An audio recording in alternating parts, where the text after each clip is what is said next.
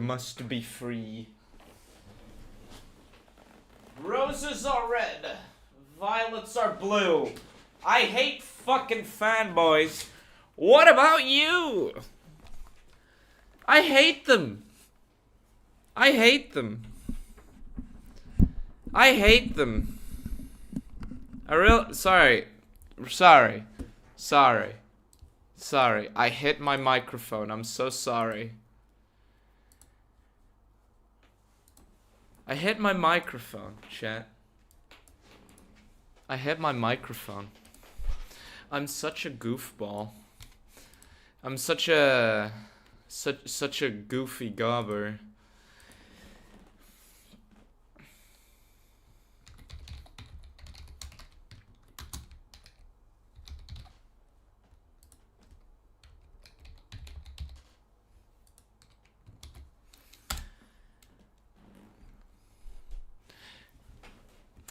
I'm such a goofy gobber, chat. I'm goofy. I'm geeky. I'm not Jewish though. That's the best part.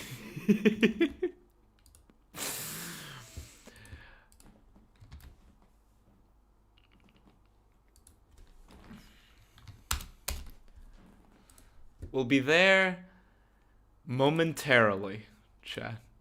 We'll be here momentarily.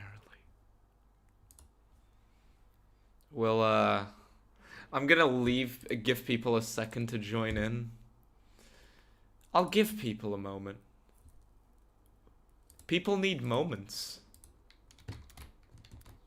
People need it.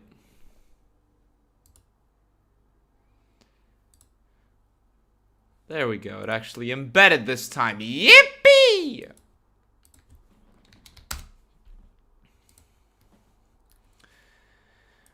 We are live. If there's anybody chatting at the moment, I haven't checked it yet.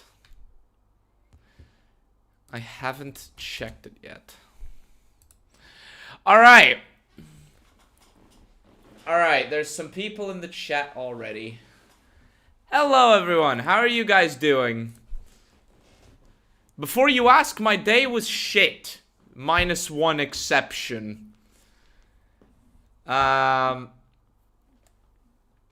So yeah.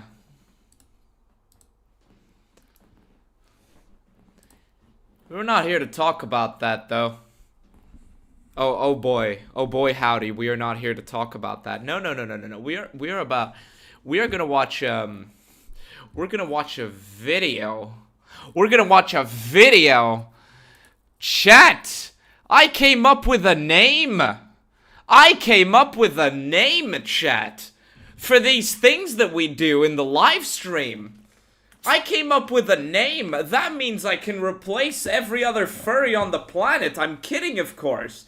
But at least you have discount furry content. You have a discount of the furry content.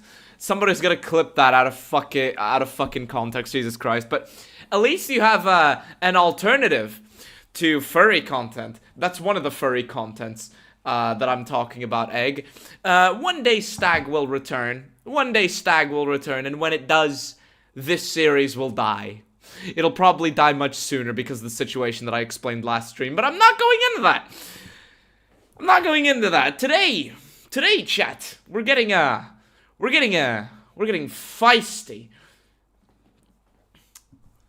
We're getting feisty today. We're watching a big one today. If we don't finish it today, we'll continue it next time. This live stream will be public, right? The VOD will be public. So if you prefer to watch it, if you prefer to watch it when it's live, when it's a VOD, then you can watch it when it's a VOD. But before you go back to do that, click the like button. Thank you. Anyway, French, female, and Jewish. I'm not French and I'm not Jewish, so 1 out of 3 isn't bad. What's the video we're gonna watch about Fallout 4? That's a flat out lie. I skimmed through a few points of this video.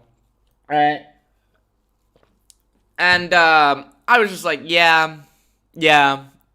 We're reacting to this on stream. We're reacting to this on stream. We're reacting to this on stream. That's what we're doing. I had this video pop up often on my homepage. Did you watch it? I hope not. Well, if you did, enjoy my suffering. How's it going, Horsey? It's been a year. Has it been that long already? Bethesda is an extremely overrated game studio with how many mediocre games they made after Skyrim. A lot of people need to understand that Skyrim was a one-off. Bethesda, like it seems that Skyrim was really liked. So I'll just say that Skyrim is a good game despite its faults. From the little I understand about Skyrim. But other than Skyrim, has Bethesda made a good game since Oblivion that they didn't have to rely incessantly on other studios for? Have they made a good game since then? Have they? I don't think so. I replayed Fallout 4 and realized how bad it was again. Yeah, same. Same, chat. Don't forget to re-release the same game for the 17th time. Well, you're not far. The real number is 7. Bethesda has made garbage since Skyrim. This is correct. This is correct. We're gonna give it another... We're gonna give it another minute or so before we actually start watching the stream. I just want to give time for some people to join in, you know? I just want to give time for some people to join in.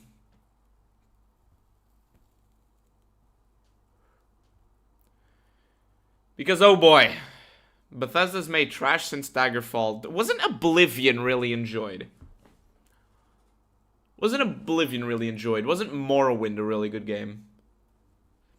And they managed to even break Fallout 4 with the next gen release.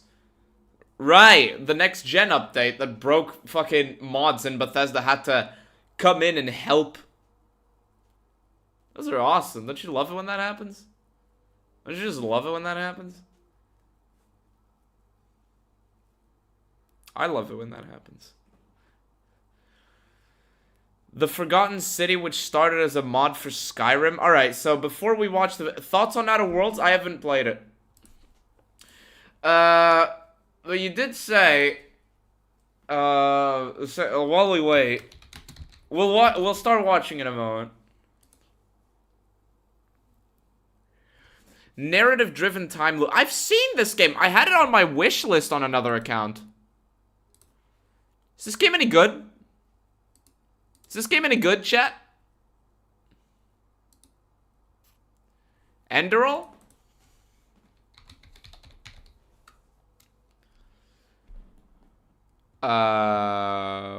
What?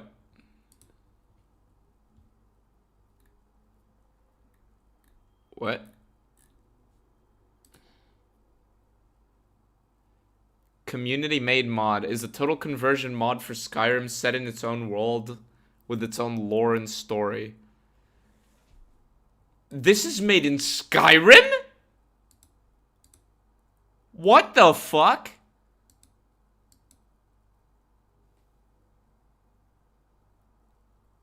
What the fuck? Anyway, I think it's about time we start watching the video. Alright, guys. Are you ready for pain?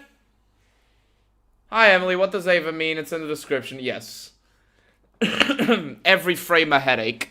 Every video a headache. Fuck. I thought every frame a pause. No, every video a headache. Anyway. Let's watch. Fallout 4 is the game that everyone loves to hate online, but then secretly play when no one is watching. Chat? Do you secretly play Fallout 4 when nobody's watching? And again, with the fucking ship! The flying boat! Again! What the fuck? What is it with what is it with this thing in particular? What is... Okay, what is it with the previous video? And this? Like, talking about how amazing Fallout 4 is, and then they just have a flying boat. Like, I get why somebody would go play Fallout 4 to mod the shit out of it and play America Rising 2. But you know. Why is your Mr. House livestream members only? Because I need a motivating factor for people to join members only content, and I have to add to it from time to time, but I don't have the time to make members only videos outside of miscellaneous stuff. So, you know, like, once in a blue moon, I'll set a VOD to members only, just to add a motivating factor to it. I simply do not have the time to be making, you know, members only video. Members only videos as frequently as I would like. But you know, it's like €3. You know? But yeah, I don't do that. Chat doesn't do that. Okay, it's okay if you make too many members only videos, you'll end up like Linus Tactics, who's right now is bleeding people over this.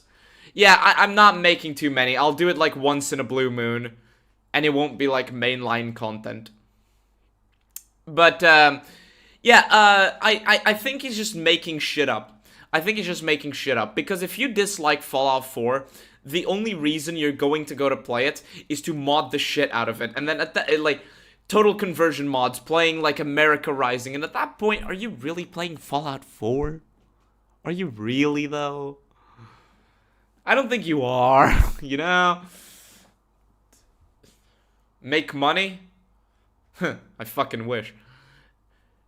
And this is so stupid. Like, if you dislike, like, if you're a fan of RPGs, like, story choices and shit, I think you're not exactly gonna play Fallout 4 if this is the sort of shit you're gonna see. Sorry, I should full screen it. If this is the sort of shit you're gonna see in the video.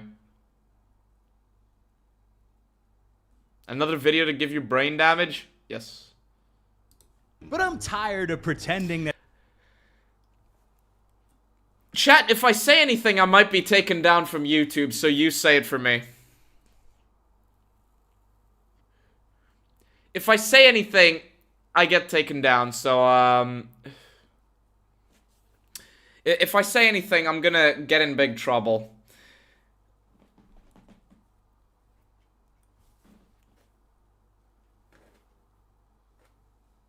If I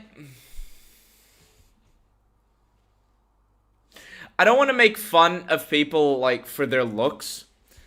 I'm not doing that necessarily. There is a bit of a phenotype here going on, but I just want to point out that, when I think of somebody that's gooning over, like, slop games... And try, when I think of somebody that's gooning over slop games, this is what I think of, you know, the consumer fucking clothing, the chair, the background, the facial expression. Is that the Vault Boy? No, the Vault Boy has hair. Fallout 4 isn't a great game. So today... Let me just check something I should have. Nope, it's not April 1st. Okay. Hey, I'll be white knighting for Fallout 4. Todd Howard, my liege. I'm here to defend the honor of your masterpiece, King. I hope that was a joke. If it was a joke, I couldn't tell. If it was a joke, I couldn't tell. If it was a joke, I couldn't tell. It might be a joke. It might be a joke. I think he's just playing into the joke, but trying to be positive about it. All of this just works. It's not, I'm not kidding. All jokes Okay, he is joking. Alright, okay. It was a joke. aside, I do find the discourse around Fallout 4 to be fascinating. Lots of people seem to despise it, and yet it remains by far the most popular Fallout game ever made. Sales do not equal popularity. Sales do not equal popularity.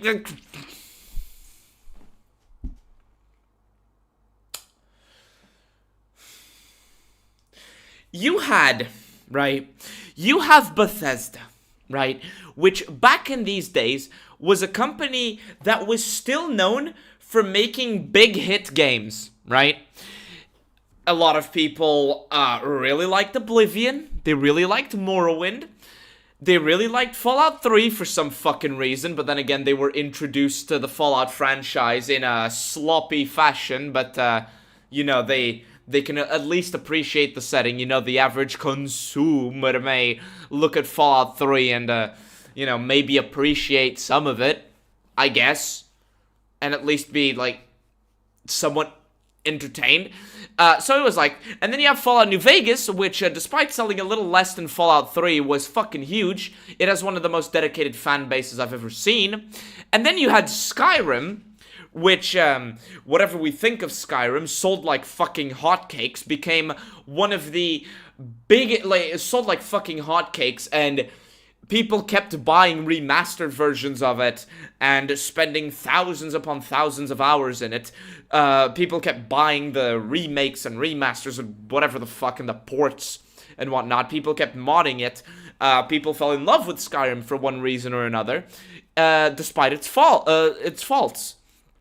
So you go off of this string of popularity, not all of which was deserved, but it was there. So you go off this huge string of popularity, and then you get Fallout 4. You get Fallout 4.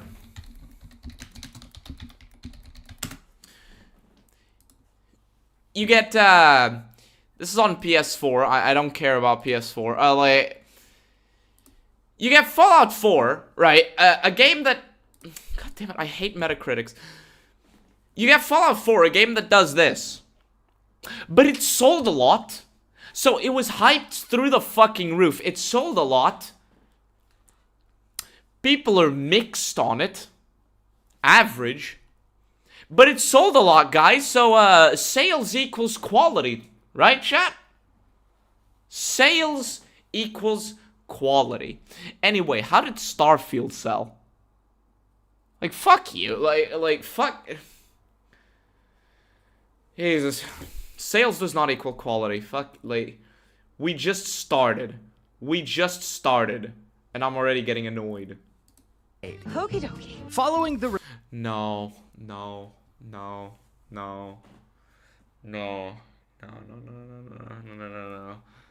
And then we get the normie slop show.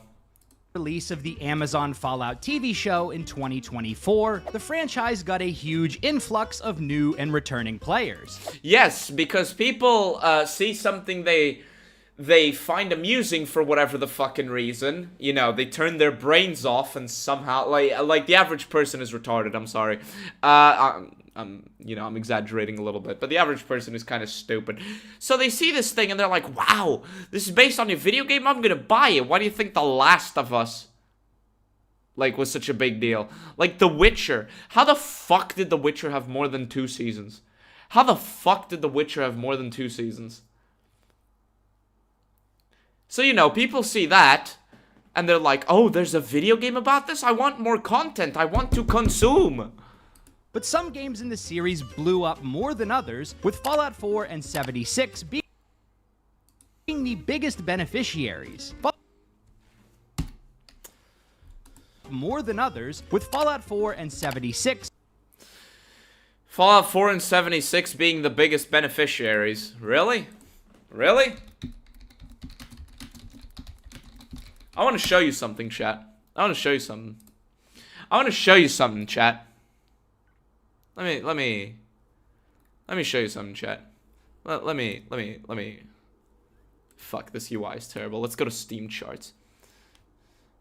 Let me show you something, chat. Fallout 76 was one of the biggest beneficiaries. A game that actively incentivizes players to keep playing. It's not like Fallout 4, a game that ends. Fallout 4 tries to give you the play forever sort of shtick, right? Fallout 4 tries to give you the play forever sort of shtick, but Fallout 76 has a lot of content in it. A lot of it's slop. A lot of it is downright slop, right? Why is the chat box so small? Give me a moment. A lot of the content in Fallout 76 is slop, but there is a lot there. It's not just the same quest generated over and over and over and over and over again. So, you know, it might as well be, but so, you know, there's a lot of reason to keep coming back. Fallout 76 was a great beneficiary, and yet if we look at this, before the Fallout show came out, 17,000, like you had this massive slump, and then it increased a bit, 14,000, 13,000, alright, bit of a dip, but 13,000, 11,000, 14,000, wow, 72,000 people playing. What if we look like 6 months ahead? Oh, 16,000, still an increase of before. Oh, back to 14,000, back to 14,000, a little bit of a bump, back to 14,000, 11,000, 13,000, and it varies a little bit with 14,000, 15,000. So, Fallout 76 benefited so much from the release of the TV show that it went literally right back to how it was before the TV show. So, a lot of new people came in, and 0% stuck around. 0% stuck around. Great beneficiary, chat. Great beneficiary. Being the biggest beneficiaries. Fallout 4 even cracked the top 10 most played games on Steam with over 100,000 concurrent players at its peak. New Vegas was a distant third, and you mean the game that is 15 years, well, at the time of the release of the TV show, 14 years old and barely functions, especially on modern systems? You're telling me that the 14-year-old game, the more difficult to approach game, is not going to have as many players as the more modern normie slop game? Chat. Wow. Hey, look at this, guys. The older games didn't have that much of an influx. Damn, chat. Fucking damn, chat. I'm shocked. It's almost like Fallout 4 was still playable on their PS4s and PS5s, whereas Fallout fucking New Vegas was only on PS3, Xbox 360, and PC. Well, he's showing Steam charts here. But, you know, it's almost like people are just gonna go for what's more recent, because it's easier. Fucking shocking. Fucking shocking. And Fallout 1, 2, and 3 barely saw a bump at all. Now, bigger number, better game isn't a good argument, but if... Why'd you make it then? Why did you make it then? Why did you fucking make it then? If you hadn't prefaced this section, this bit here, with this thing bringing up the sales, the fuck, whatever. One game in the series is statistically more appealing than all of the rest. You've got... It's more appealing because it's the more recent one. It's the more recent one that is easier for people to play. It's the more recent one. Someone who's used to playing mid to late 2010s games and 2020 games, someone who's used to how games from this era work, isn't gonna go back to 2008 or 2010 games. They're just gonna go for what seems more approachable. Like, a lot of people eat with their eyes. A lot of people look at the screenshots, they look at Fallout 4 and they think, that's the more recent one. That looks more like modern, and then, hey, it might run better on my current system than this one, which might be older. Yeah, I'll pick that one. Like, what the fuck? Like, what the fuck? Like, and even this. Like, I can't use Fallout 4 here because Fallout 4... Actually, let's try use Fallout 4 for the Steam charts. It's a little bit fallacious because, it's a little bit fallacious. Because Fallout 4 is a single-player game. No? There we go. 20,000 people, 20,000, 20-something thousand, and we're back to 20 few thousand people. Actually, less than before. If it was really appealing, you would see an increase in the average, right? You would see like 3 months or 6 months before the show came out, 6 months to until the show came out, you would see a certain amount, and then after that, you would see like 10% more than from when before the show came out. Instead, these two games just keep having the same amount or less than before. How's Fallout New Vegas looking? Because Fallout New Vegas, right, it's older, right? But most people who play Fallout New Vegas mod it. Oh, would you look at that? It's way more fluid, way more dynamic. Let's see. We have 5,000, 6,000. We have a bit of an 8,000 bump in June and July. Is it because it was summer? Let's see. 5 to 6,000, 6,000, 5,000, 7,000. Oh, 8,000. Oh, okay, it's increasing. All right, I wonder fucking why. So, when is this? When is this? It's July. Yeah, it sees a little bit of a dip. And then it goes back to 7,000 and then starts increasing with 7,000. Yeah, okay. But then again, most people who play Fallout New Vegas, it doesn't even show up as playing. Not the best argument, though. Not the best argument, though, because these are games that end, and the primary allure of Fallout 4 and a lot of people who replay Fallout New Vegas is the mods. But whatever. Gotta ask yourself. Yeah, not the best argument, to be fair. Not the best argument, to be fair. Let's see. Well, let me just check. I'm curious. 5,000. Let's say, how many months are we doing? How many months are we doing, Chad? Let's say 6 months. So that would be. Let me just make sure. 6 months. Let's say 6 months. 5,000, 6,000. Okay.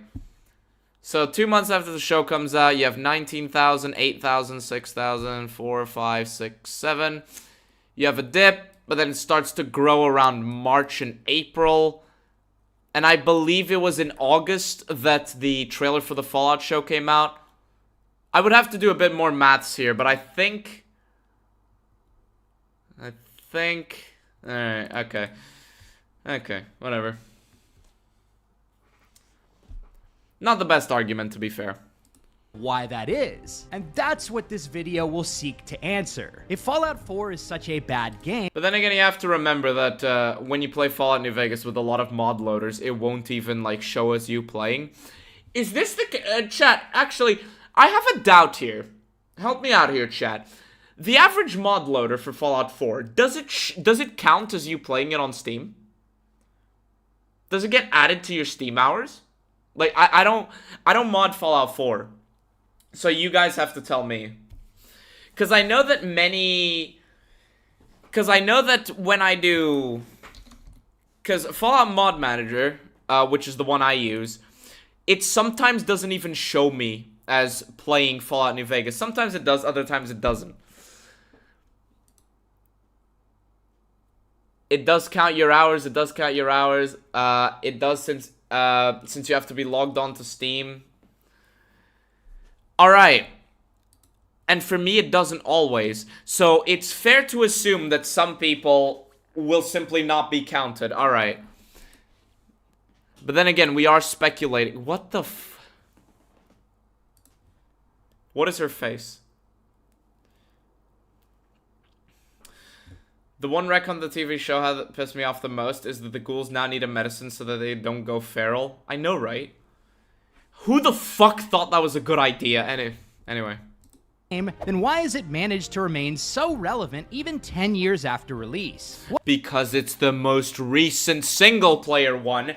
And surprise, surprise, people play RPGs that are single-player. And so if the only option people have...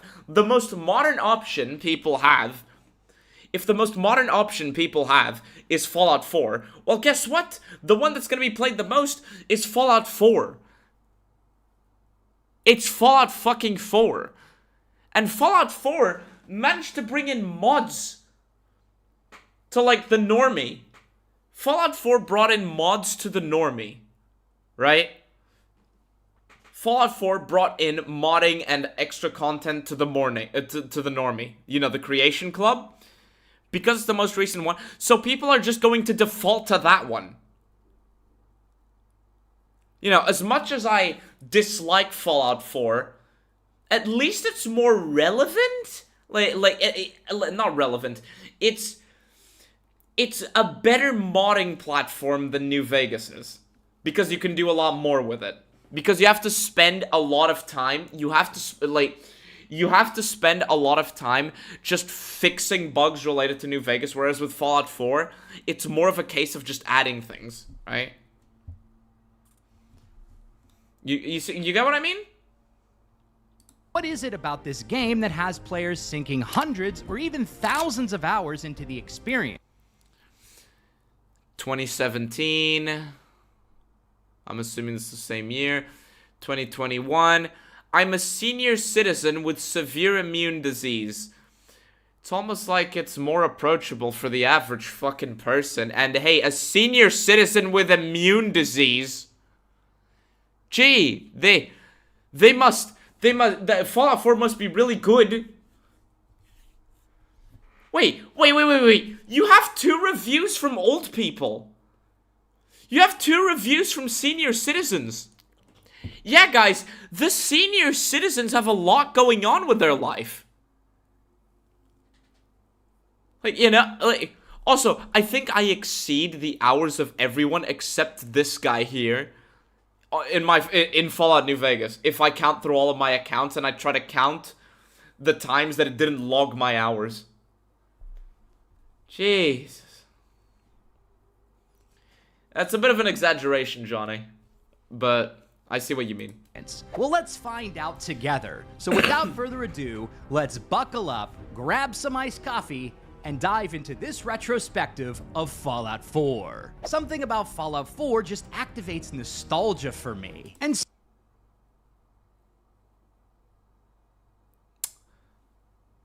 what? Okay. Fallout 4 activates nostalgia for you. That's not a self-report at all. But, guys, he's being really honest about what he says. Anyway. Speaking of nostalgia, I gotta tell you about an exciting video game collaboration featuring the Teenage Mutant Ninja Turtles, one of my favorite cartoons from back when I was a wee lad. This collaboration unlocked childhood memories of me sitting on the couch with a bowl of cereal, watching Michelangelo and the crew fight. What fucking game is this? Oh no. I'm skipping it. Don't worry. I'm skipping it.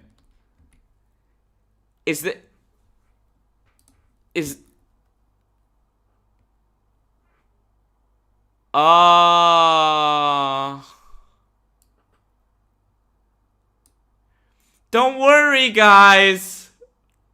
He's being, Don't worry, guys. He would never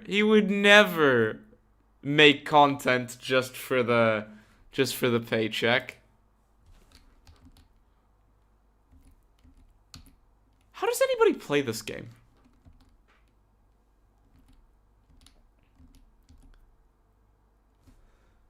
Things that has always amused me about the online discussions surrounding Fallout 4 is how this game is treated in comparison to Fallout New Vegas. It's almost like they're 2 releases in the same franchise next to one another. It's almost like Fallout New Vegas did things right that Fallout 4 did wrong. It's almost like in Fallout New Vegas, you know, the story-based the story-reliant, choice-based role-playing game. It's almost like in the story-reliant, choice-based role-playing game, my choices count and the story is good. Whereas in Fallout 4, the allegedly story-reliant choice-based role-playing game, my choices don't count. I wonder why it's compared.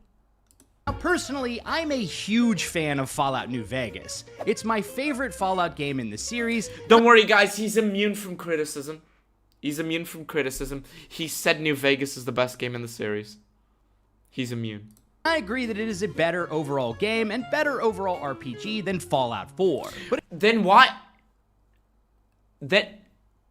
Compare it. Compare them. Compare them. it's also got its own share of flaws. Oh, let me guess. 18 months in development. It had a buggy release. And convincing Orion Marino to actually support the NCR is a stupid one-line decision. However, you'd never guess that if your only exposure to New Vegas were YouTube commentary videos or Reddit posts. When it comes to discussions about Fallout New Vegas, its strengths are Why is he pretending? Okay. Wait, what?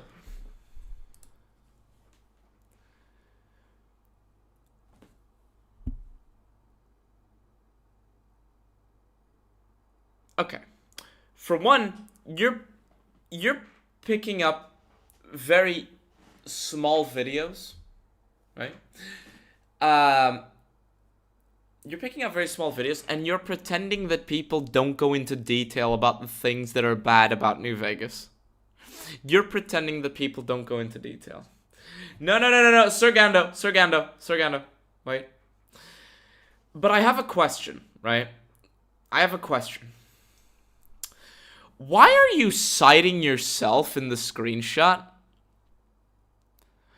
Fallout, you wouldn't know it if you consume content just on the game on YouTube. You wouldn't know it if you just consumed YouTube content. Which, if you're just talking about... If you're just deciding whether a game is good or not, but not actually playing it, and just watching videos on it, unless it's a very rare exception, such as Starfield, you know. But, that's literally you. That's literally you.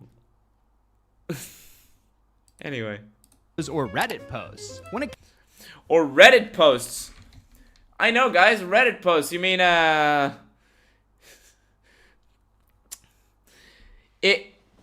You wouldn't know that if you just browsed Reddit posts. The first comment I see, I know there are flaws. I know there are flaws.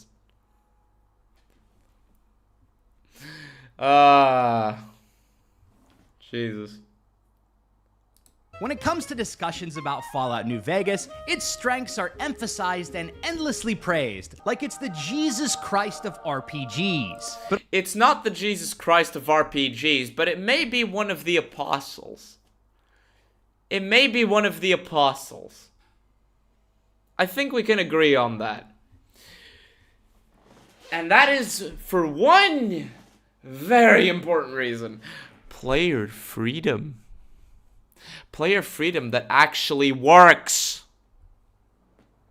But on the other hand, the game's weaknesses and flaws are either completely overlooked or hand-waved away. It's almost like some aspects of it are really strong.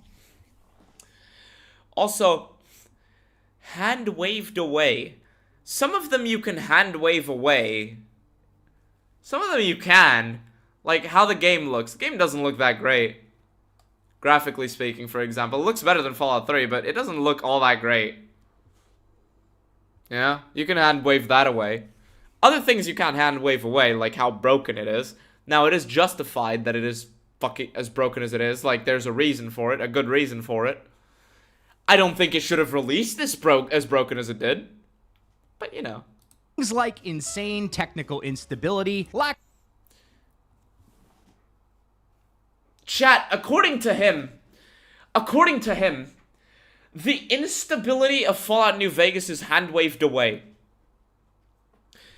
Chat, Let's do a true or false in chat. Let's do a true or false. The negatives are hand-waved away. The instability. Is the instability in Fallout New Vegas hand-waved away? Type true or false in the chat. Type true or false in the chat. Let's do a little democracy. Let's do a little democracy, chat. Let's be democratic. True or false? Just type true or false. Complaining Fallout New Vegas is unstable is like saying your cake is half cooked when you take it from the oven a third of the way through baking it. Fair enough. False, false, false, false, false, false, false. Well, like a modern democracy lover, I'm ignoring your choice and saying it's true. I'm kidding, of course. No, the technical instability of Fallout New Vegas is the one thing even the biggest fans of New Vegas bring up.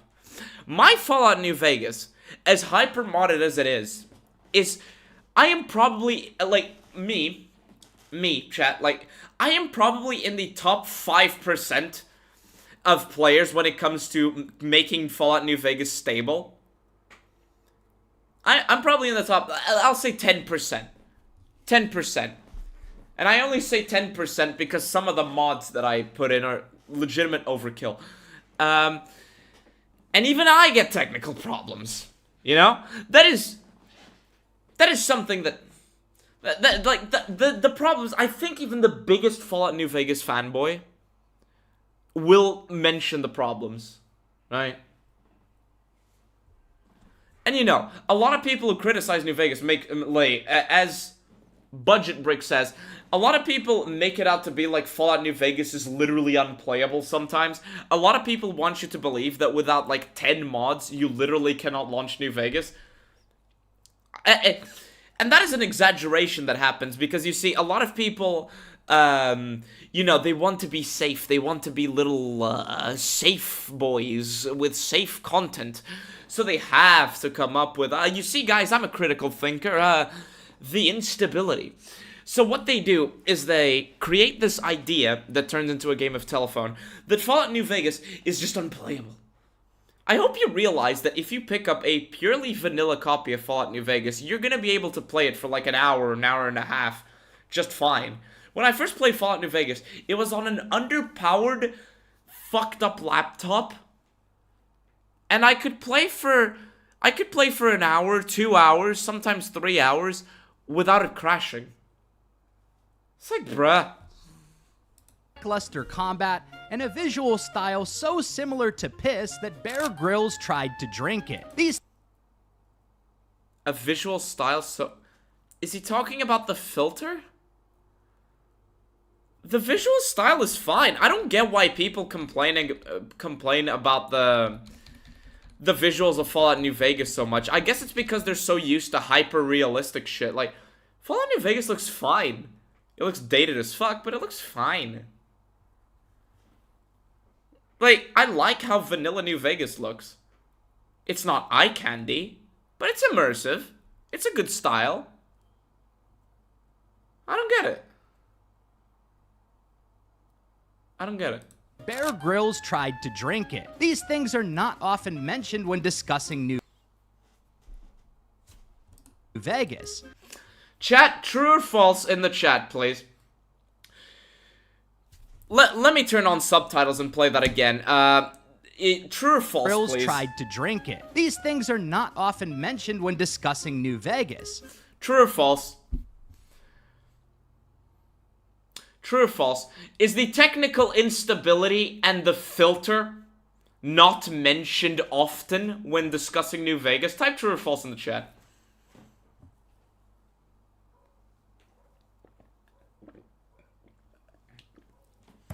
False nuke. Get this woman a false.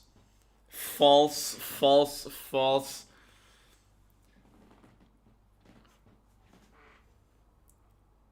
It's talked about every time. It's basically mandatory.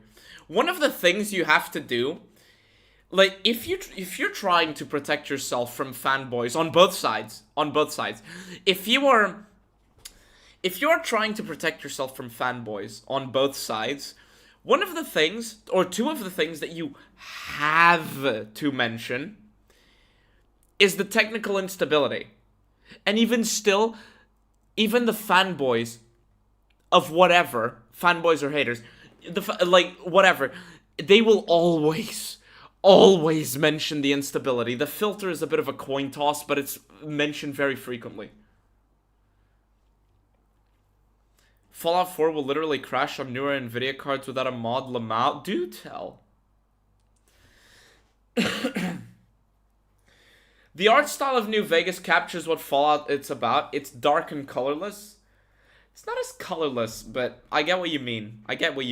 Because the core role-playing experience and writing in New Vegas are so good, players are willing to overlook its less savory parts. But when it comes to yes, people are willing to overlook the technical limitations because the game is just that good to play. Like, I think a lot of people would not be into modding if it wasn't for New Vegas. Or Skyrim, I'll say. We need a Turing test for tourists and fanboys. Well, maybe check to see if they have a face cam. Fallout 4, the complete opposite is true. Oh, do tell. Discussion is hyper-fixated on everything Bethesda did wrong. I just realized that the super chat goal is hiding the Can I move this? I can, okay. Flaws are picked up. Is hyperfixated on everything Bethesda did wrong. Gee, it's almost like they have an example to go off of. When Fallout 3 came out, there weren't that many examples people could go off of, right? Like, a Fallout 2 fan will come into Fallout 3 and be like, oh, Bethesda did this, this, and this wrong. A lot of people aren't going to take them seriously because they turned it, like, other than the RPG aspect of it, there isn't a lot that people could point out. Like, did Bethesda get the art style right? Well, they did. Okay. Did Bethesda get the writing right? Well, it was a different kind of game. It's different. Like, this is an adaptation for the modern times. Okay, whatever. Did they get the shooting right? Well, it's not very good, but, you know, you can't really compare it because there's nothing... You know what I mean? But with Fallout 4... it's very easy to compare it to New Vegas because that was the fucking Fallout game that came right fucking before it. And they are both FPSs. You know, they are both first person. They're both RPGs. You know? They're both very similar. Like, at their core, they're similar. Part like ghouls devouring a carcass. Meanwhile, the core strengths of the game are either completely diminished or outright ignored. If they are diminished, that means that they weren't a big deal to begin with. I don't know about the ignored ones. I'm waiting to see like what he says there. But the diminished part, if they are good, people will acknowledge them and talk about them. People will acknowledge them and talk about them. Right? People will talk about them. And people will bring up, well, I love Fallout 4 because of this. But they never do. They always have to lie about the game. Or misrepresent it. Why is it that the one thing people always bring up that's better about Fallout 4 is the shooting? Oh, the shooting is so good. The shooting is so good. One, it wasn't made by Bethesda. And two, it's really no different than what was there before. The settlement system? Well, congratulations. You went back to Arma fucking 2 community servers. Oh, but the settlement system, guys. The settlement system. Oh, congratulations. Go to Arma 2 DayZ and you have Fallout 4 settlement system on fucking steroids. On steroids, Viagra, and a little bit of estrogen. Like, what does Fallout 4 even do? I don't know. Also, can we just talk about this voice line here real quick? Eddie, it's me, Your old pal Seamus McFuck yourself. Is that him saying it? Eddie, it's me, your old pal. Seamus McFuck yourself. A perfect That's a voice line in Fallout 4, apparently. That's a voice line in fucking... Oh, Jesus. Holy shit. Thank you so much, Cameron Mitch. You get a heart from me. Let me bring this up. Cameron Mitchell with the $10. Thank you. Thanks for the stream, Emily. Your commentary on these idiots always makes me smile. I am glad my commentary on these idiots makes you smile, because these idiots' commentary makes me frown. Fuck. It's an actual quote in the game. I don't care if it's sarcastic. I don't care if it's sarcastic. I should not be hearing Seamus McFuck yourself in Jesus. Welcome to Camp Navarro. Holy shit, and you joined as a member. You are on fire. Thank you, Cameron Mitchell. You joined as a member. Oh, and you joined as a... Wait, which rank did you join? You joined Major General. Alright, I'm gonna shout you out at the end of every video, including the video that I'm making at the moment. Thank you so much for your support. Thank you so much for your support. W. Let's get a W in chat. Anyway, why the fuck am I hearing Seamus McFuck yourself in Fallout?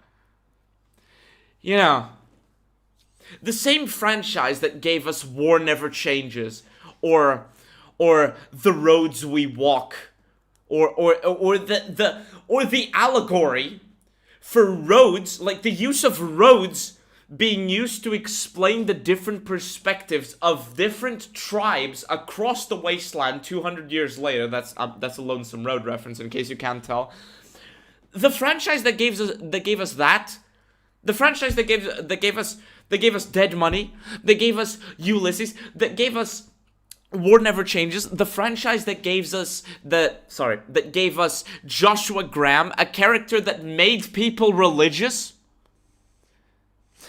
Joshua Graham, a character that made people become religious, also gave us a Seamus McFuck yourself. What the I'm sorry. But chat, the game's strengths. The game has strengths. I hate Bethesda's writing so much. I'm so sorry if this tangent was long. I hate the writing. Anyway. Also, can we just talk about how the... Alright. I just want to bring this up. I'll read your chats in a second. I want to point this out. Right? If you take the grand image of what's on screen right now, right? It looks like a fucking good image. It looks like a game with a cohesive art style. It looks good. Right? It looks good. Looks good, right? Looks graphically competent. Doesn't it, chat? I think it does. Like, if you take the whole thing for itself, I think it looks graphically competent. Then what if I just do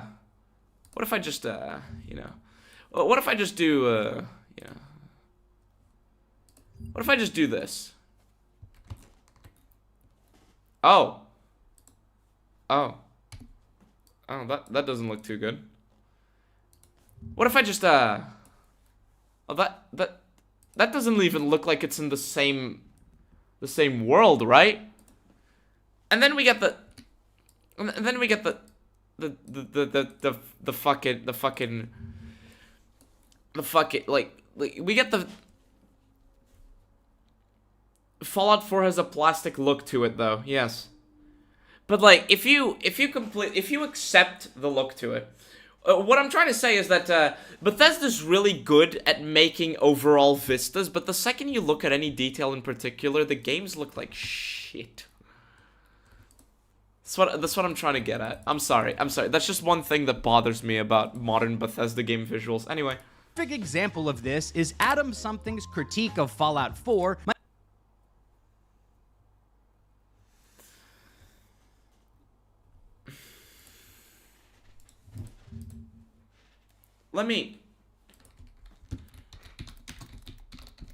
A perfect example. Oh, shut the fuck up. I can't believe I'm giving this communist a fucking look. The guy sure was great. Can't wait for the next character to engage.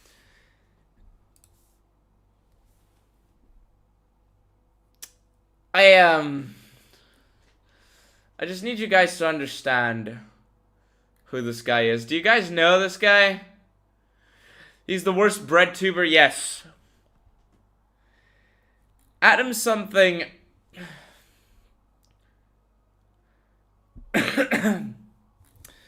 If you don't know this guy, you are fucking blessed. Anyway. My biggest issue with this video is that it focuses exclusively on the writing and completely ignores almost all aspects of gameplay. Really? Really? It focuses on the writing. Is Adam something doing something correct here? I don't even know if the video on Fallout 4 is positive or not. I don't know. But then again, Adam something is a raging communist, so you know.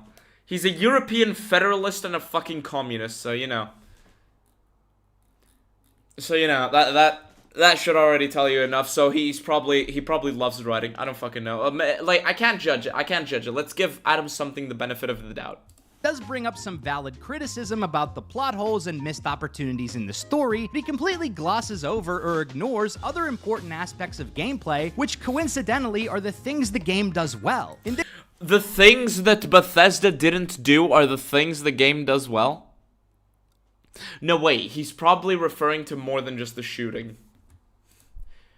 He is probably referring to more than just the shooting. Okay, hold on. We have to give him the benefit of the doubt here. Hold on. We have to give him the benefit of the doubt here. I can't... Okay. This hour-long critique of Fallout 4, he doesn't once mention the combat or other... One sec.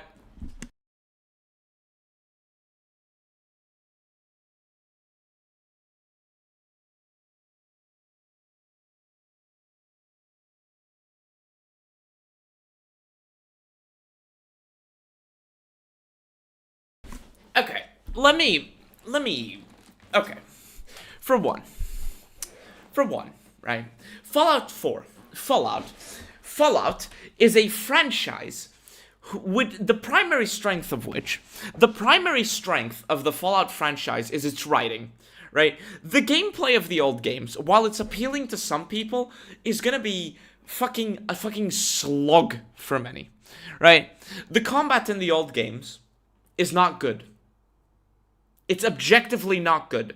Sometimes you will be within a pixel of the enemy and you will miss 20 fucking hits. Right? Right? You will have a shotgun. You will be, like, I don't know. You'll have a fucking shotgun, a pistol, whatever.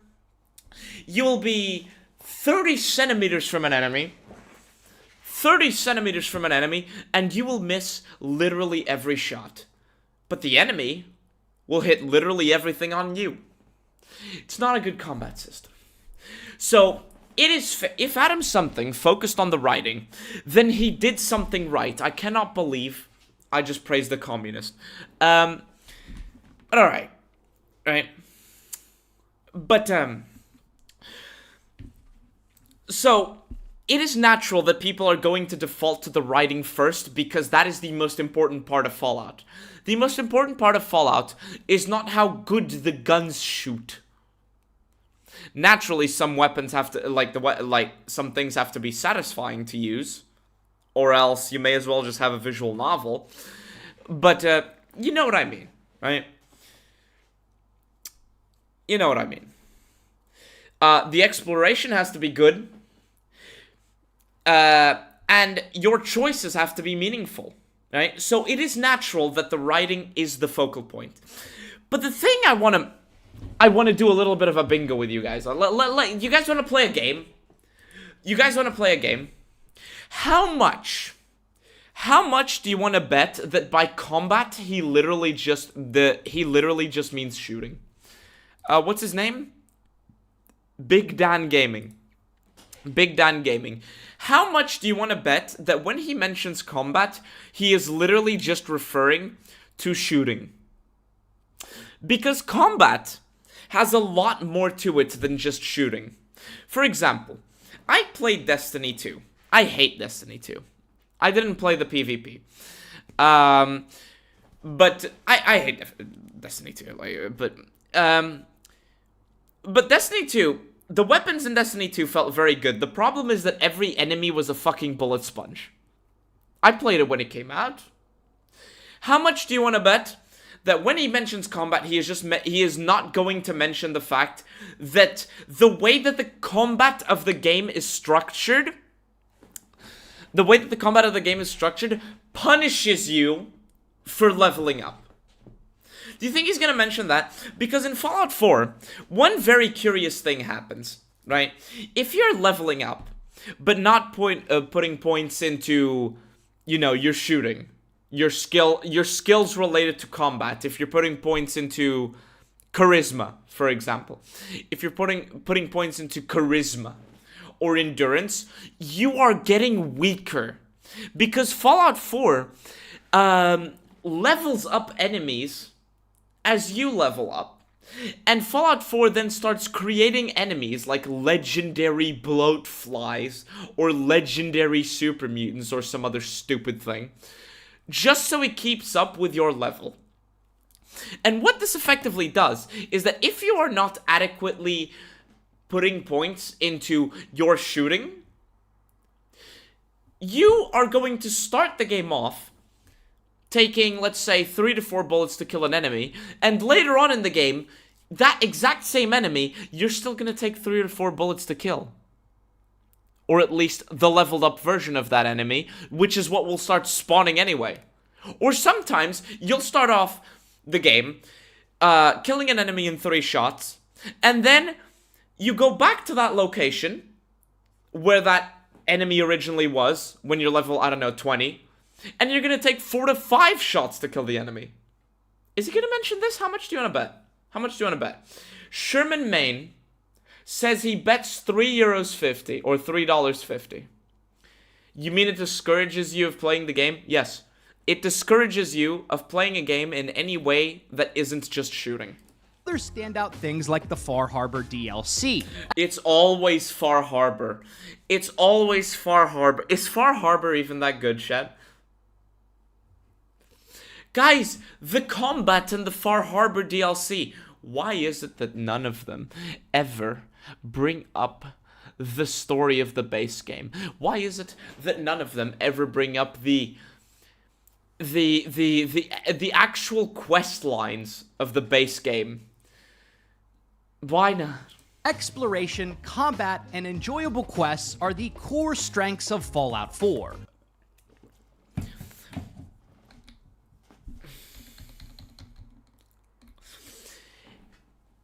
For one, enjoyable quests, that depends. But exploration, combat, and enjoyable quests are the core strengths of Fallout 4. Guys, I am really enamored. Chat, I was exploring this location.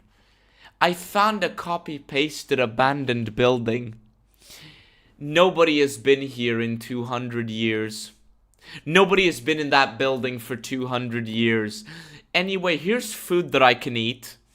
Anyway, after looting that building, I walked for 3.5 seconds and I saw a raider camp.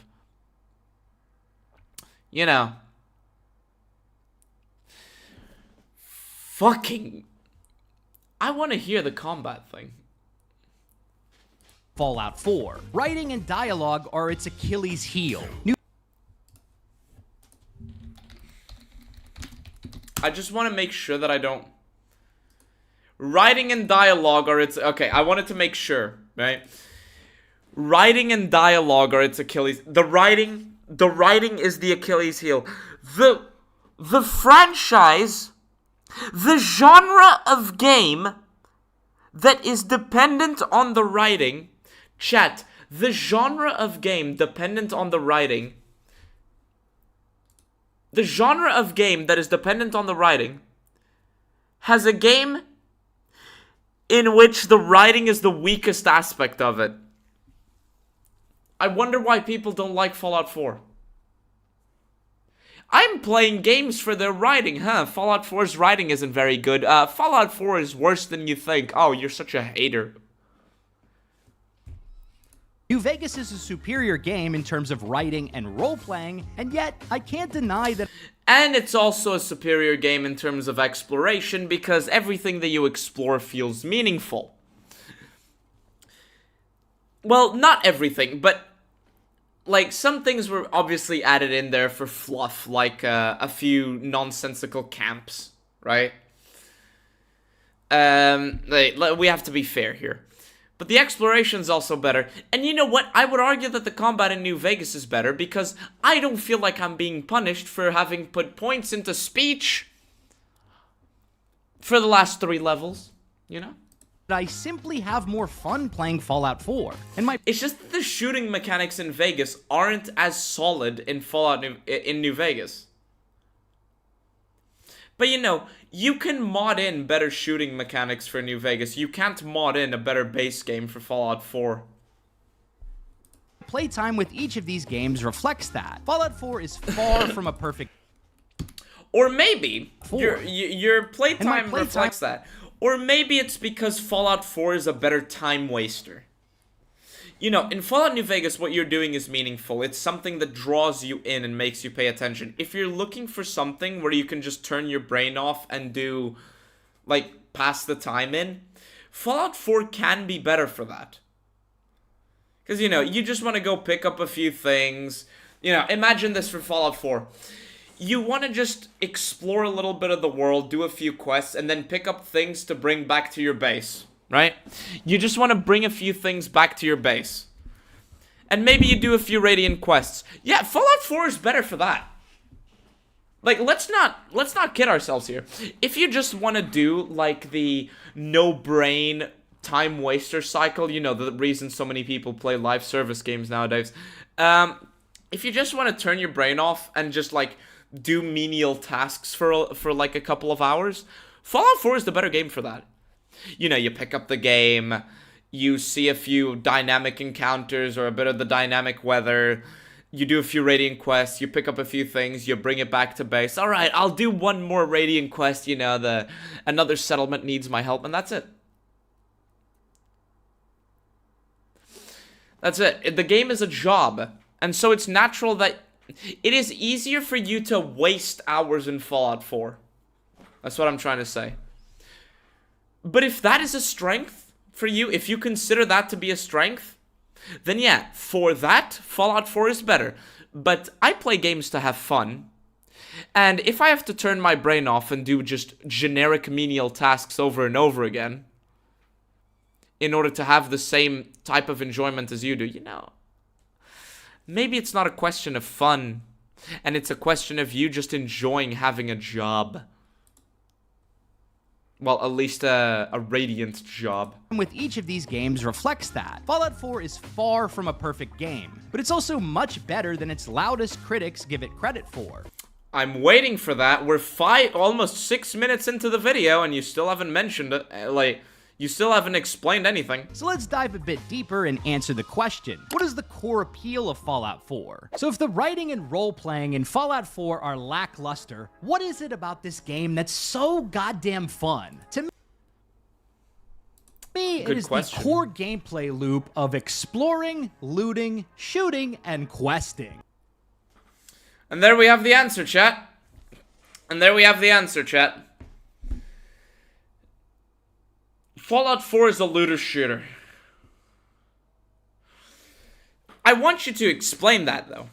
I want you to explain how doing a bunch of Radiant AI-generated quests, I want you to explain how doing a bunch of meaningless computer-generated quests and going around the map that you've already explored, I want you to explain how this makes it an underrated game. So, let me just catch up with some of the chats that you guys have made. To be honest, I used animation mods in New Vegas because the mechanics introduced to combat is usually enough. Yeah, it's enough, but a lot of people want to augment it. The DLC quality for Bethesda DLC is so low, a mediocre DLC is gold in their standards. I assume by this you're referring to Far Harbor. This guy isn't necessarily tragic in what he says, but he praises all the elements that are something that should be the focus of an RPG. Yeah, with all its flaws, Fallout 4 was quite fun. Fun is subjective. I remember having it for my birthday was when I was younger, not yet jaded by life. I mean, if you had fun in Fallout 4, and if you can still have it today, that's fine. Like, if you have fun in Fallout 4, all the power to you. But then just don't go around saying it's underrated or that it's actually much better than what it actually is. No. If you like it, if you have fun in it, like, have fun, right? If you legitimately like Fallout 4, have fun, right? Enjoy it. Just don't come to me and say that it's actually better than what it is. Don't come to me and say, oh no, the game's actually objectively better than you're giving it credit for. Don't come to me with that. Don't come to me with that. I have no hope for Elder Scrolls 6 in it. But yeah, Curdy. Is that how it's... Or Curly? I can't see your name at the moment. But yeah, like... You know, don't let my videos dissuade you from having fun. Just saying. They removed the ammo swaps as gay. Oh yeah! The fact that they removed the ammo swaps makes some of your looting meaningless. Right? Because imagine to me, if your enjoyment from Fallout 4 comes from it being a looter shooter, basically, baby's first fucking looter shooter, wouldn't you want a little bit of the depth to make the loop more engaging? You know, oh shit, I really need this for my base. I really need this item for my base. And I can only find this item at this location, but at this location I need armor-piercing bullets. The enemies there are so strong, I need armor-piercing bullets. I don't have any. Shit, should I go looking elsewhere for armor-piercing bullets? Like, you could have that. That could add some depth to it. No. The game doesn't have that. But you have a legendary pipe pistol. It's easy to pick apart. Hold on. Don't forget the junk economy. I'm not gonna comment on that yet, but if you can predict things, I'm already getting let's just say I'm starting to think he might, you know, he might. Let's see. Shit, my chat updated and moved down. I can't cook. I don't like cooking. McDonald's prevents me from starving with their chicken nuggets. Stop bullying the company. You know what? That was so retarded. I actually agree. That is a good way to phrase it. The core gameplay loop of boredom. Yes, the core gameplay loop of just doing menial tasks. It's like the people that unironically play hundreds upon hundreds of hours of being like a fucking cashier simulator or whatever. The burger making games, like, as if you're working at fast food are fun, though. Fallout is a looter shooter. God, it's so sad. The fact that I even have to try to accept this premise is depressing. It makes me sad that this normie opinion is the majority in the gaming industry today. Yes. I had fun with games I consider bad. It's possible. One of my favorite games of all time is Sonic Heroes, chat. I understand, you know, yeah, it's really bad, but I have a lot of fun with it. Because Sonic Heroes isn't bad. It's not that amazing. But like, it has something that's, like, amazing to me. Like, it has something that's amazing to me. Like, objectively, Sonic Heroes is not that solid. But it's amazing to me. I get it. But I'm not out here saying that Team Chaotix in Sonic Heroes was, like, some genius addition that I find super duper fun. You know what I mean? If you know the game, you know the game. God, Jesus Christ. Some of Team Chaotix's levels are fun.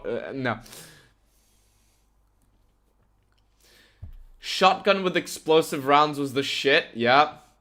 I had a little fun with Fallout 76 for a while. I still hate the game. I can see why you would have fun with a little bit of Fallout 76. I can see it.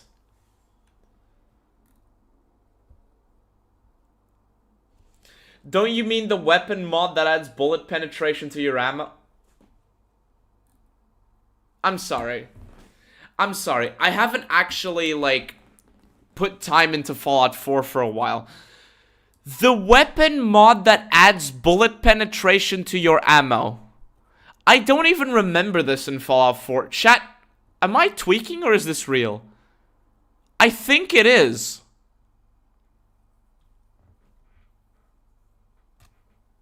I haven't played Fallout 4 in years. I mean, I played 59 minutes of it, but a lot of it was just a tutorial a few weeks ago. This...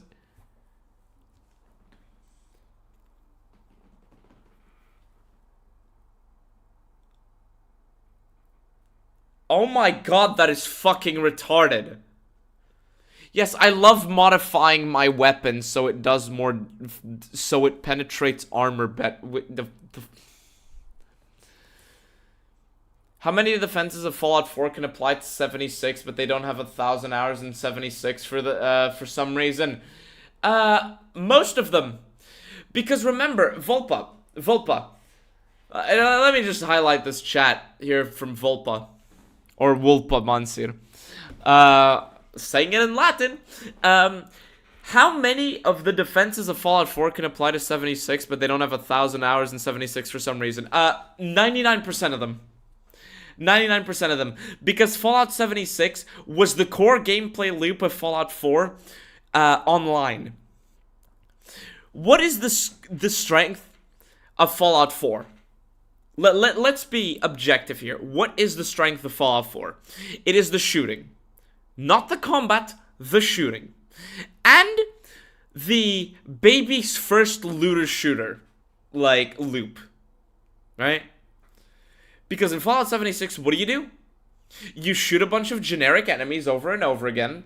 You have a bare-bones story that tries to mask itself as being more in-depth than what it actually is. And in some aspects, it kind of tries to do that, right? Like, 76 kind of tries to do that, and it does it. Like, I think the Enclave questline in 76, which I've seen, like, playthroughs of, does it a little better than Fallout 4, but I can't talk much. But those are the strengths of Fallout 76, of Fallout 4, right? But very, very rarely do you see these people that talk about the looting, shooting, questing. You very rarely hear people talk about that for 76. Why is that? Why is that? It's almost like this is actually not as fun as people think, or as engaging as people think. And they just like the novelty of it. They can pretend that it's more meaningful than what it actually is. And Fallout 76 puts the problems with this loop on full display. Because with Fallout 76, with Fallout 4, once you do this enough, you can do your own base in peace. You get some... you know, some pretentious shit given to you about how, oh, what you did is actually working towards something and you get an immediate reward. With Fallout 76, it's way more monotonous. Like, it's a way more monotonous loop because every combat encounter and every quest line is artificially extended to make it seem deeper than what it actually is. Like... I remember Kretosis was live streaming this one quest line for the Brotherhood of Steel quest line in Fallout 76. And at one point they find a couple of scientists in this overly long section, right? This painfully long section. Hold on, I just realized something. Let me finish that thought in a moment.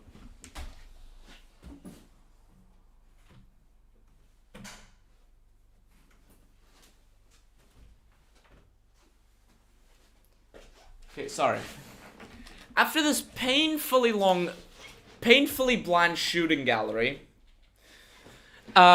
you find a couple of scientists that really offend the Brotherhood of Steel's goals, right? These scientists are just doing something the Brotherhood of Steel does not allow. And at one point, you get the option to kill them. You might be thinking, alright, I don't like them. I'm a Brotherhood of Steel soldier. I'm gonna kill them. Right? I'm gonna kill them. And you have to ask them for permission to kill them. you have to ask for permission of the people that you are about to murder who are begging their lives to kill them. You talk to each one of them, you decide, no, I want to kill them. And after like 5 minutes, or 10, I think the entire exchange goes on for 10 to 15 minutes. And after all of this, you decide, yes, I'm gonna kill them. And then one of your Brotherhood, comrades turns on you. They turn on you. And then, even while they're trying, even when one of the soldiers turns on you, you still can't kill the scientists. You have to kill your former colleague first, and only then can you come back to where the scientists are, and they just stand around there, and only then can you kill them. Doesn't this sound fucking retarded to you? In Fallout 4, you can just pretend that doesn't exist. I forgot what the quest line is. That part of the stream is so painful. You know what I'm talking about, Metamorphical. Yeah. It's part of the Brotherhood of Steel quest line for Fallout 76. That's all I remember. But yeah, quests in 76 are way too stretched, and they're just avenues for you to get items that are locked. What are you talking about, Emily? Depth in an RPG? Here's a 3-star magic pistol for you to go shoot super mutants with, yeah. Of exploring, looting, shooting, and questing. It's easy to pick apart Fallout 4's bad writing, dodgy dialogue wheel, lack of a silent protagonist, and Preston Garvey's incessant pestering about another settlement that needs our help. Okay. But are we really going to pretend that the core gameplay loop is not important at all? It is important, and that's why a lot of people drop the game after a while, unless they mod the shit out of it.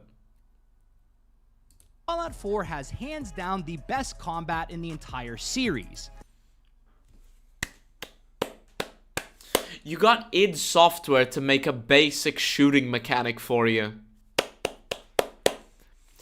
You beat the combat of a system that was outdated when it was invented. Yeah. I want you to realize how meaningless this statement is. Fallout 4 has the best combat in the entire series. So what do you have, right? I'm ignoring Fallout Brotherhood of Steel. You have the classics, Fallout 1, 2 Tactics, which is a system that was outdated the second it was invented. You have Fallout 3's combat, which was a system that was outdated the second it was invented. And then you had Fallout New Vegas, which was an expansion on the system that was outdated the second it was invented. But chat, Fallout 4 has basic shooting mechanics. What the fuck? Yeah, this is a meaningless statement. Hold on, chat. I'll be right back. I need to check something. What the fuck is going on outside?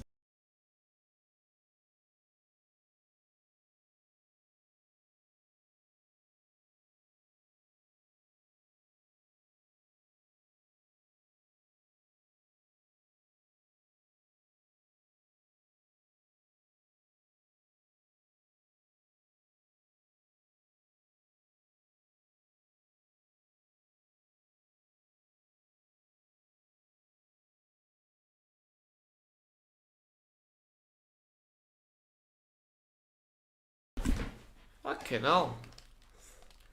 I'm so sorry, chat. I'm so sorry. Anyway, the Jews. You know? I'm kidding. Anyway. Sorry, I had to. I just wanted to say.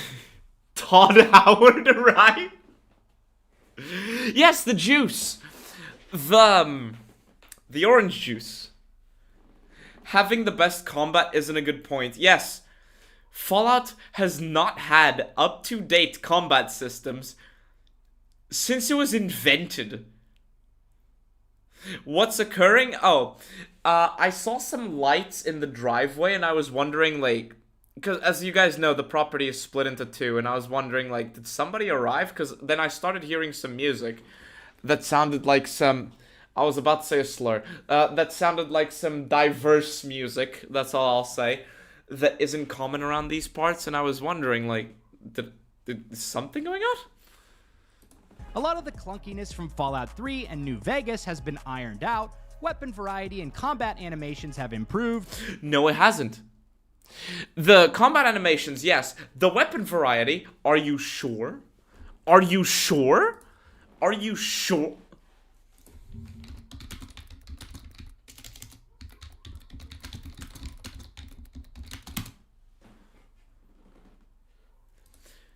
$191 weapons, 106 standard weapons, 41 weapon variants.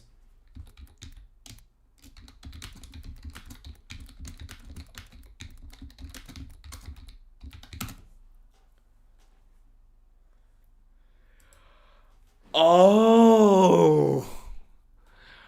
Oh no.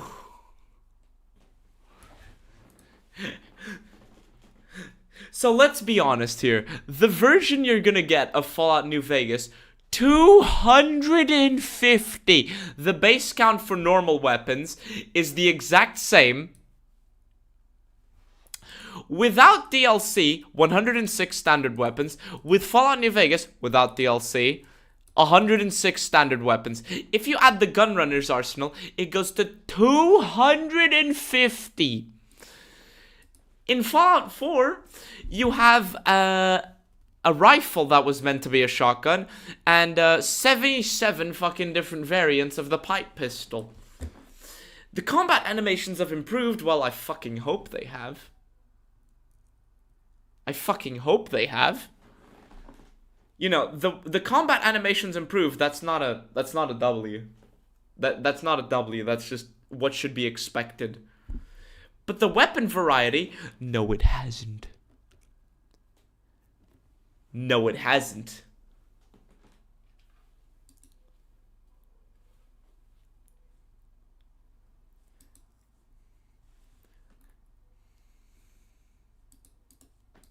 And enemy AI is much better. In Fallout 3 and Again,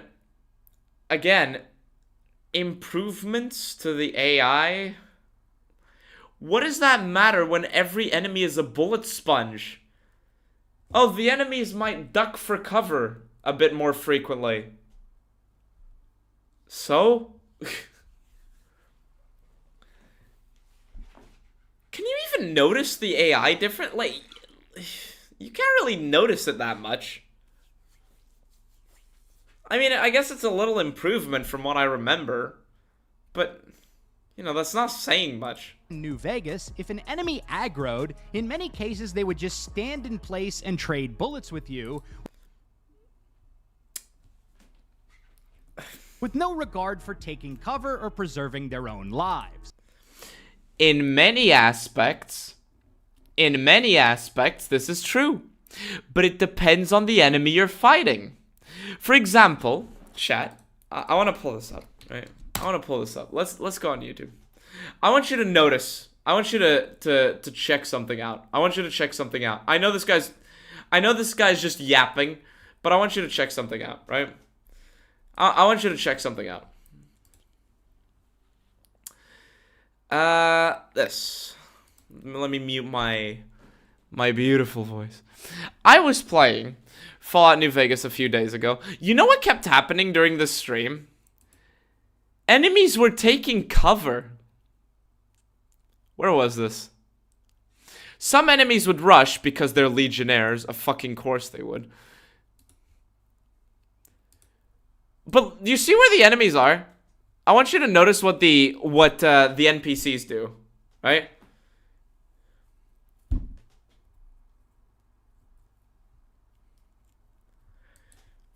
You see how they move around and they're staying behind cover? How this enemy is trying to move around? You see how this one is going to the side? You see how this one is going to the side? He's trying to hide, but because the game was more clunky, because Fallout New Vegas is more clunky, it's not always obvious when someone is going for cover. Look here. Look here. I want you to see this. You see what Arcade just did? He crouched. He crouched and uncrouched. The enemies will sometimes take cover when they can. The enemy, the NPCs will take cover when they can. I hope you realize that.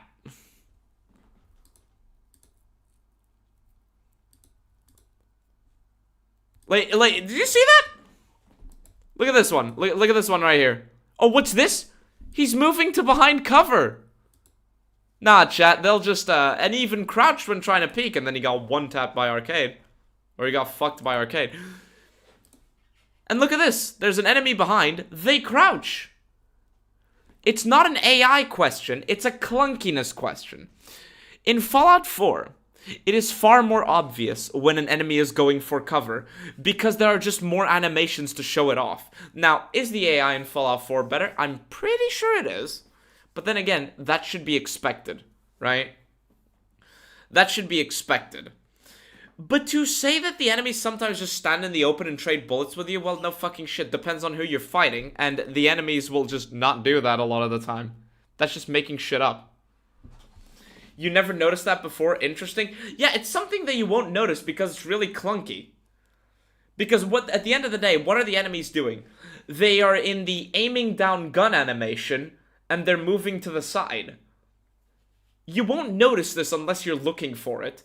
Because the animations are so clunky, and the mechanics are so clunky, the only thing the AI can do is find a path to behind cover and crouch behind it while looking forwards.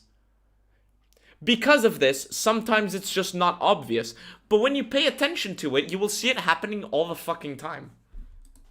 In Fallout 4, most enemies now generally try to flank, take cover, and are over. The flank part is true. Yes, in Fallout 4, the enemies will try to flank. Whereas in Fallout New Vegas, they don't do that as much. Overall smarter than their predecessors. Okay, they did their basic job of improving on a system. New Vegas wasn't supposed to be a shooting game? Yeah. Then we have that problem. New Vegas isn't supposed to be a fucking shooting game. Like, Fallout isn't supposed to be shooting games. Like, that's the thing. Right, even if we take him, like, even if we, but Cameron, you see what I'm doing here, right? I am accepting his premise. And his premise comes down to Fallout 4 having done the basic of what it should do when it comes to combat. You know, enemy AI is slightly improved.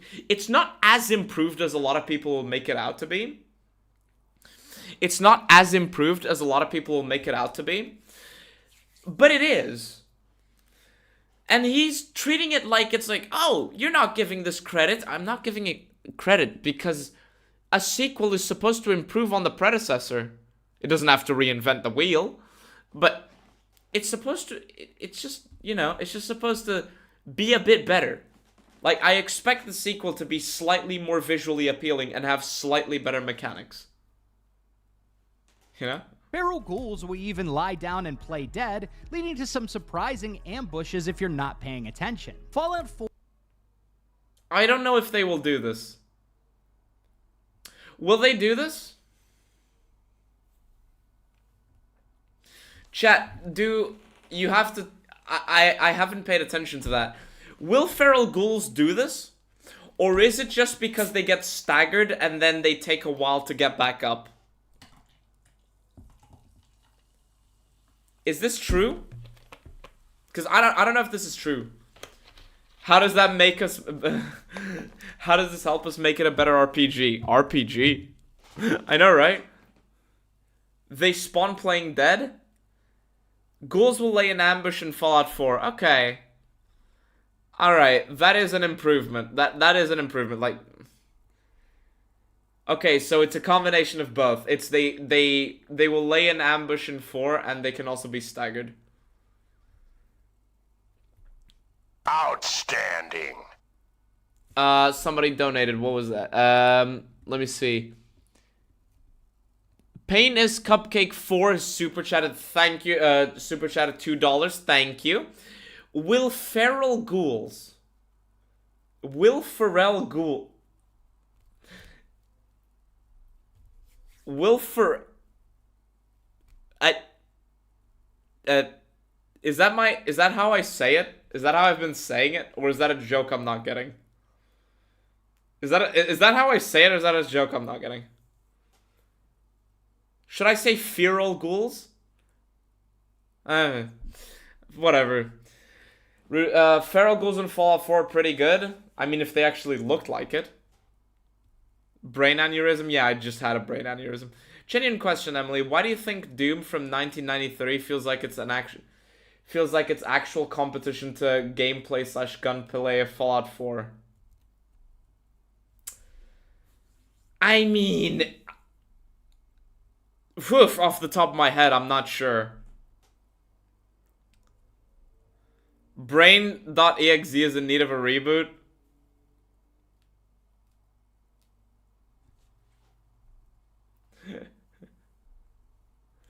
Power Armor in 4 feels like it's better than New Vegas's IMO. It's not really difficult, is it? Will Ferrell, Elf, Lego Movie, Megamind, etc. Outstanding. Oh, thank you for the $5, Cameron. Gotta one him up. Thank you. Let's have a donation battle. No. Don't just dump money on me. No. Don't do that. I don't want to do the generic streamer thing. But okay. There's competition. But I didn't know about that. Hermit. I did not know about that. Or also remove the RPG RNG of gunplay.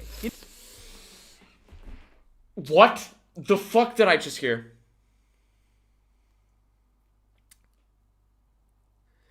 Fallout 4 removed the RNG What does he mean by this? What? I'm gonna need a clarification on this one. Enclave Emily is sponsored by Big Mitchell. Wake up, sheeple.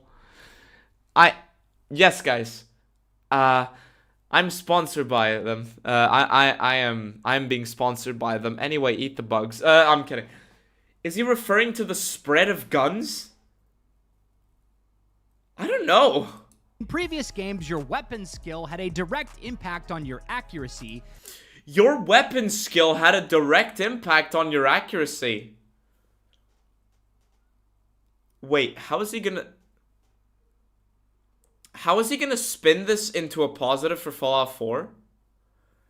Wait. How is he gonna spin this for Fallout 4? Leading to situations where you could have your crosshair perfectly trained on an enemy and still miss.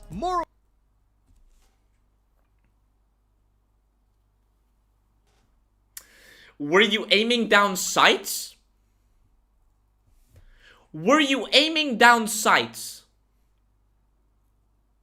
Because if the answer is no, then I sure fucking hope you miss. Bros know the struggle all too well. Also, RPG RNG. It's randomized spread. Okay, no. Okay, no. Hold on. Apparently some people aren't getting it because he said it in the most retarded way possible. So, you guys remember my video talking about the Catgirl cheater Riley CS, where I explained FOV? Think of the FOV circle, right? Let me explain this to you. Think of the FOV circle. We'll do a little plus here in the middle. Let's do a little plus. All right. So what he's talking about, right? Actually, I don't need to do the plus. What he's talking about, right, is when your gunplay, when your gun skill isn't very high. Your spread will be randomized between a bunch of points in a... a bunch of points in a circle. right? Let me make a bunch of points.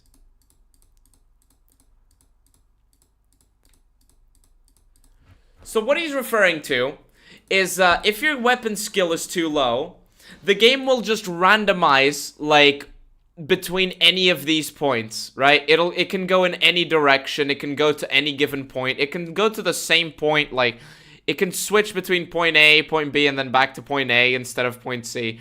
It's a mess, right? But as your skill increases, if you, like, this is what he's referring to by RPG, RNG gunplay, right? But as your skill increases, let's make that green, the circle gets smaller. The circle gets smaller. So now you don't need to worry about any of this shit up here. And he's complaining that if your weapon skill is too low, oh, now you have to contend with all of this instead of having it like this. Or, I don't know, like fucking this. He's like, why do I have to act with it like this instead of like this? Just so you know, Fallout 4 will do a similar thing. Yes, this is the point. It's not even the thing about shooting guns in real life. So CS2 is bad because it has spread patterns? No. CS2 has recoil patterns. Spread is randomized. CS2 has both. It has recoil patterns and spread patterns. And the thing is, if you play games from, like, if you play shooter games from, like, the 2010s, or even before that, you will notice this. You will notice this pretty blatantly. It's just, and modern games still do this. I hope you realize that modern games still do this. The thing is that instead of snapping between each point, modern games will try to flow between each point. But modern games still do this, chat. Modern games still do this. He's like, my skill is 3, chat. Why can't I have... Oh shit, I got rid of it. He's like, chat, why can't I have it like this? At skill 3. Oh, shit. Look, why can't I have it like, this here at skill 3? It's like, what the fuck kind of complaint is this? Fallout 4 replaces this roll of the dice mechanic for real-time gunplay. He has no idea what he's talking about, does he? Does he not? He has no idea what he's talking about, does he?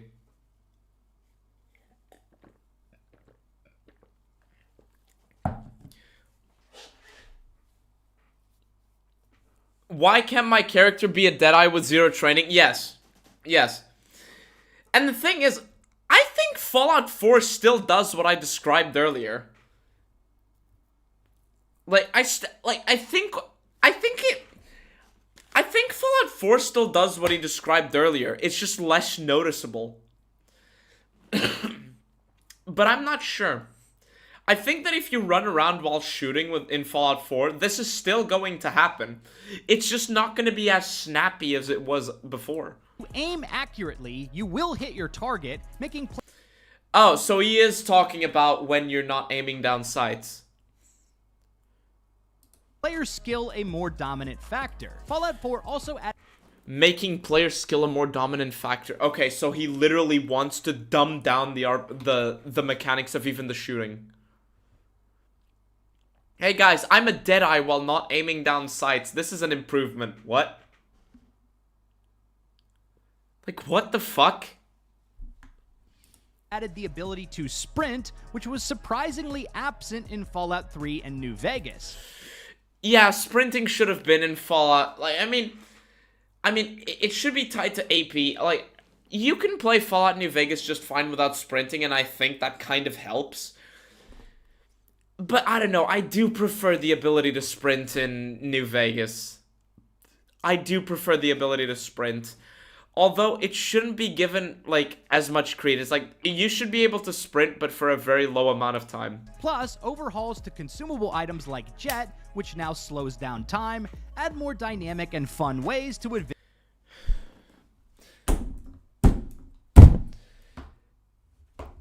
I'm gonna let him finish his sentence.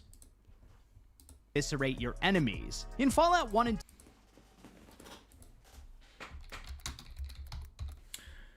Let me pull back this sentence just so you guys can hear this. New Vegas, plus overhauls to consumable items like Jet, which now slows down time, add more dynamic and fun ways to eviscerate your enemies.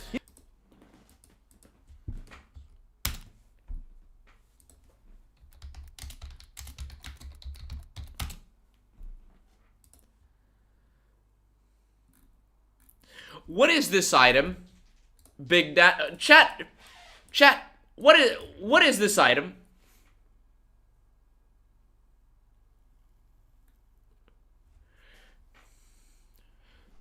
What is this item, chat? Oh, Fallout 4 brought in the slowing down of time as a game mechanic. Fallout 4 allows you to slow down time now with the use of an item. Gee, it's not like that was already in fucking New Vegas, was it? Fallout 4 lets you slow down time. It's so much more dynamic. Anyway, here's an item in Fallout New Vegas that slows down time. Fucking retarded tourists, man. In Fallout 1 and 2, the combat is dreadfully clunky and boring. In Fallout 3 and Credits, yes. New Vegas, the combat is tolerable, but clearly not the main appeal. Do not compare Fallout 3 combat to Fallout New Vegas combat. They are both clunky, but at least the combat in New Vegas functions. In Fallout 3 is the roll of the dice he's talking about. In Fallout 3, you can have 100 gun skill and the guns will still feel like shit to use. In Fallout New Vegas, I can at least aim down sights and know that if I crouch, aim down sights, and wait for the right moment, and shoot at the right moment, I will hit where I am aiming, even if my skill is low. In Fallout 3, I can do all of that shit. I won't fucking hit shit. For me, Fallout 4 is the first game in the series where I legit boot the game up and enjoy the combat. Exploration is also... Chat, I am owed 350. I am owed 350. He completely disregarded the core problem with the combat, which, on top of being nothing special, because it's already something that other games did. I am owed 350 because I called it. He completely ignored the biggest problem with the combat, which is the fucking level scaling and the fact that you get weaker as you level up if you don't put enough points into gun skills. I was right. Enclave Emily was right. Enclave Emily was right. Every 60 seconds in Africa, a minute passes. So a key gameplay component that makes Fallout 4 really fun. Outstanding. Yeah. Thank you for the donation, Cameron Mitchell. Cameron Mitchell with the 350. I don't think I was here for that. I was expecting it from the person that said it earlier, but thank you. I will give you a heart, a like. I will give you a heart and a like, and I will call you a Giga Chad. You are a Giga Chad. Basically, earlier in the video, he said the combat wasn't given the proper attention in Fallout 4. Like, people don't talk about the combat in Fallout 4. That's all they fucking talk about. And I called it that when he said combat, he meant just the shooting and not the actual combat with enemies. Because I called it that he was going to ignore the major problem with combat in Fallout 4. And that's it. Enclave Emily was right o'clock. Enclave Emily was right o'clock. Oh, would you look at that? Fun to play. That incredible sense of freedom you get when you're wandering the wasteland in search of loot, quests, and interesting encounters is something that Bethesda has always done extremely well, and Congratulations, it's also something that every Fallout game, except Tactics and Brotherhood of Steel, do well. I think that's some... Except that the quests in Fallout 1, 2, and New Vegas actually feel meaningful. Like, I can wander around in Fallout 1 and accidentally stumble into something that has massive consequences. In Fallout 4, I stumble around, or that really helps me with a future quest. In Fallout 4, I stumble around, and an NPC that didn't exist 5 seconds ago now exists. That I can help the settlement. Outstanding. It won't let you do 350? Oh, shit. Thank you for the $5, Sherman. You could have just done 3. Thank you for the $5. He owed... he stuck to his guns. He stuck to his guns. Enclave Emily was right, o'clock. If you keep betting money on me being correct, you are going to have to donate a lot of fucking money. My brother in Christ. No, he played New Vegas. But in Fallout New Vegas, or Fallout 1, I can stumble around and do a quest that is really fucking meaningful. Like I can just stumble around, do a quest, it has huge consequences. In Fallout 4, oh, I helped another settlement that needs my help. And then that settlement stopped existing 5 seconds after I did it. Jesus Christ. And Fallout 4 is no exception in this regard. On top of this, there are... Yes, it is. Yes, it is. Even in Fallout 3. Even in fucking Fallout 3. Even in Fallout 3. I can find menial quests that actually are more meaningful than another settlement needs your help. Because as bad as Fallout 3's quests are, many of them are, at least they have some depth to them. Like Big Trouble in Big Town. Like, for example, let me pull it up.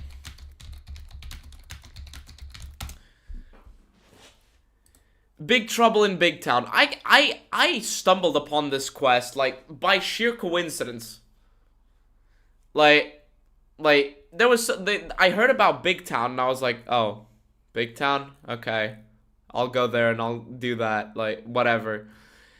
And it turned out that that quest led me to a bunch of other quests, and when I would come back, like, after beating the main quest, when I would come back, I could still help them. The impact that I had wasn't much, but I could actually, you know, see that things had improved for them. They would at least give me verbal feedback, saying, oh, things are so much better now. You know, they weren't dying, they weren't, like, all huddled up in a certain area. Like, in Big Trouble in Big Town, like, before you actually help them, all the NPCs are huddled up in a very small area of Big Town. And then after you help them, depending on what you do, after you help them, they will actually wander around the town, and they will give you feedback on how things have improved. That's meaningful.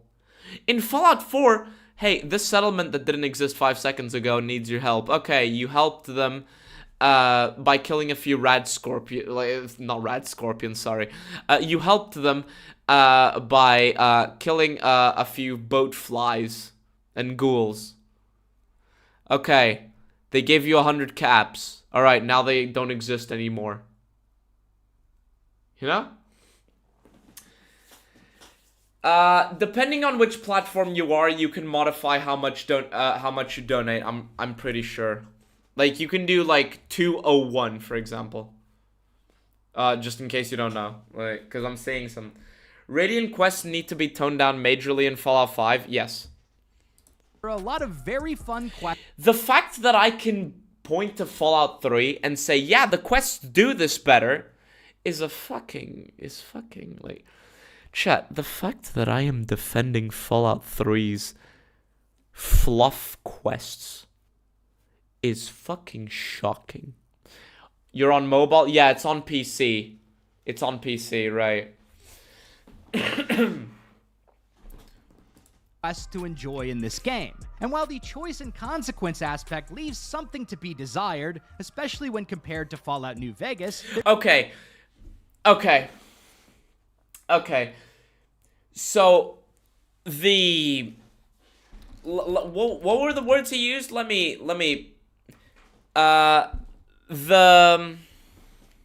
Sorry. And while the choice and consequence So while the choice and consequence aspect leave a lot to be desired. Okay.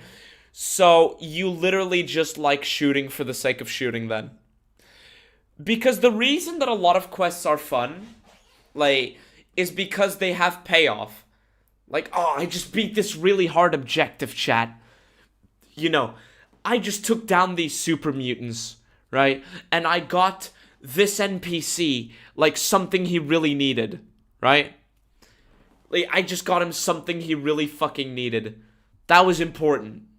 Like, and it had consequences. Like, like, I benefited this NPC. It's gonna have benefits. Even if it's just them thanking me for what I did and changing the routine somewhat. Oh, they were scared because they didn't have the thing. And so I got them the thing. And now they're not so scared anymore. That would be great. In Fallout 4, does that happen? No, it doesn't. So what he's talking about is literally, they just give me a few shooty quests where I go to location and do the shooty thing. That's literally all he's praising. All he is literally praising is they give me a nice excuse to go do shooty fun stuff. They don't actually give you a motive for doing it. They don't actually give you payoff for doing it. This guy is just satisfied with slop.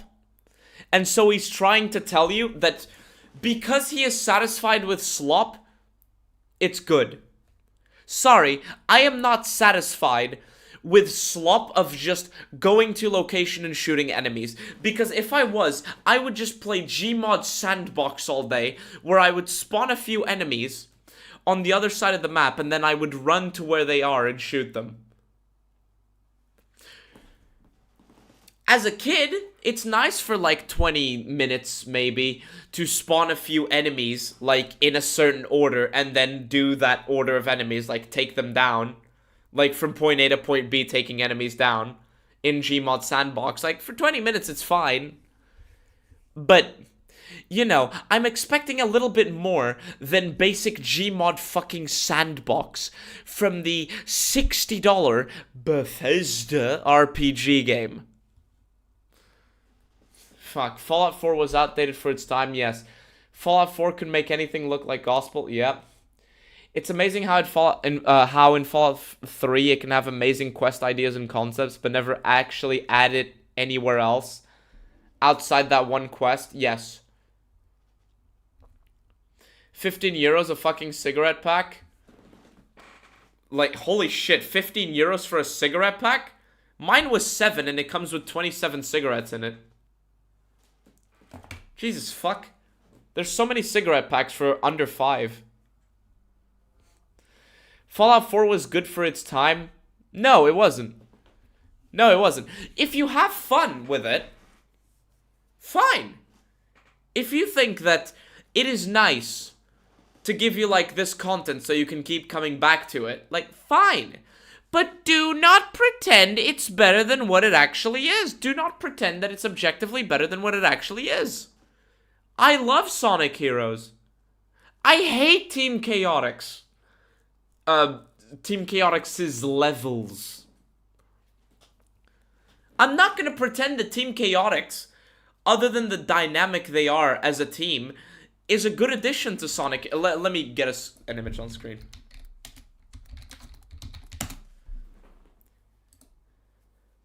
I really love this game, right? I really love it. I had thousands of hours on this game as a kid.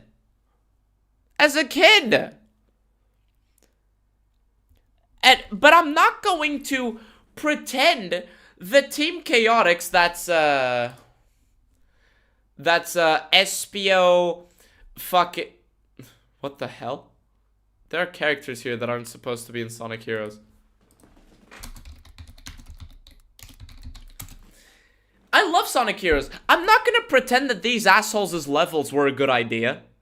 I think they're a nice addition to the game, on paper. And as a story, I guess it's good to see these characters. I don't think their levels were good. Why the fuck can't Fallout 4 fans do this? Why the fuck can't Fallout 4 fans say, like, have the same, like, what's the word I'm looking for here?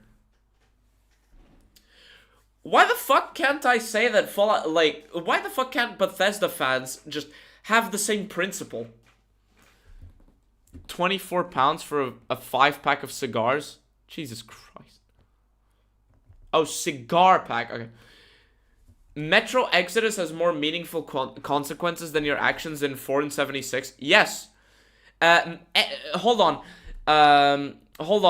Gong. Exodus is not on rails, not necessarily. It has an open zone system. Not open world, open zone. Right? And it has a lot of, meaningful consequences to it. And even Metro Last Light...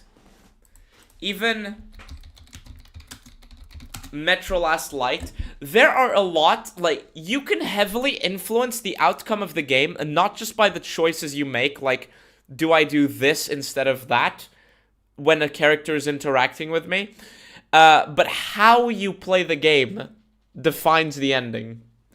So there is a mechanic in the game where, without spoiling it, you should play this game, by the way. Without spoiling it, at one point in the game, at some points in the game, you will get to see if the enemies are actually hostile to you or not.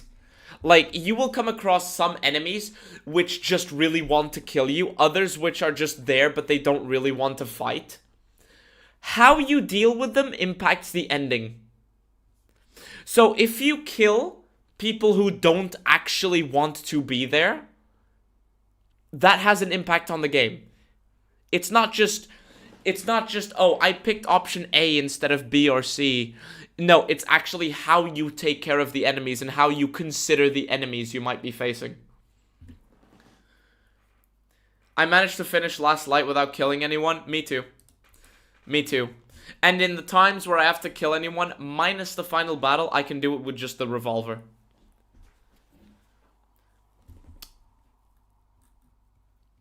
I just remember 2 guys who had played Sonic Heroes recently. I need to watch them sometimes. They will suffer through it just like they did 06. Yeah.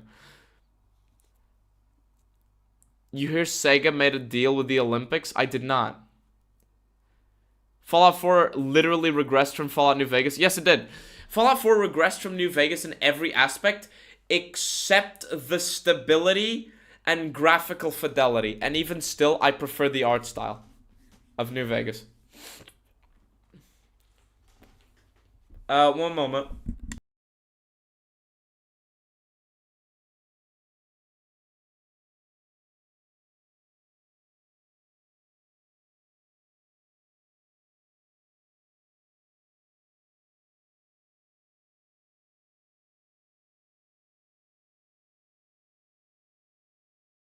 Sorry, chat. I'm a little bit sick and I don't want you to hear my sick noises. You gotta go? Thank you for joining, Farham. This VOD will be public. This VOD will be public, so you can watch it later. Anyway, let's keep going with this video. Consequence aspect leaves something to be desired, especially when compared to Fallout New Vegas. By the way, the RPG has a consequence aspect that leaves something to be desired. What a fucking brutal takedown of Fallout 4. You should not be able to say that about an RPG. An RPG is fundamentally fucked if the consequence aspect of quests is not satisfactory. Still enough player agency in this game to make different playthroughs feel unique and interesting. I need a source for that.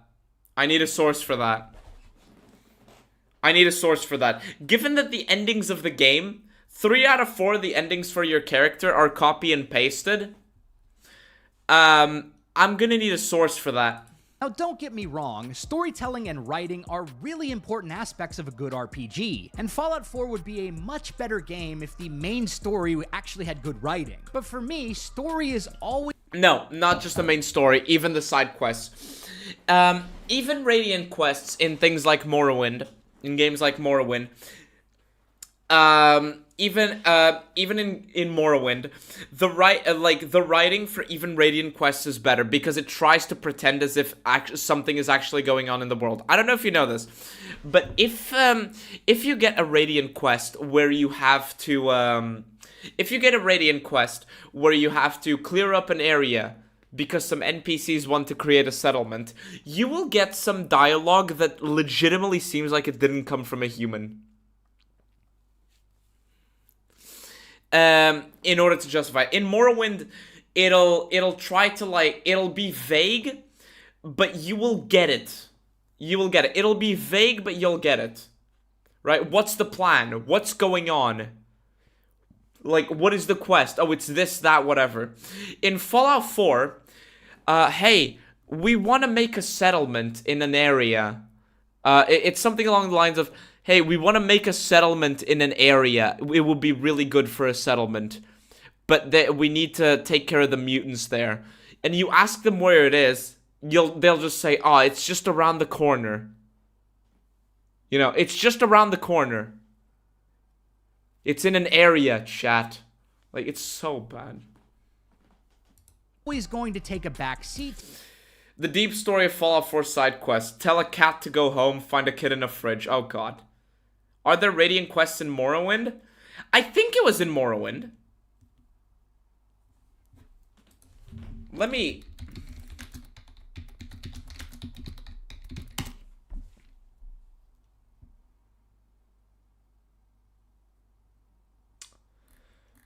Is it Morrowind that I'm thinking of?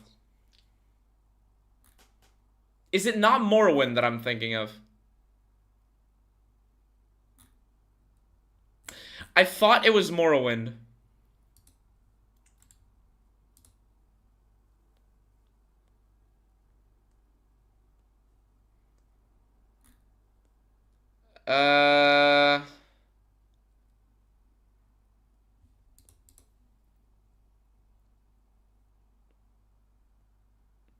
Hold on, am I mixing up the names of the Elder Scrolls games?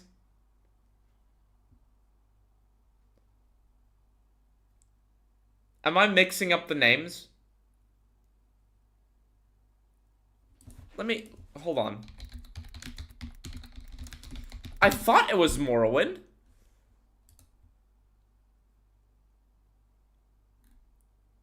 What the fuck is all of this? Am I thinking of another Elder Scrolls? You're thinking of Oblivion? You're thinking of Oblivion. I might be thinking of Oblivion. And I might be like, maybe I used the wrong term. Morrowind is 3, Oblivion is 4. No, wait, but yeah, Oblivion has no Radiant quests, I don't think. Okay, so hold on. Kratos actually talked about this in one of the videos. Am I confusing... am I using Radiant quests incorrectly? Hold on. I don't want to mislead you guys. I don't want to mislead you guys. Maybe I misunderstood this. Because I'm pretty sure he talked about this. Like...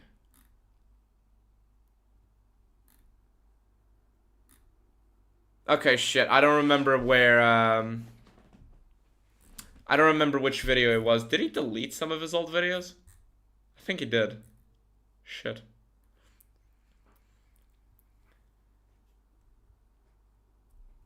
Skyrim has Radiant quests, but the others don't. Am I thinking of Daggerfall? Wait, how does Daggerfall look? No, that's not what I'm thinking of.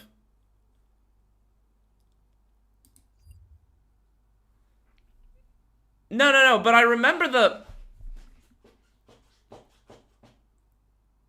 In part 3 analysis of 4... Hold on, chat, I don't want to mislead... let me correct myself, because I just realized I may have made a mistake. Hold on. Hold on. Because I don't want to make this mistake. I don't want to make this mistake. I'm not...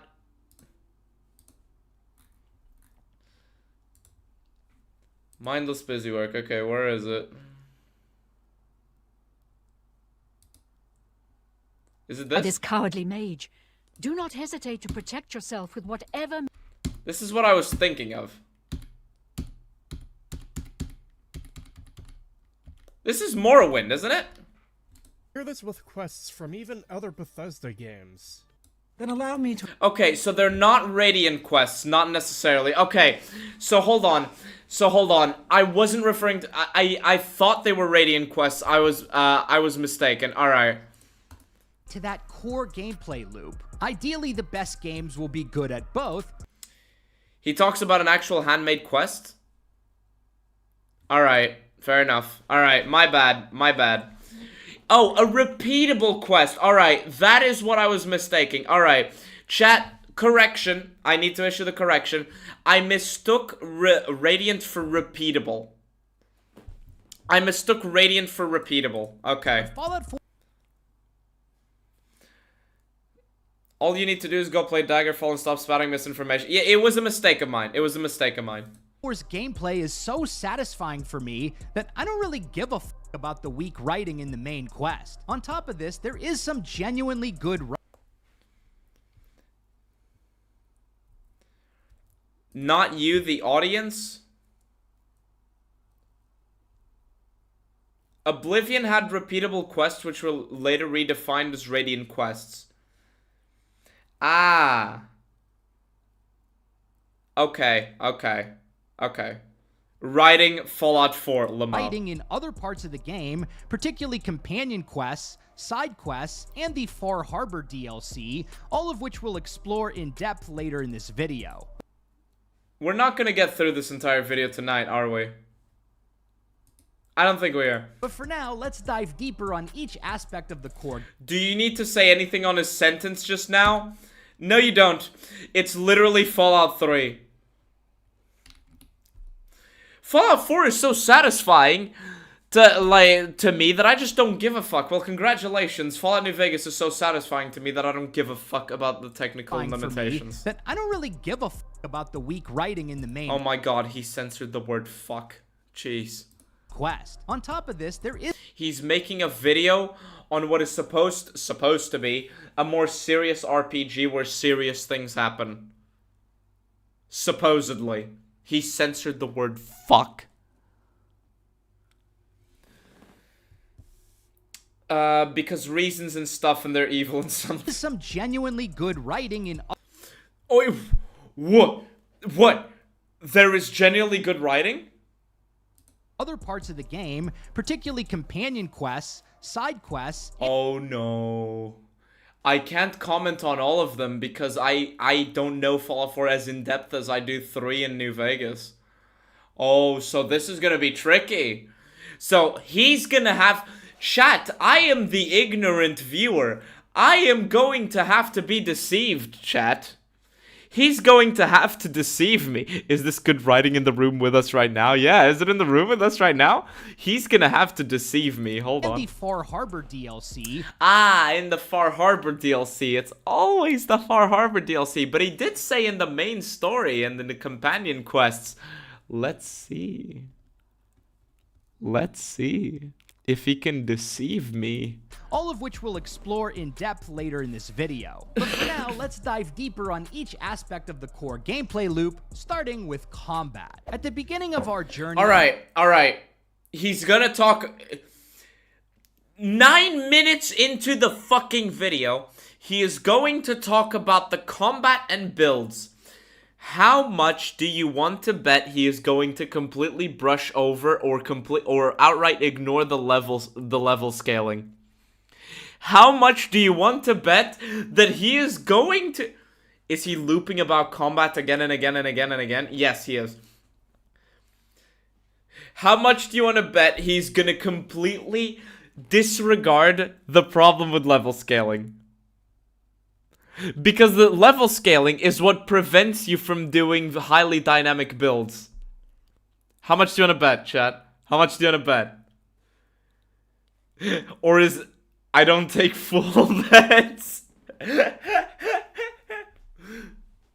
To post-apocalyptic boss... Yeah, he has to stretch this video to suspiciously close to an hour.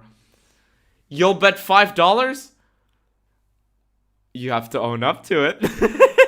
We'll customize our protagonist, John Fallout. The character creator in Fallout 4 is actually pretty good with... Agreed. I think we can all agree. It could be a little bit more, but... I wish the art style wasn't so shit, but I think we can agree that... Yes, he diversified his main character, but... okay, hold on. I have to do a meme. I have to do a meme. Hold on. Chat, hold on. I have to do a meme.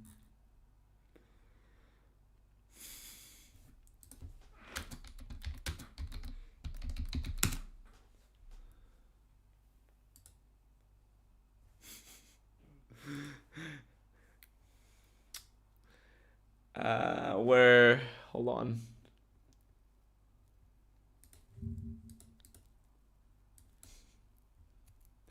Hold on. There it is.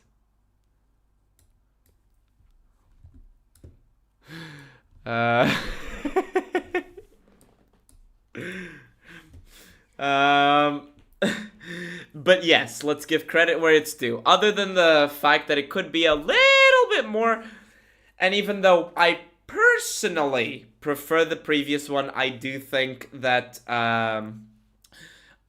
objectively the character creator is an improvement.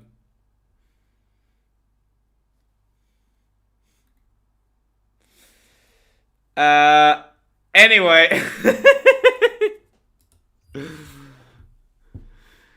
I have a few Moonman songs that if I had edited them, I could actually make them safe to play on YouTube. You don't get it? You don't know Moonman? You don't know Moonman? You don't know Moonman?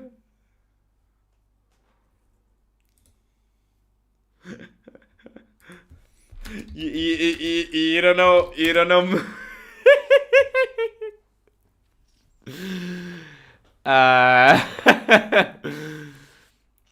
it's very wholesome, but you don't know Moonman. You should share Moonman with your friends. Actually, you should share Moonman with your black friends. Anyway. An intuitive UI, allowing us to hone in on changes to individual body parts and features in an easy-to-understand way. Sure, the character models still look pretty bad. This is Bethesda's creation engine after all, but I've had fun creating imitations of such characters. Okay, good. That's right. Characters as Rick Ross and Jack from Mass Effect 2. Yeah, that can be funny to do. Are we talking about the Moon mod? The Doom mod? We're talking about Moonman in general, my friend. We're talking about Moonman in general. Why do you keep making them black? You can even make a 400-pound main character who surprisingly still has a six-pack. Maybe it's one of those painted-on abs situations. Yeah, that can be fun. Like we have to give Fallout 4 credit where it's due, right? Fallout 4 overhauled how character building works compared to past Fallout games. No longer do we get an allocation of skill points to invest into things like repair. No longer do we get the system that worked. They dumbed it down and he's gonna turn it into a good thing. Small guns, sneak, etc. Instead, we get perk points that we can... Fuck the system. Fuck the system. Chat, we get perk points. Invest into a variety of different perks distributed in each of the overall special attributes category. You mean the thing that the previous games already had?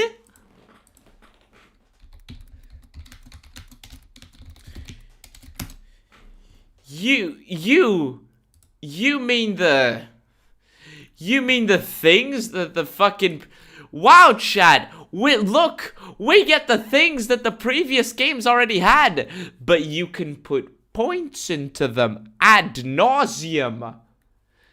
So instead of having unique perks, you have a bunch of generic perks that you can just level up a bunch of times.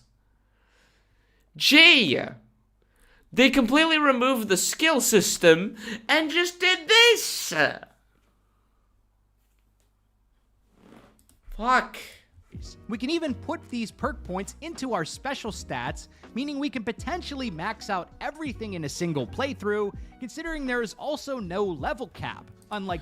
So in other words, they dumbed it down. Here's why it's actually a good thing. Fuck you. Previous entries in the series. This approach to character building is a double-edged sword, though. On one hand, we now have more flexibility in how we build...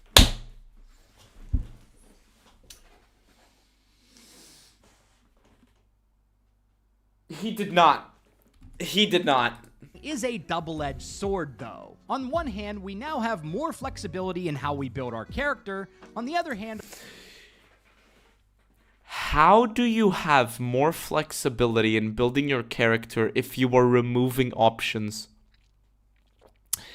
How do you have more flexibility in building a character if you are removing options?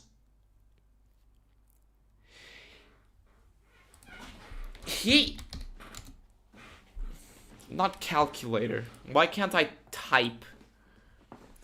He is saying that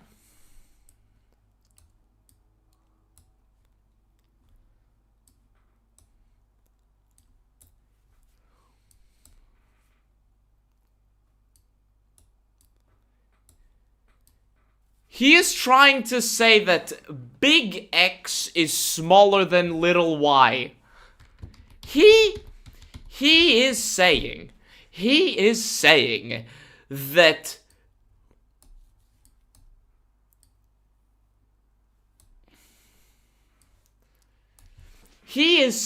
that 5 is a smaller number than 2.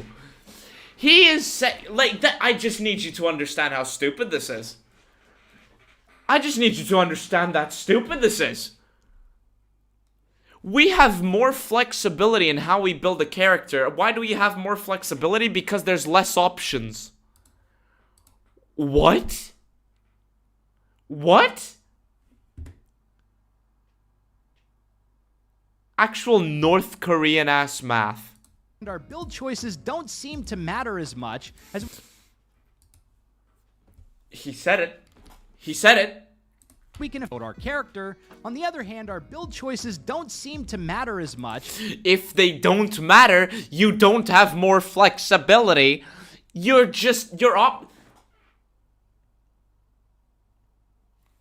Hold on. As we can effectively get good at almost everything. Though practically there isn't enough content in the game to max out everything in the perk tree, unless you want to grind out a bunch of repeatable Radiant quests, which I certainly don't want to do. Then what do you find fun about Fallout 4 exactly?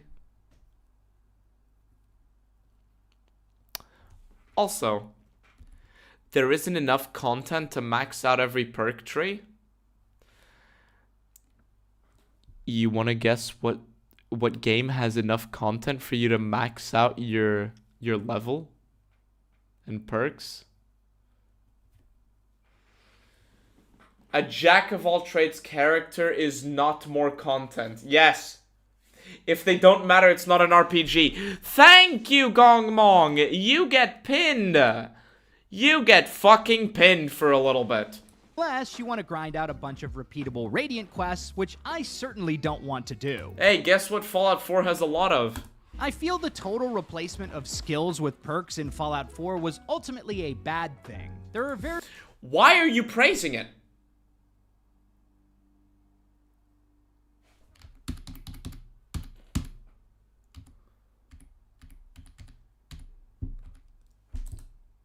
It's one of the works compared to past Fallout games. No longer do we get an allocation of skill points to invest into things like repair, small guns, sneak, etc. Instead, we get perk points that we can invest into a variety of different perks distributed in each of the overall special attributes categories. We can even put these perk points into our special stats, meaning we can potentially max out everything in a single playthrough, considering there is also no level cap, unlike previous entries in the series. This approach to character building is a double-edged sword, though. On one hand, we now have more flexibility in how we build our character.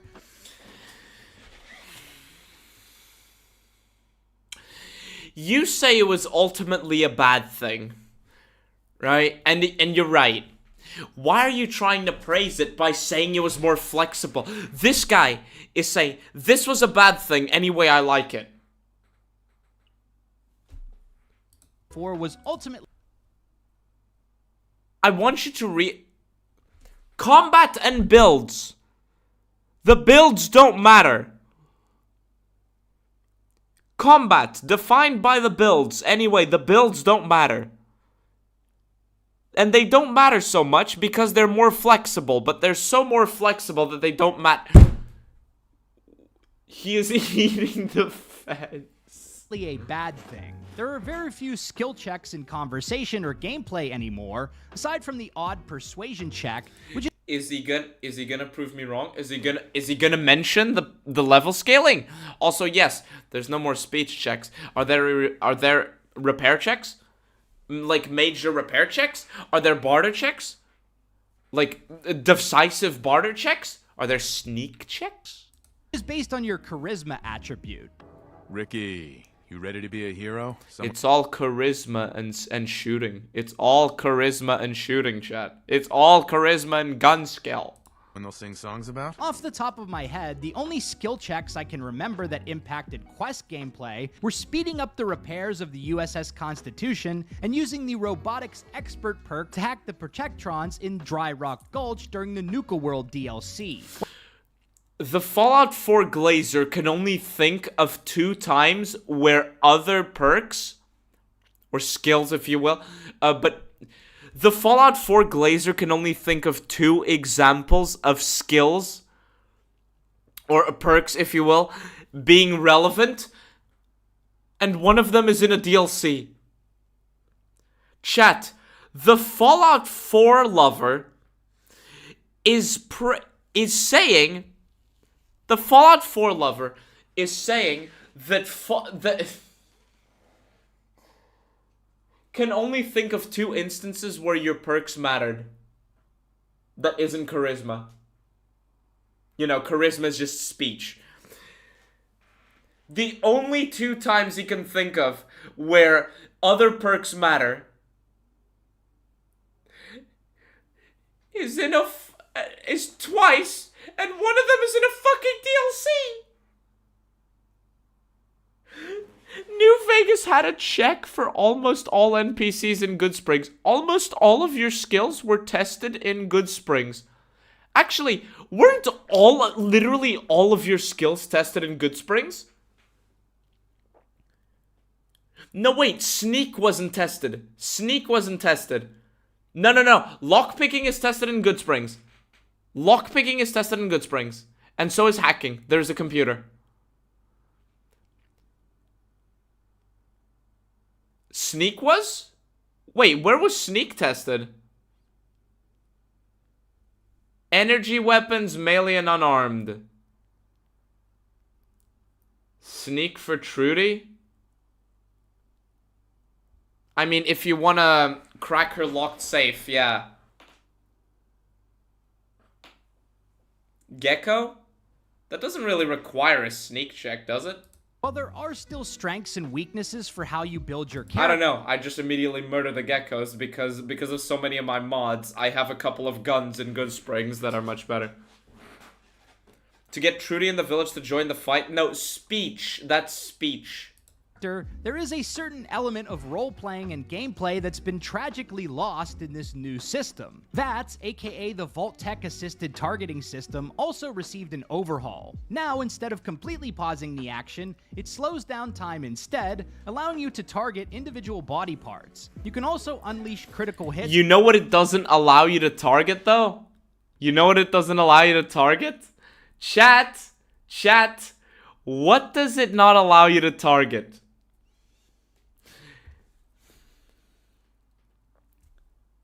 He makes good content? That is not the experience we're having.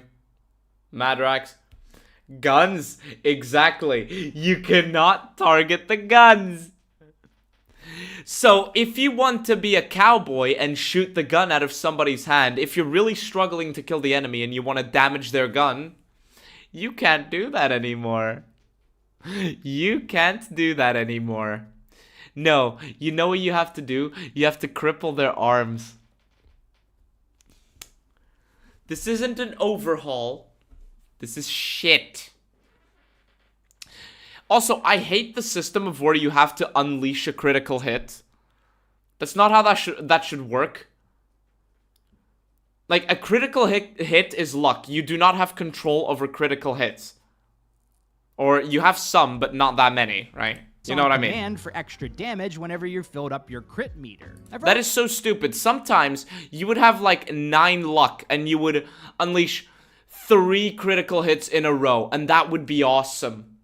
Like, you would be in combat and you'd get 3 critical hits in a row. That was so cool. That was so cool. It came in clutch, chat.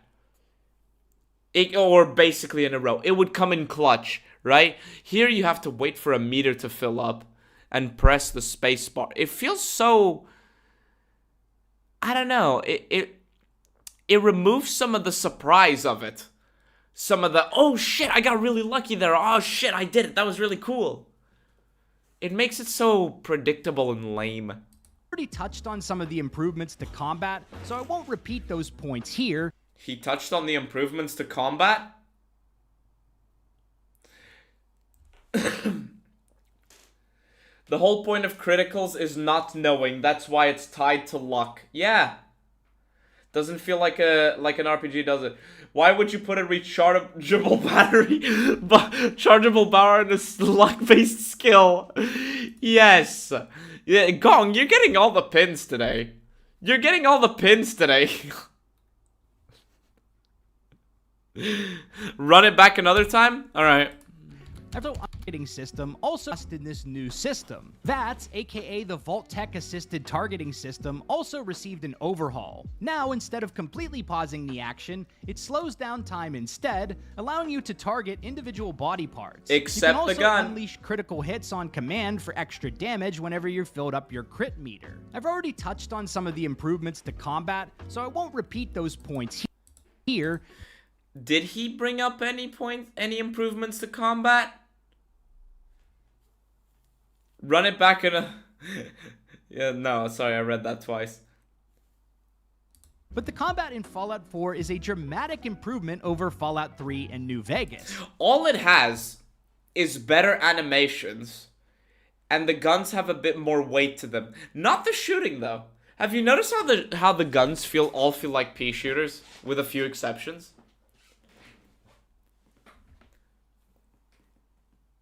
Like, he is saying combat, but he doesn't mention gunplay. Crit build with the fire glove from Old World Blues feels godly. I don't use melee weapons almost ever in New Vegas, so I can't comment. There's also a... Nothing will beat getting a crit with a hunting rifle. I know, right? I know, right? I fucking know, right?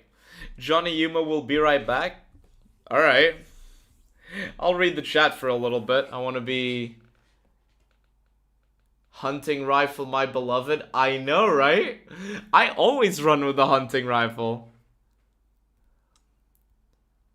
Hold on, AMR?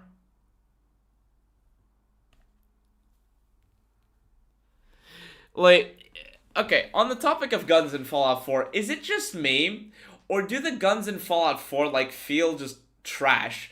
Like, you'll activate VATS. Right? Things will be slowed down. You're gonna go for a hit, and you expect, like, a... Like, to the enemy, and then it's just a... I don't know if that even picked it up. You'll expect a... And then it's just a... Feels so bad. Like, sounds so bad. Anti-material rifle. Alright, anti-material rifle. But the anti-material rifle is like, you expect to get a crit, especially if you have explosive bullets. Like, the anti-material rifle is very... Like, for me, I only really like to use it in, when I'm going up against Deathclaws or in Lonesome Road. To me, the anti-material rifle doesn't really feel fun to use in, like, the regular game. Outside of, like, very specific areas. They removed the boom from your boomsticks. The sounds for the guns are pathetic, too. Yeah. Are there any... No, hold on. The plasma weapons in Fallout 4 sound okay. They sound pretty good. From what I remember.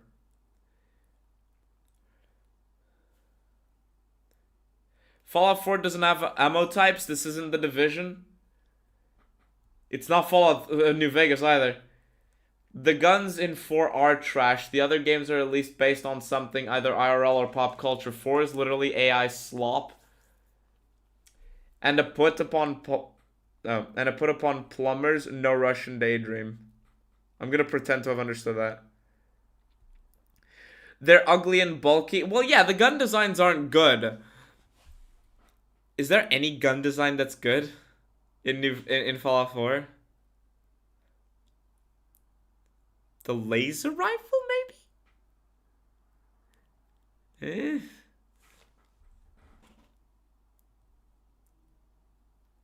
Let's see. A ton of weapon variety. Wait, cool. Do you mean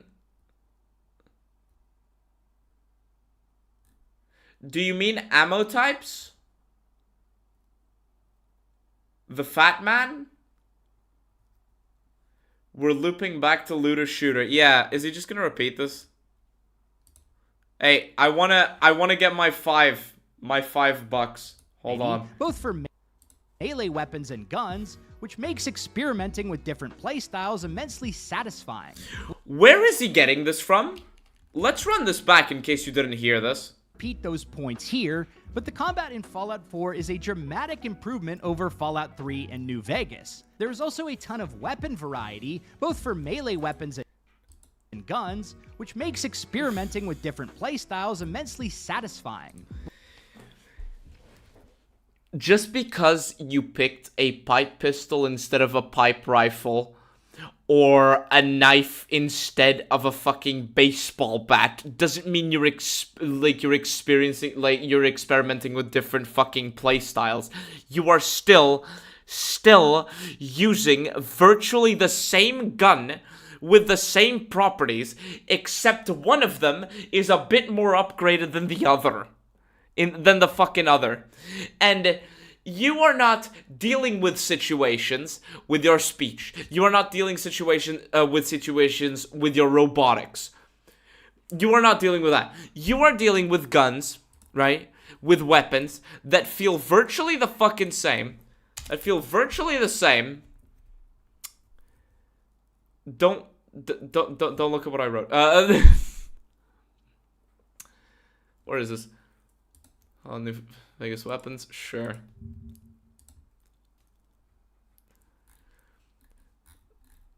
Like...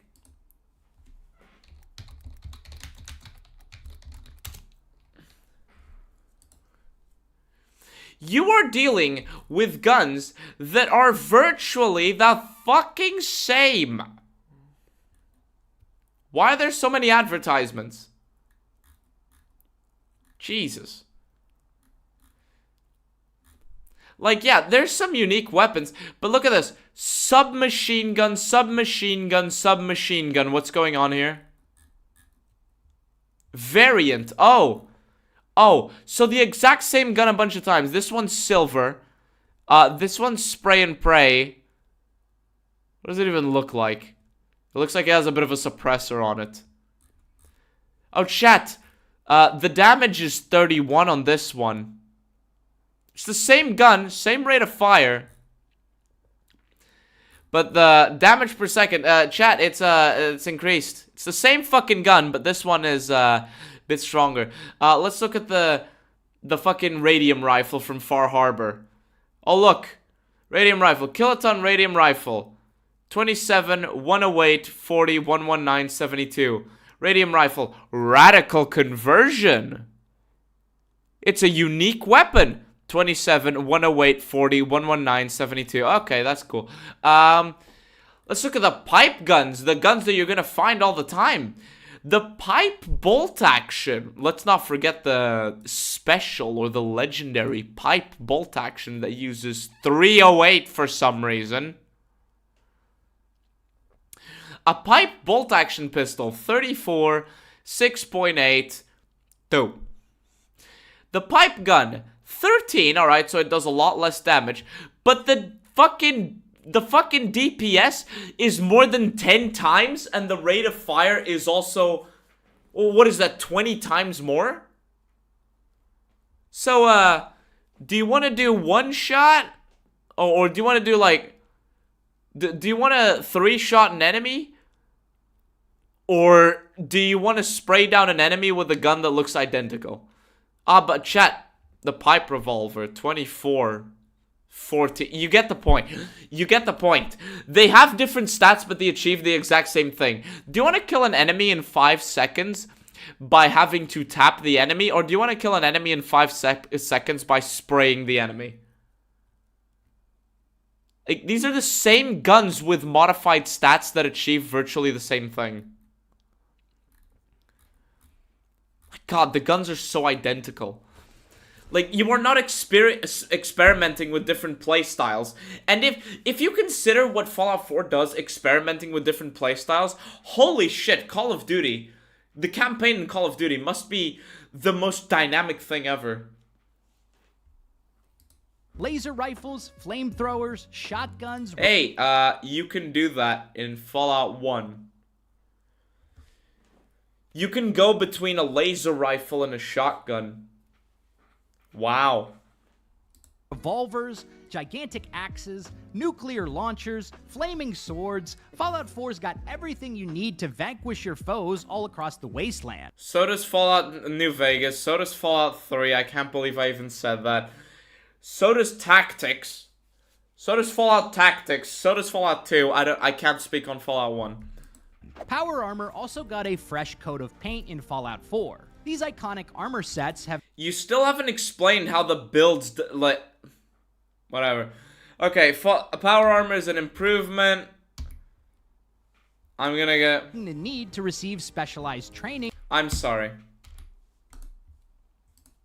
And an upgrade path. And unlike past Fallout games, you now get access to power armor much... Yes, this was the illusion of choice. Like, these guns, they are the illusion of choice. Meanwhile, in New Vegas...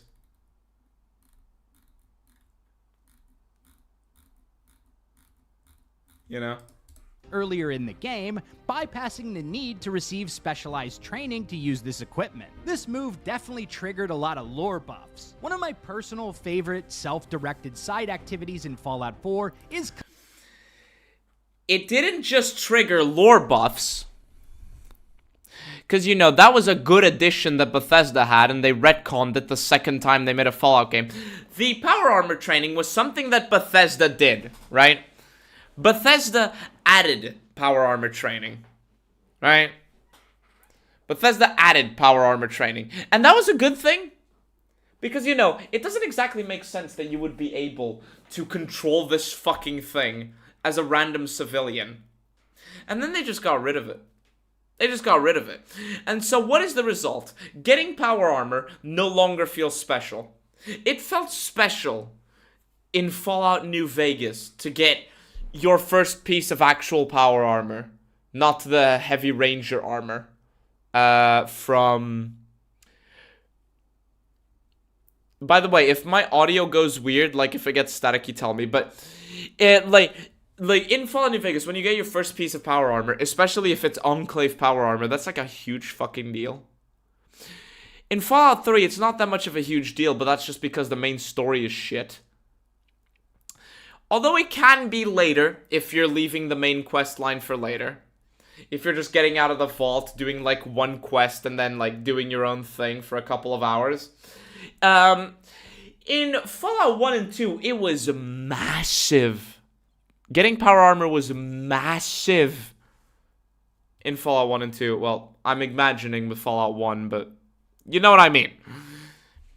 In Fallout 4, within 5 minutes of leaving the vault, you have power armor. 5 minutes. 5. This thing that you were meant to strive for, you just get in 5 minutes. You can just find it on the side of the road. How fucking boring. Also, I think I'm owed $5. Collecting power armor sets and putting them on display at my home base in Sanctuary Hills. So even though I tend to prefer gameplay without power armor, as I feel they make exploration too slow and clunky, I still like collecting the suits as a fun activity in and of itself. Which brings me to my next... Don't you think that would be even more rewarding if you needed power armor training? What if you needed specialized power armor training to use the XO1? What if you needed that? What if you needed an extra point to strength to use the T60? Outstanding. Penis Cupcake, $5. Thank you. Yes. He's not done with the combat and builds yet. And I can't refund donations. I hope you know that.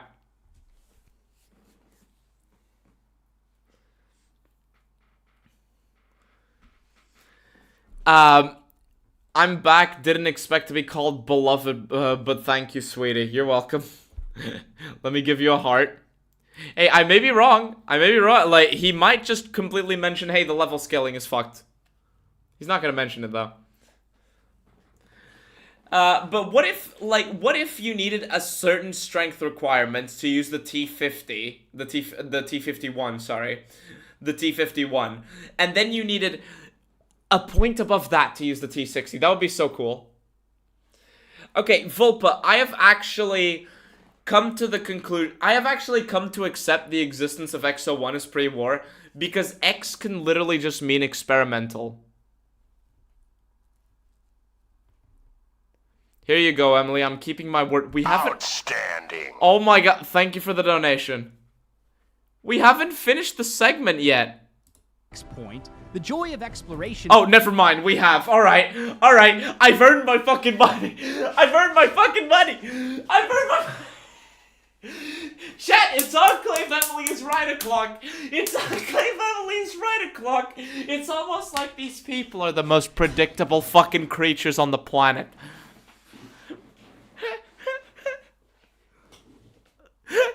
Fuck it up. Thank you all for the support. And thank you all for playing this game with this game of donations with me. But if you can't donate, please don't. Even if we're doing a game here. Even if we're doing a game here, if you can't donate, please don't. Like, I'll go with the joke, alright? But thank you so much for the donations. Holy shit, you people. You guys, not you people. You guys help me sleep better at night. You guys, sorry about the you people. Bros made $36 in 2 hours. 31 euros and 35 cents to be precise. 31 euros and 35 cents to be precise. By the way, no automatic ads. I checked before starting this live stream. What Outstanding. Jesus Christ!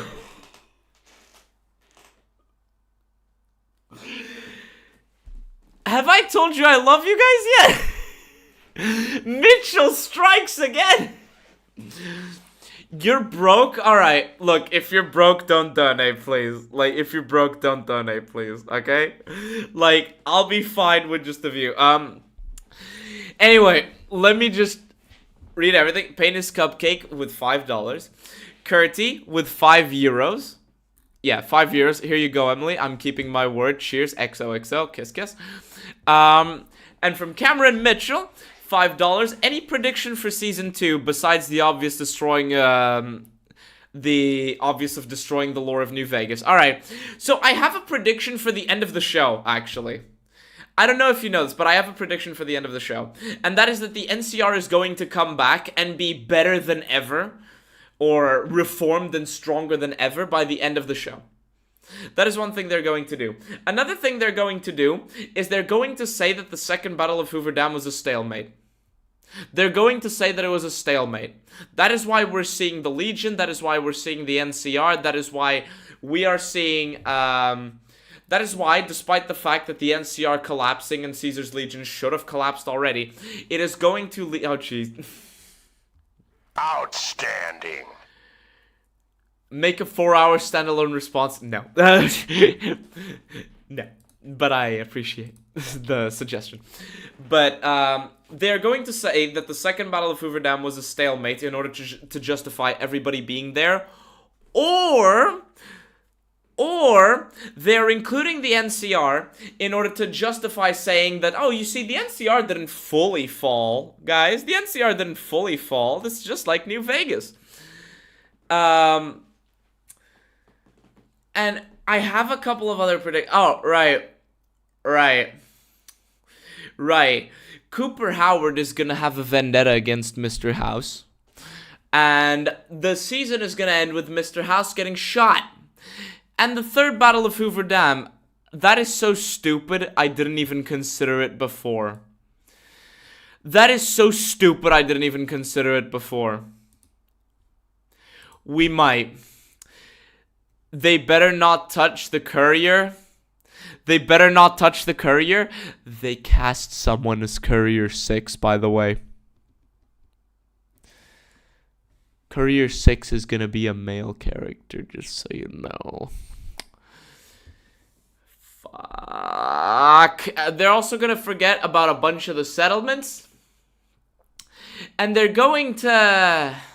Well, they're going to completely ignore the end credits of they're going to ignore the end credits of Season 1. Oh, you guys didn't know? You guys didn't know?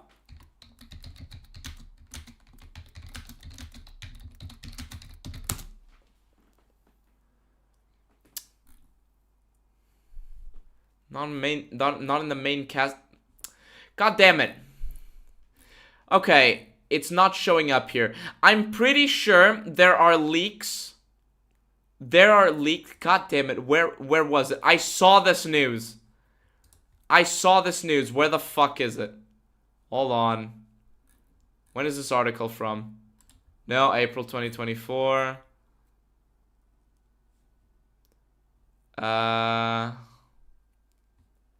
Where is this? Where is the news? I remember seeing the leak. Hold on. Hold on. Courier cast Fallout show. I had this saved. Give me the fucking results. Give me the It's not showing me the thing.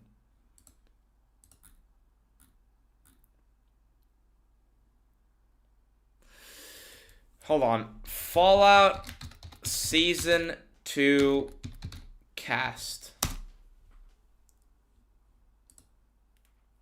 Where is this? Because I remember there were leaks about something related to the courier. Unless I got trolled. Let me check. Who's confirmed to return and who's new? Let's see. Does it say here? Shut up, IGN.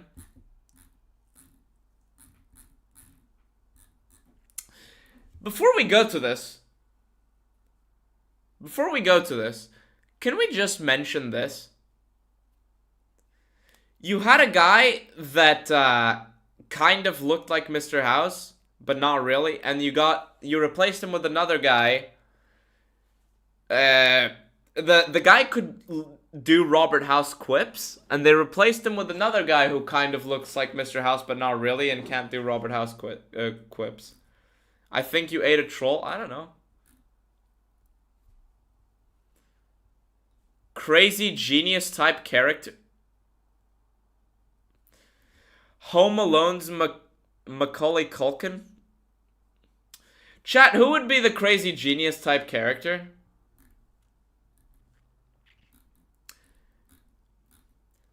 On this bitch is Lee Moldaver. Did I eat a troll?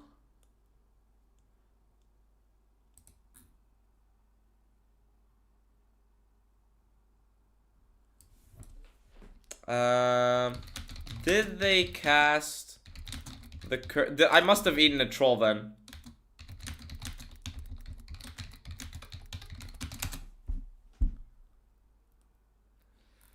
No, the courier has not been cast. No official. Okay, so I might have eaten a troll then.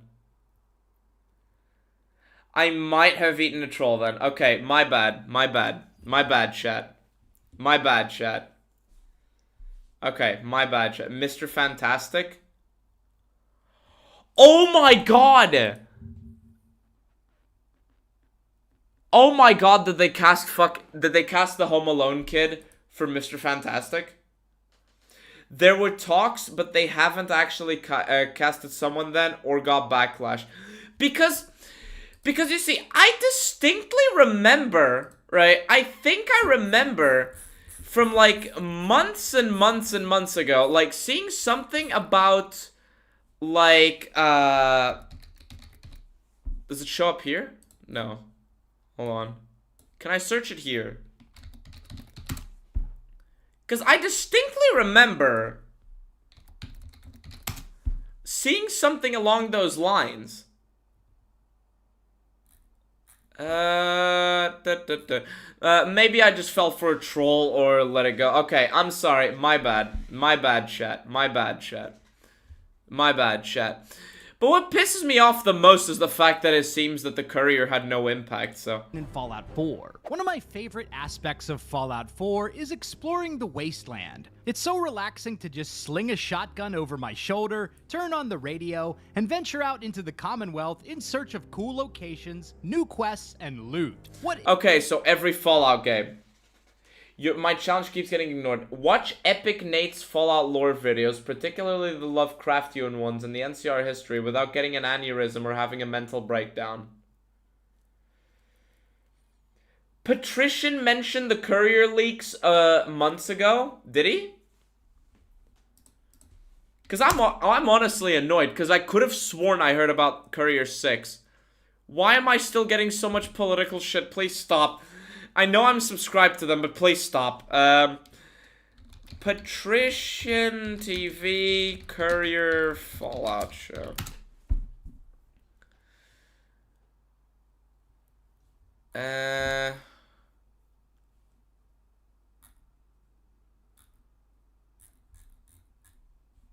Was it just in a stream?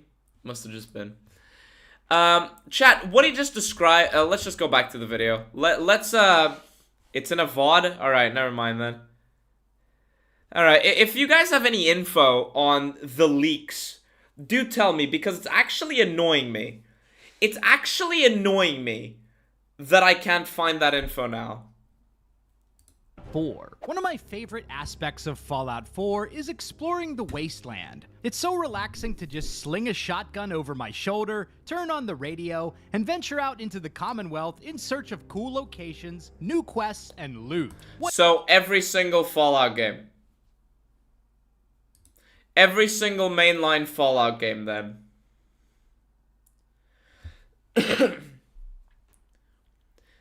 Every single Fallout game then. Guys, Fallout 4 is good because you can just wander around and find new locations.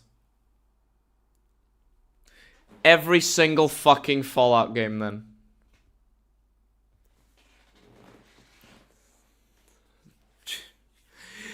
You can walk. You can walk, chat.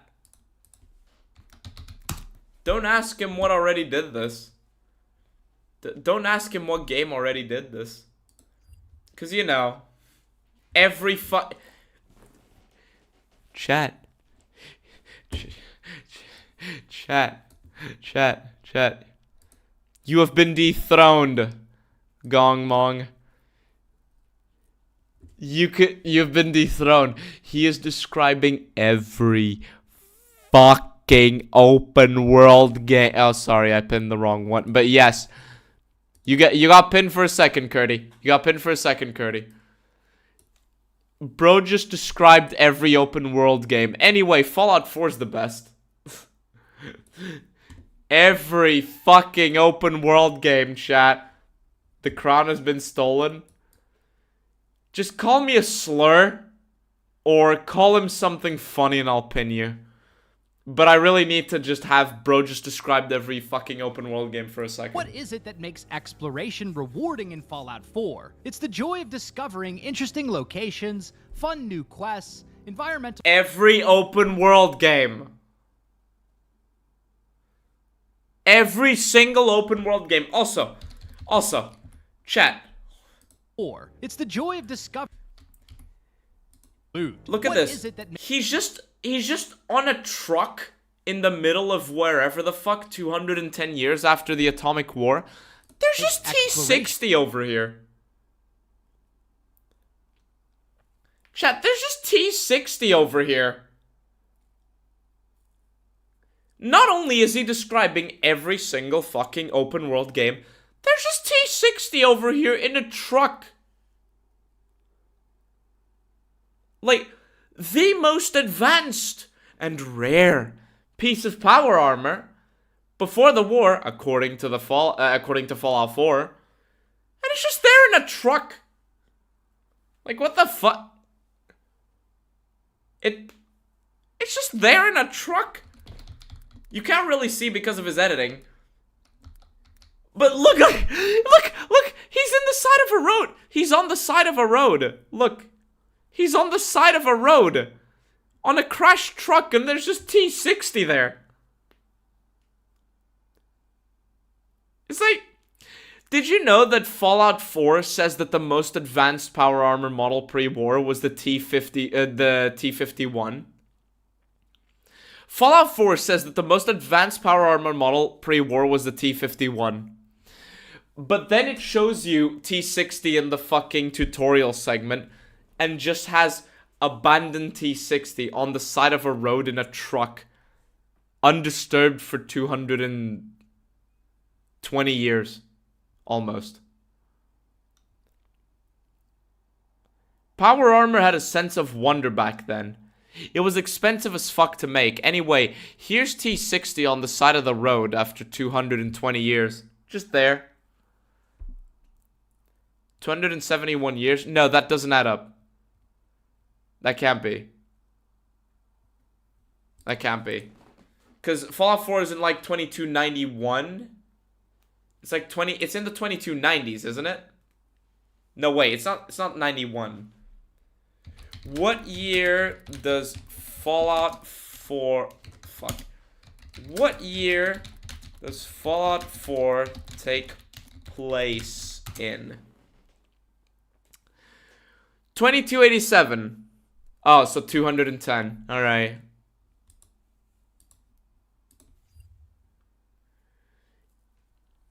Even scavengers and raiders. What do you mean you lost your power armor? What was that? What was that, maggot? The truth is, you lost an expensive piece of army-issued equipment. That suit is gonna come out of your pay, and you will remain to this man's army until you are 510 years old. If you play or watch something else that isn't Fallout slop. But money or what? Money or finish the video that we started. Money or finish the video that we started. I mean, that's the point of EVAH.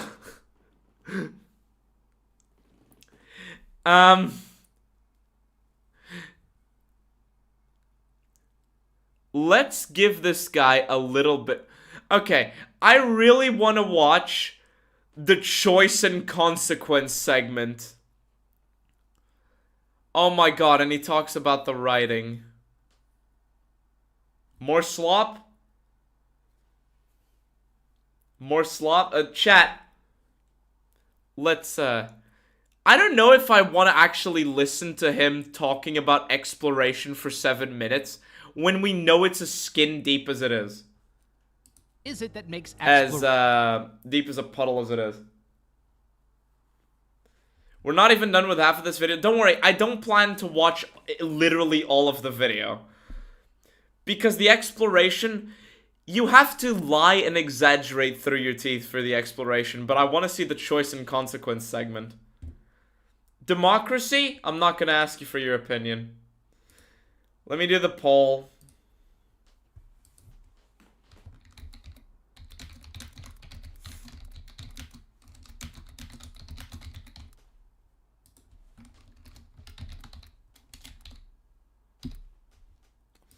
Chat, I'm gonna put yes and no, but I want you to know, before I put this in, I want you to know that we are not going to literally watch the entire hour of this video. I plan on skipping the exploration segment.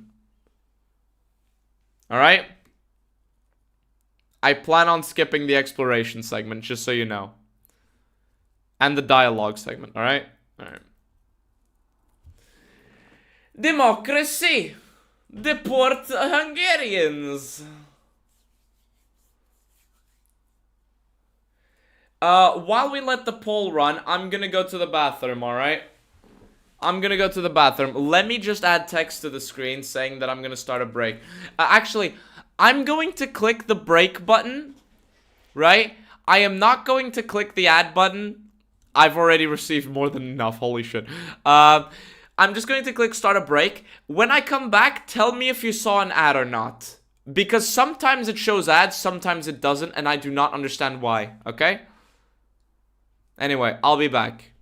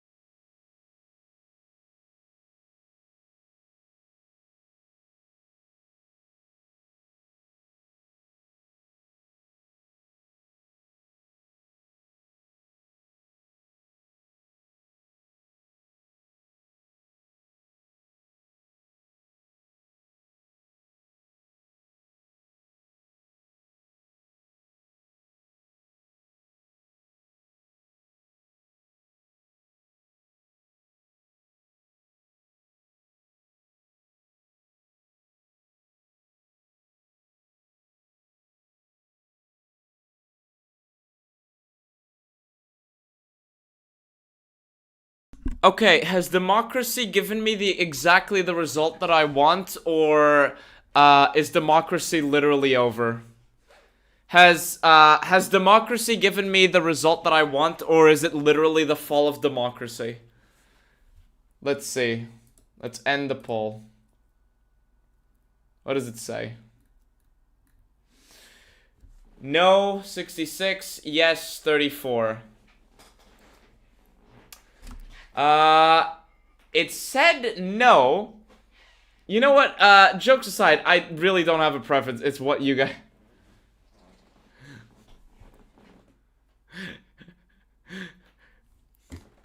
Let's keep going, shall we? Let's keep fucking go. Let's hear a bit more about the exploration.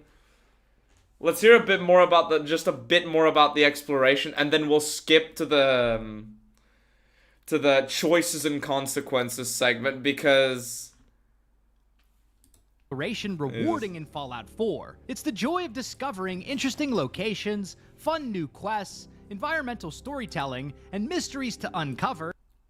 Environmental storytelling? The T-60 model power armor that was on the side of the road for 210 years that nobody found?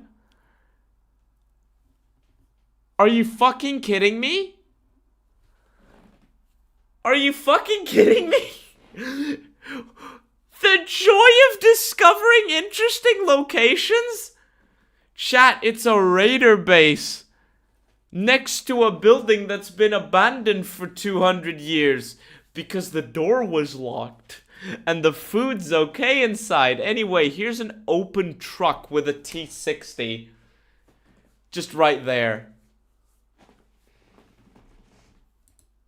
As well as useful loot to upgrade our settlements or weaponry. But even more than that, It's the junk economy, chat. Bethesda does an incredible job of providing that feeling that you can go anywhere and do anything. And while you might not literally be able to do anything... Yeah, especially if you're at 10 FPS. This area that he's in right now, if I'm guessing where it is, there's one location where you have to fight through a facility of, like, automated security, and it's where an Exo-1 might spawn. Now, of course, it doesn't spawn if you're below level 15, or 20, or 25. It's one of the two. I think it's below level 20. It doesn't spawn if you're below level 20. But there are some areas in the game that are so unoptimized that I went from 100 FPS to 10. 10! Also, this looks so ass. What do you mean the world looked like this before the war?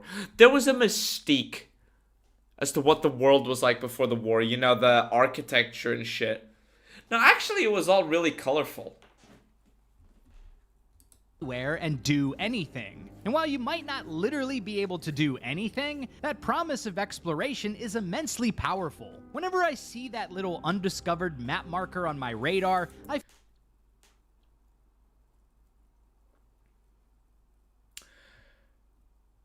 Wait. I didn't even realize that. Undiscovered map marker on the radar.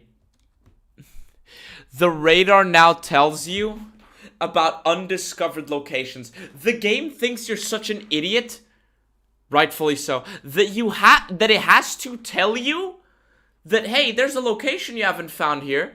It's not letting you explore. It's not having it show up on the map when it's relevant to a quest or when you stumble upon it. No. It literally tells you, hey, you should check this area out. To be fair, Fallout New Vegas did the same. No, it didn't. If you were told about a destination, the location was added to your map, right? But you had to be given context that such a thing existed. You had to be able to read the background image of the map. You had to read the background image of the map, or you just had to be given context that someplace existed. Like, yeah, you should head to Prim just south of here. Prim was added to your quest marker. You know what I mean? Outstanding. Oh. Some dude donated $2. Thank you, some dude. These are the kinds of people yellow paint is for. Yes. As I was saying about Prim, you're right though. As I was saying about Prim, you should head to Prim south of here. Prim is added to your quest marker. You know what I mean? If you don't hear that, Prim is not added to your quest marker. If you get closer, the radar would tell you, eh. Does that? I don't think it does that, unless you're on, like, normal difficulty. Like, In 3 or New Vegas, you mean, Cabo? Because I'm pretty sure it doesn't tell you. Yeah, it doesn't tell you. Because I don't think there was a mechanic for that. Yeah, there wasn't a mechanic for that. What it would do, okay, Gong, what you're probably confusing it with is with people. So if there was an entity, like if there was a, if you had detected via your awareness, that there were people around you, if you're aware that there are people around you, you could guide yourself based off of that. But I don't think it told you. I don't think it actually tells you that you're near a settlement you can discover. The Explorer perk shows all undiscovered locations, but that's the Explorer perk. I feel pulled towards it, wondering what I will discover. I feel pulled towards it. Chat, he feels pulled towards the marker on the radar. The lobotomy marker on the radar telling him where to go. Jesus fucking Christ.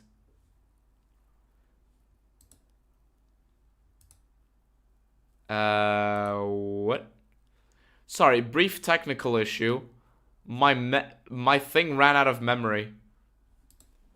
And getting that satisfying dopamine hit whenever I hear that little location discovered notification. You didn't discover it. You were guided to it by the game.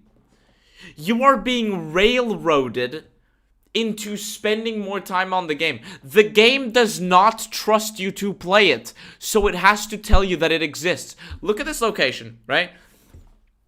Look at this location. You see these camps here? There's this fire, there's this light, there's the Brotherhood of Steel Zeppelin there. Your eyes should be drawn to it because it's nighttime and there's a fire here. You should be drawn to it. But instead, look. The radar's telling him, hey, there's the thing here. The game doesn't trust you to look forwards. And get that sweet XP boost. Don't forget Boston Blaster. He's pulled this out. Most cool locations in the Commonwealth will provide at least something of note. Sometimes it's unique loot, a new quest. Unique loot. New pipe guns. New quest. Go kill more ghouls. Or an unexpected ambush by a Mirelurk queen. Can we just look at this again? I'm sorry, this looks so stupid. Most cool locations in the Commonwealth will provide at least something of note. Sometimes it's unique loot, a new... Look at the spawn of the Mirelurk Queen. Look at the size of this thing, right? Look at the size of this. Now look at this. Or an Look at this. Look at this. Look at this. Look at this. Look at this. No rippling in the water. No special effects. Just... Zoom! Oh, screen shake. Look, now I'm flying. I am a flying Mirelurk Queen. Oh, now I'm going back down. Oh, look, it's basically still flying. What the fuck? Ah, yes, the 4th Mirelurk Queen you fought in the playthrough. Yeah.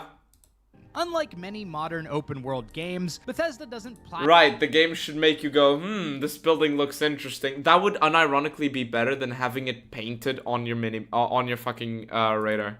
Exclamation points over the heads of quest givers, and some missions are pretty far off the beaten path. What did he just say? Unlike many modern, Exclamation points over the heads of quest givers. They are pointed out to you. They are pointed out to you. On the radar, you fuck. And some missions are pretty far off the beaten path. Mystery Meat is an interesting Why are they... Are you kidding me? Story that is easy to miss if you're not shuffling around the open world. I found it. I found Mystery Meat. Chat, I found Mystery Meat in my first...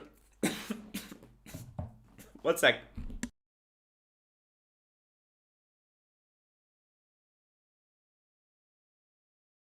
I found Mystery Meat, and this is not an interesting quest. Every game does this. Every game does this. Every fucking game does this. Guys, it's mysterious meat. Is it human meat? But in Fallout, it's a twist. It's actually ghoul meat. Ooh. In search of new locations. It's about a guy who runs a meatpacking cannery whose business has fallen on hard times. And it turns out the guy has been using dead ghoul meat to mix into his product to meet the market demand for his clients. And once you discover his terrible secret... Guys, we're in a post-apocalypse. It's so post-apocalyptic that he's literally running out of fucking produce because his clients are so demanding. Like, are you fucking kidding me? It's a post-apocalypse, and yet he has a supply problem equivalent to an overpacked butcher shop. Fuck off. He becomes hostile, forcing you to kill him. But if you're a bit creative, for instance by shooting him with a pacifying dart, or using the intimidation perk, you can actually calm him down and have the option to cut a deal with the guy instead. Whoa, whoa! Hey, look, it doesn't have to be this way. Can we just look at this interaction again? Look. Intimidation perk, you can actually... That is clever. You can use a pacifying dart or an intimidation perk. That's okay. Why can't you talk to him though?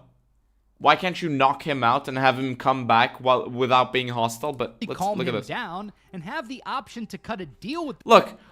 You shoot him with the dart, and he's just the guy instead. Whoa, whoa! Hey, look, it doesn't have to be this way. Outstanding. Oh. Some dude with the $2. Thank you very much. Did it show the... Yeah. Some dude with the $2. Thank you very much. Unless it's Star Trek, it's resource scarcity. Obviously. Of course. This feels unfinished. Feels? Is. Cannibalism is just casual in Fallout, but Bethesda keeps trying to make it shocking. Yeah.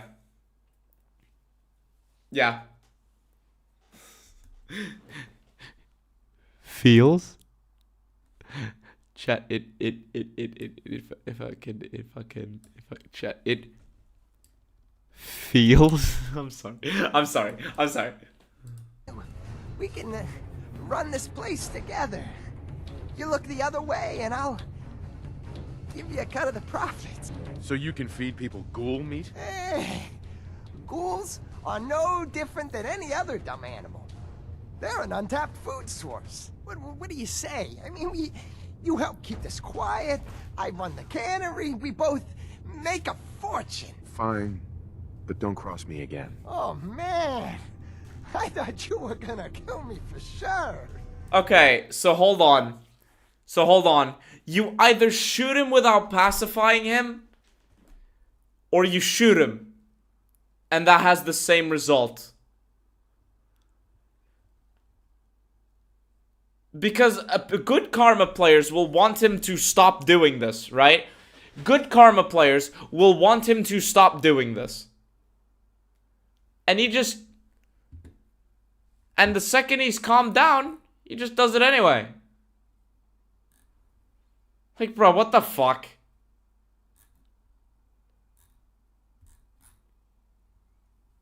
Like, what the fuck? Woo! Here's your cut.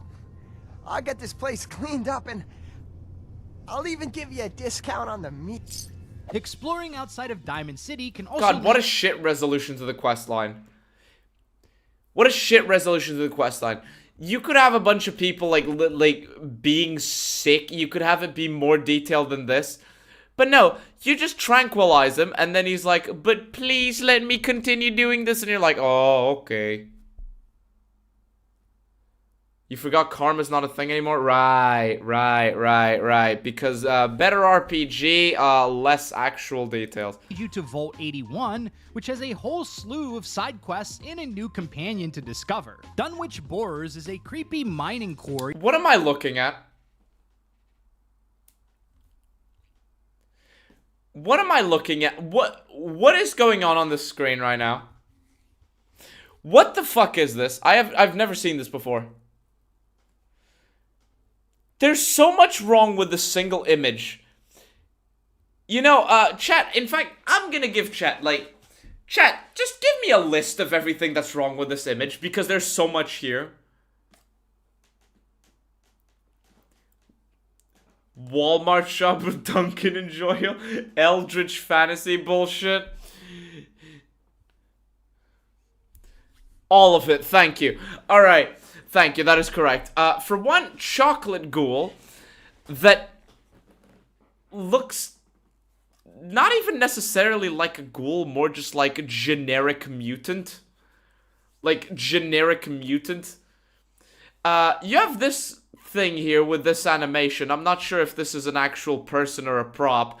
This looks like a mannequin propped up here. You have these, 240p looking ass textures over here. You have this guy doing the stanky leg over here, like all the way back here. You have this ragdoll, which I'm pretty sure looked better in DayZ Alpha or in the Fallout Fallout 3 corpses look better than this, because this looks like just something that was just plopped here. You have these PS2 demo looking as like fucking objects all around here, like the rocks and shit.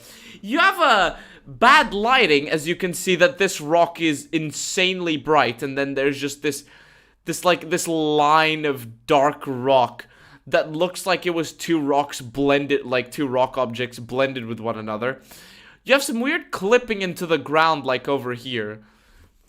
Got the mosquito, finally. Yay! There was a mosquito. Sorry. I don't even know what's going on back here. And, legendary charred feral ghoul. This feral ghoul doesn't look charred. This doesn't look charred. It doesn't even look like a ghoul. It just looks like a generic fucking mutant. Also, legendary charred feral ghoul star. Which is different from the charred feral ghoul. It's different from the charred feral ghoul. This one is legendary, chat. And also, it's a little fat. Like, there's just so much wrong with this image.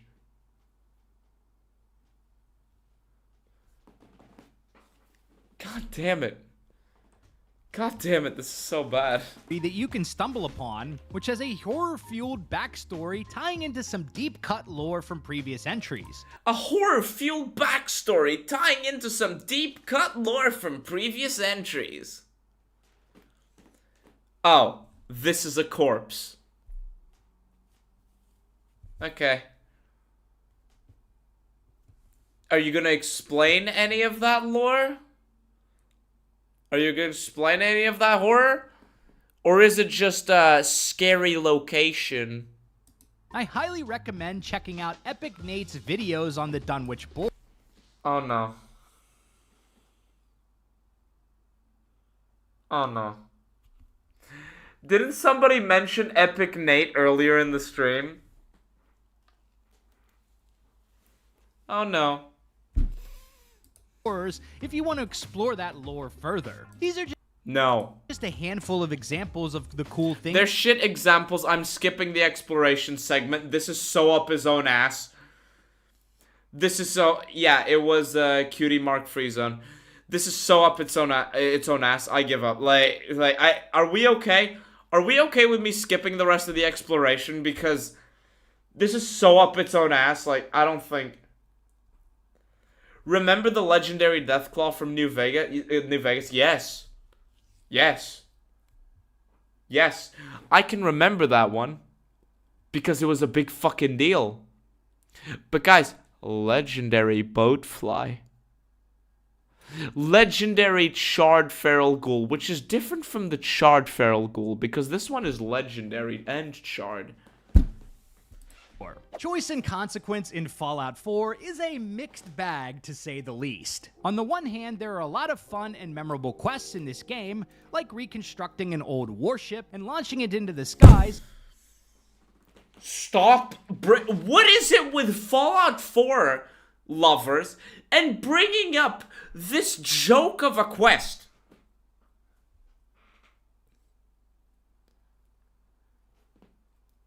There's a legendary bloatfly in Old World Blues. It's actually scary and shot plasma. I vaguely remember something along those lines, but I can't remember for certain. And again, it's a one-piece thing. Not something that you find all over the place. Because in Fallout 4, they show up as you level up. So if you level up too much, they'll just start spawning legendary whatevers. Also, again, what is it with Fallout 4 lovers and fanboying over making a ship fly off into space? Like, what the fuck?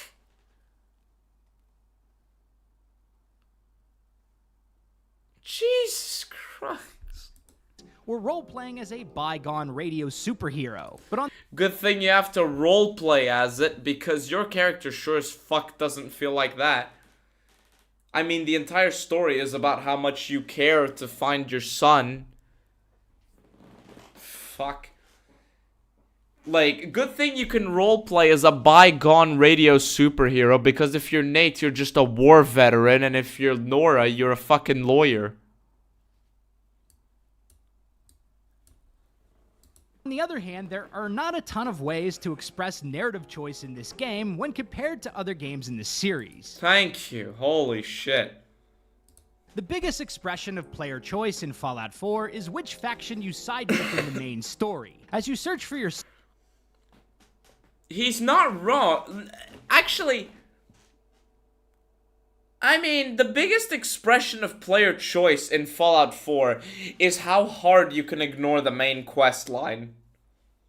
I would argue. Because 3 of the endings, again, are copied and pasted. 3 of the endings are copied and pasted. Literally. So you're not getting the choice. Where is the but? Son, you'll also get introduced to the main factions vying for power in the Commonwealth, the Minutemen, Brotherhood of Steel, Retards. Railroad, and the Institute. This Retards. faction struggle shares a lot of parallels with the main story in Fallout New Vegas, which... If you're a Redditor who primarily consumes Fallout through shitty podcasts and posts, Fallout New Vegas had 4 main quest lines. I want to say factions, but really they're quest lines, more like it.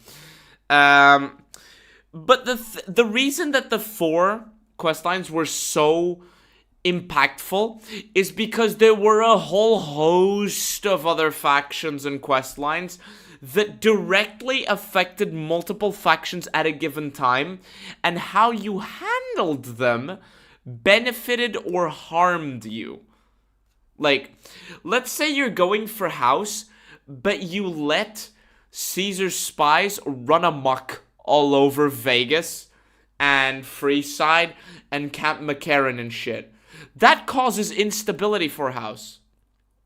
That's why it was so meaningful. It wasn't because there were 4. And a lot of people don't seem to understand this. It wasn't because there were 4 main factions instead of like 1 or 2. It's because every side quest line, every side faction, or at least most of them, had a direct impact on whatever primary faction you were siding with. Remember they made Fallout New Vegas in 18 months? No, they made it in less than 18 months because they needed like 3 months to ship out all the copies.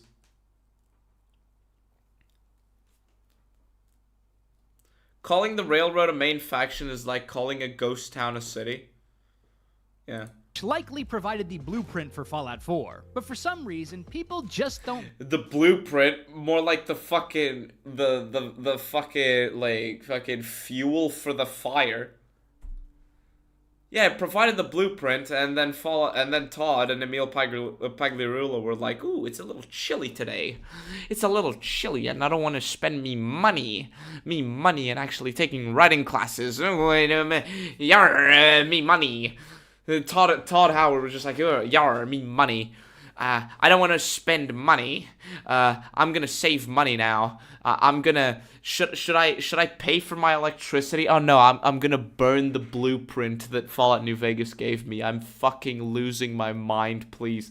gravitate. Don't forget the devs drove around Vegas for like a month. Yeah. Wait, it was a month? Shit. I didn't even Towards know. Fallout 4's factions in the same way they do for the NCR, Caesar's Legion, Yes Man, and Mr. House. Because they're actually well written. And they have impact. Again, I think writing quality has a lot to do with this. Many of these factions are mutually exclusive. Allying with one will inevitably turn one or more major factions hostile against you. What? They're mutually exclusive. Mutually exclusive. If you are the Minutemen, you can side with the Brotherhood of Steel, can't you? Also, mutually exclusive, like... Okay. Siding with one makes others hostile against you. Not necessarily, but, because basically all have the same goal. But the problem is that at the end, it leads to the same thing. It leads to the same fucking thing. You even have the option to destroy any of the major factions on site, well, except for the Minutemen, which is kind of annoying because it would be really satisfying to finally put an end to Preston's incessant ramblings about another settlement that needs our help. You have the freedom to put an end to the faction on site. Yeah, that would be nice. Yeah, that would be fucking nice. Damn, I can't think of any other game in the Fallout franchise that does that shit. We can kind of go against them in the Nuka World. I do not think the phrase means what you think it means. Yeah. See, by toppling over settlements and converting them into raider outposts, but Preston and his gang still remain immortal unless you have mods. That was satisfying, chat. Okay, best part of the video. Should we see that again? Mods. Let's see that again. Let's see that again. Oh, and it's an Enclave soldier. Oh, it's an Enclave soldier. Let's see that again. It's an Enclave soldier. It has the red eyes and the E over here. Let's increase. Can I increase the quality? Let's see that again. Let's see that again. Ooh. Gang still remain immortal. Let's see that. Let's see that in regular speed. Ooh. New Vegas, on the other hand, allowed the player to kill literally any NPC in the game, including quest givers and major players in the main story. This is something that used to be possible in past Bethesda. Yes, in Fallout 4, one thing that you can do is that a lot of fucking people are marked as essential, even though they don't really have to. The games like Morrowind, but over the years, the devs have leaned more and more into having invincible NPCs. There are still...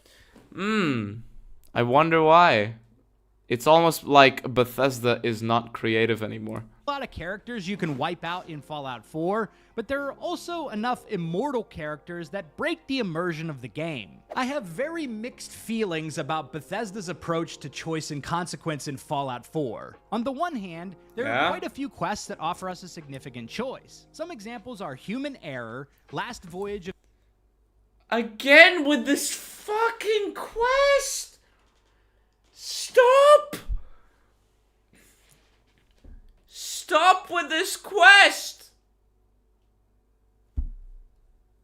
The USS Constitution, and The Secret of Cabot House, to name a few. But so many of the quests in this game just railroad you into a single outcome, which is insanely... And they don't influence the end game as much. They don't significantly impact the end game, which is part of the reason... Am I a Looney Tunes character? Part of the reason. Part of the reason why they suck so much and why so many people fail to get invested by them. Frustrating for a supposed RPG. Reason? Part of the reason. Yes, my favorite part of the video wasn't even the guy's own footage. Acknowledge the superiority of Liberty Prime. No. One of the best examples that exposes the deficiencies of player agency in Fallout 4 is how we deal with Kellogg in the main story versus our options for dealing with Benny in Fallout New Vegas. At the start of New Vegas, we are we know. and can cut a deal, providing another troops, providing us more way different. We know. Story involves tracking down Kellogg and confronting him at Fort Hagen. But when we finally meet Kellogg face to face, our only option is to kill him. But I think we've been talking long enough. We both Okay, he's making a good point. He's making a good point. You can't... Your only option is to kill him. Okay, he's making a good point. How is Fallout 4 this underrated when you are now actually pointing out good criticisms of it? You spent... Well... most of the time we've been talking about this video, making shit up and just saying, it's good, trust me, bro. And now that you're getting to things that are more objective instead of subjective, now that you're presenting things more objectively, suddenly you can't pull anything that is interesting out of your ass. Except quests that are fucking retarded with the fucking boat. 24 minutes, cutie. It took 24 minutes. Speak to him first. All dialogue options lead to combat. In 100 years, when I finally die, I only hope I go to hell, so I can kill you all over again, you piece of shit. There are no different ways to deal with this situation. Role-playing options are stifled in service of the linear narrative Bethesda is trying to tell here. How can you roleplay? Exactly. The next main quest involves delving into Kellogg's memories through his cybernetic implant that we pull out of his head. As someone who thoroughly enjoys the choice and consequence aspect of RPGs, Fallout 4 certainly leaves a lot to be desired in this department. Yeah, and that's putting it lightly. Do improve somewhat. What am I looking at again? I don't even know what this is. I know it's related to, like, the detectives. Fuck. What was his name? A lot to be desired. Yeah, a lot to be desired. That's putting it lightly. It doesn't have a choice. Why is it always the same few quests? Yeah, guys, Fallout 4 is underrated. Anyway, the shooting is actually super duper deep. Trust me, bro. And, Far Harbor. Like, fuck. When we get into the Far Harbor DLC later in this video. But to pretend there are I'm going to skip it. We can make in Fallout 4 would be an oversimplification. No, it's not. No, it's, give me a second, chat. Give me just a second.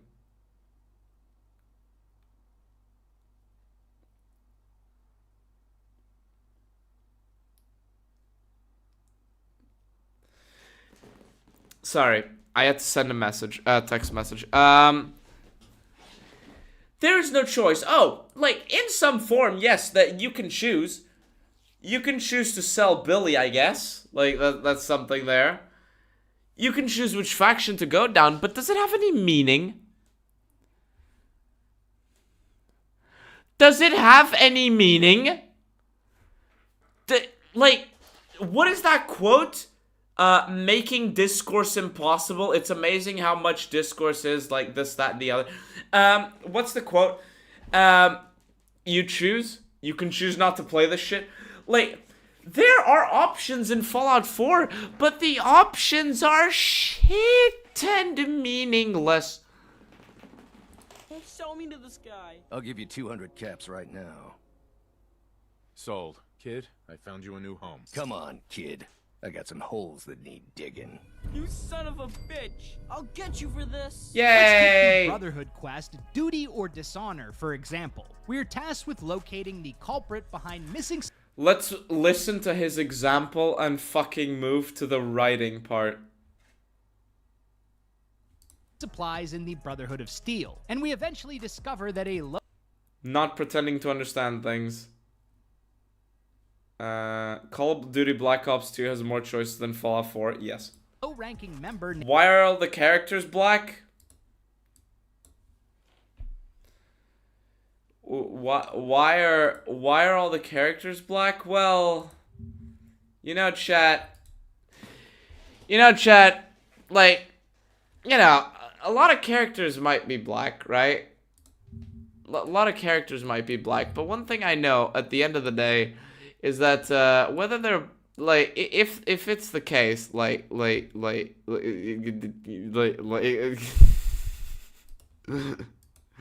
named Clark was stealing food to hand off to a pack of feral ghouls holed away in an abandoned part of the airport. Oh yeah, the stupid shit of where this retard was just like, yeah, I'm stealing food from my brothers to feed feral ghouls.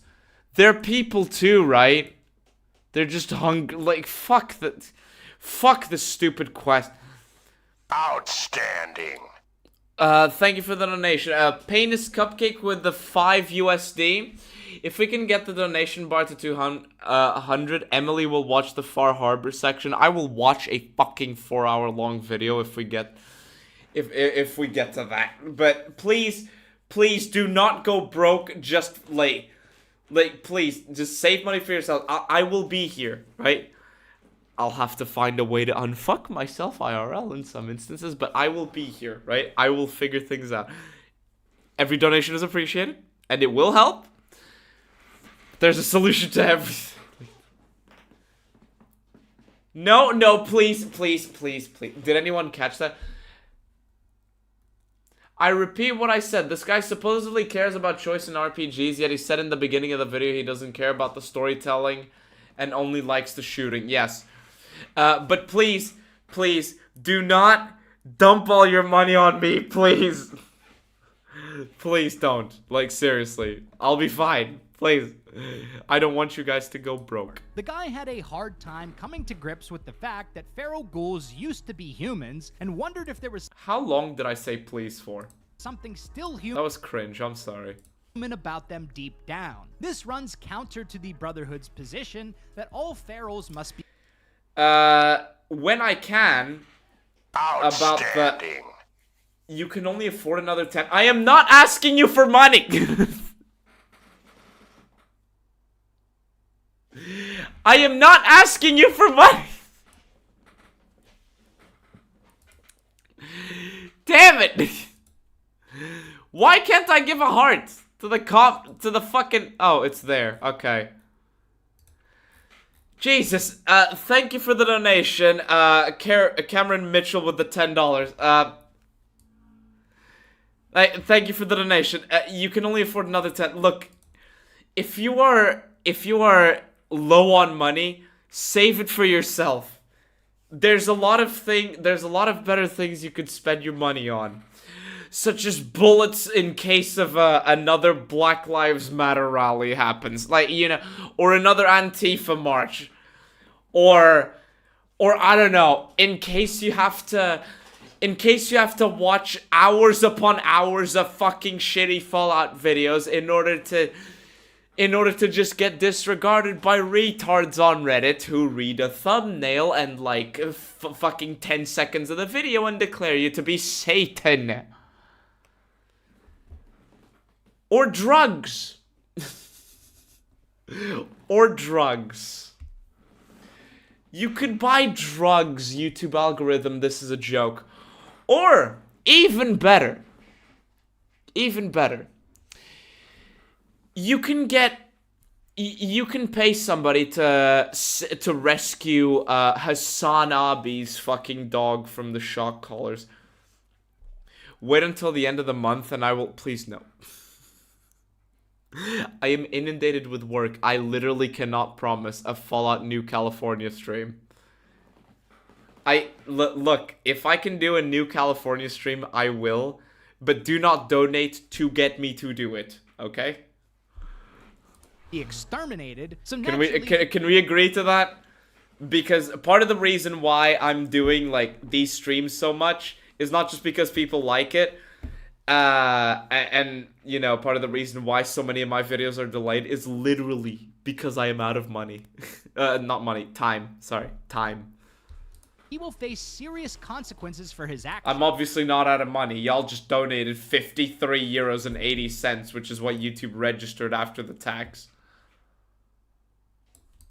At the end of the quest, we can either convince him to run away. Not counting the memberships, obviously. Consequences for his actions. At the end of the quest, we can either convince him to run away, turn himself in, or kill him. Also, if we try to kill the ghouls, he will immediately become hostile. I like this quest not only because the different choices we can make. The different choices you can make. Kill him, fuck him, or run away. Or let him leave. There's no way to convince him that he's wrong. Chat, there is no convincing him that he's wrong. It's just kill him, let him turn himself in, or run away. A good RPG would give you the option to try to explain why, at least explain why it's wrong. Here, no, it's, I'm gonna kill you, I'm gonna, let you run away, or I'm gonna let you turn yourself in so I don't have to kill you.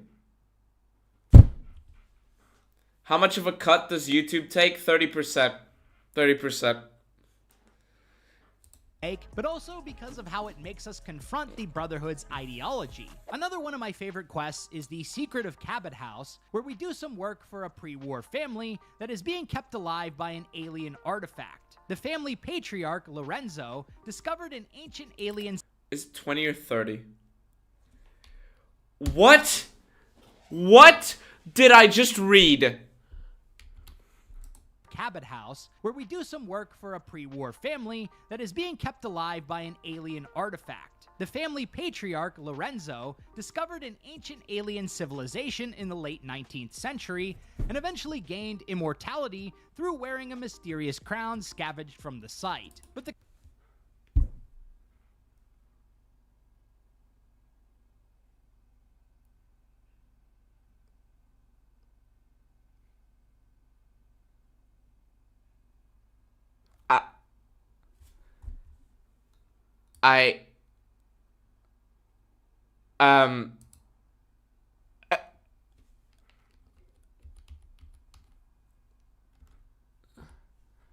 can make, but also because of how it makes us confront the Brotherhood's ideology. Another one of my favorite quests is the Secret of Cabot House, where we do some work for a pre-war family that is being kept alive by an alien artifact. The family patriarch, Lorenzo, discovered an ancient alien civilization in the late 19th century and eventually gained immortality through wearing a mysterious crown scavenged from the site. But the crown also drove him to violent thoughts and mental instability, causing his children to institutionalize him before the Great War.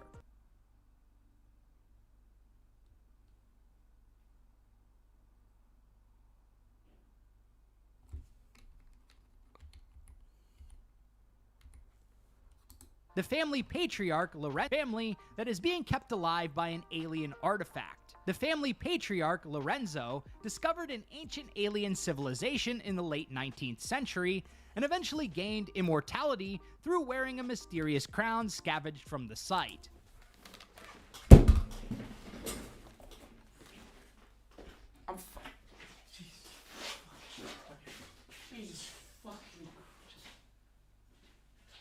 Jesus fucking Christ. What the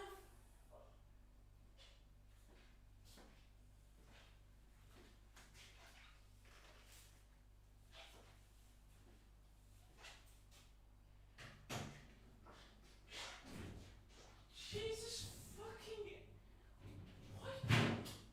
what this kid que Ai, caralho, que esta merda, mano? What the fuck?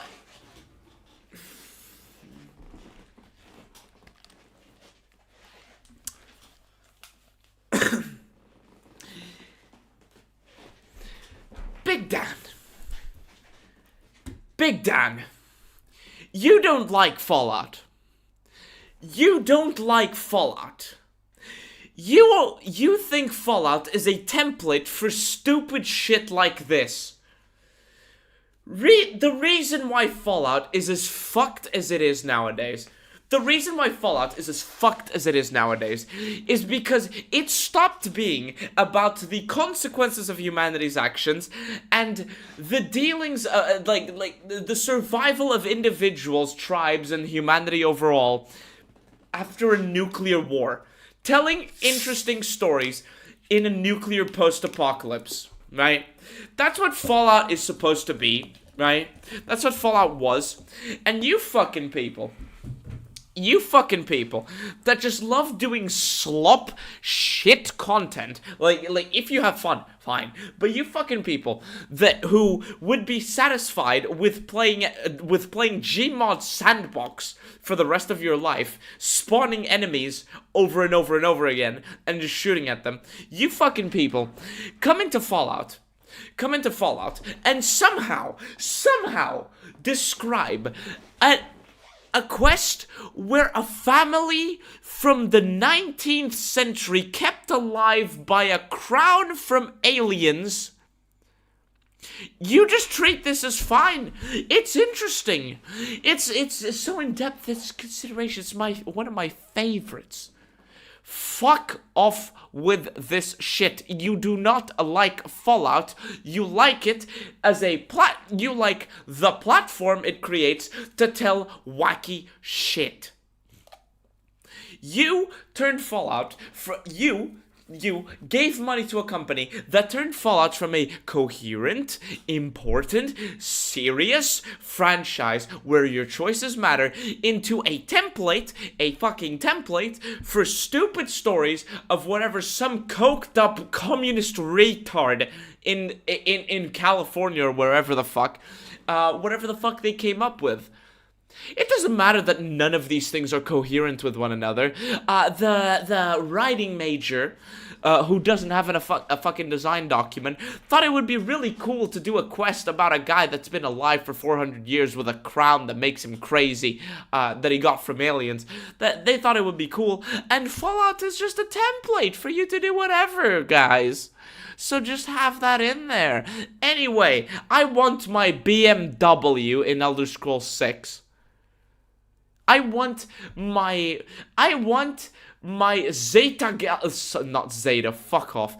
I want my Uranus BMW in the Elder Scrolls 6. Fuck. I hate these people. Fucking hate. Outstanding. I'm not even gonna pull it up. Fucking hell. Fuck. Hate so much. I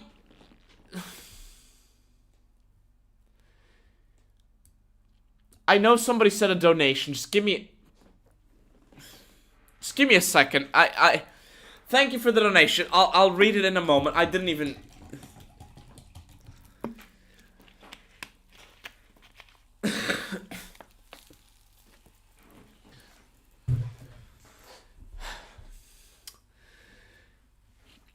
Pain is a cupcake. Pain is cupcake 4 with the $5. Hey chat, let's get a donation spike happening right now. If we all donate $50, we can fill up the bar tonight. I appreciate it, but please let people decide on their own if they want to donate or not. Please, like, this is the... Let people decide on their own if they want to donate or not, okay? Thank you for the $5. I appreciate it a lot. Thank you so much. But yeah, let people do it on their own thing. If they donate a lot, they'll donate a lot. If they don't, whatever, you know? All I know is I'll sleep a lot fucking better when YouTube sends me this money. Like even if we don't reach the 400, that buys me time for me to... I think I might actually have time to finish my masters if I can fill it up once before December. Because what I can do is I can go into my savings and like split this with the savings. Huh. I might be able to finish this education at this rate. But please do not donate tonight. I'll fill up the rest with, or donate if you want, obviously. But do not worry about donating, okay? I'll be here, okay?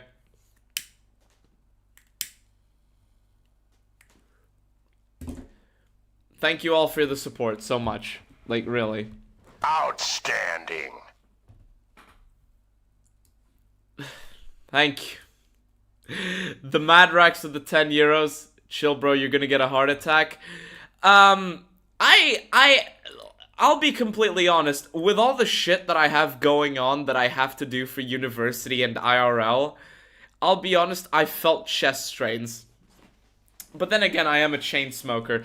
Anyway, back to the, like, thank you so much for the donation. Anyway, back to this. Are you seeing why I am so mad? You don't have to donate anymore, thank you. Like, please stop. Yes, I am turning into Am. I am turning into fucking Am. Only donate if you can absolutely afford it and you can, like, you just have the spare money. Like, there's nothing, like, going on that you have to save for and you feel like it. But please, spend some on yourself. Please. Anyway, in regards to this, Hate. Actually, let me hear this again, because this is so. I want everybody to hear this. I want everybody to hear this. One of my favorite quests is the Secret of Cabot House, where we do some work for a pre-war family that is being kept alive by an alien artifact. The family patriarch, Lorenzo, discovered an ancient alien civilization in the late 19th century and eventually gained immortality through wearing a mysterious crown scavenged from the site. But Hate. Let me tell you how much I've come to hate you since I began to live. There are 387.44 million miles of printed circuits in wafer-thin layers that fill my complex. If the word hate was engraved on each nanoangstrom of those hundreds of millions of miles, it would not equal 1/1 billionth of the hate I feel for humans at this micro-instant. For you, hate! Hate! Hate! Fucking hate! People defend this game! God damn. But the shooting is better, guys! The shooting is better than the piece of shit that Bethesda came up with for Fallout 3 after saying that they were really paying attention to the shooting. You hate! I thought you were trying to quit cigarettes? For a while I was. For a while I was. For a while. Instead of having a Schizo Elijah moment, how are you doing otherwise? A little better than 2 days ago. That's not saying much, but a little better than 2 days ago.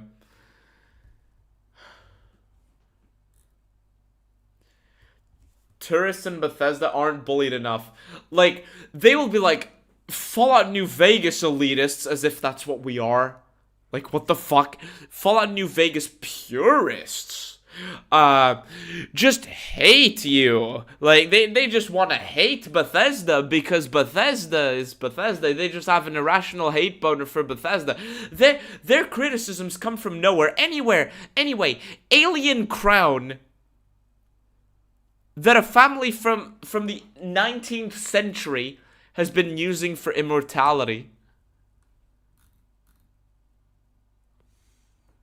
But the crown also drove him to violent thoughts and mental instability, causing his children to I want to skip the choices and consequences segment if I hear anything more about fucking Mama Murphy.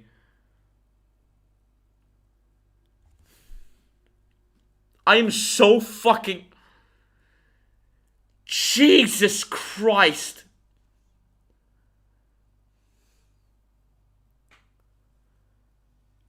Jesus.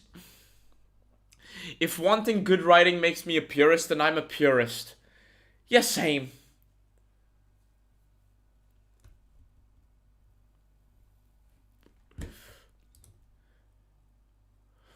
Where is this? One moment. Where the fuck? I am actually irate right now from this. institutionalize him before the Great War. But they didn't just put him in an asylum, they also harvested Lorenzo's blood to create a serum that granted the other family members immortality as well. At the end of the quest, we can either... As you do. You know. Just do like Riley CS and get some bathtub hormones and just craft a serum.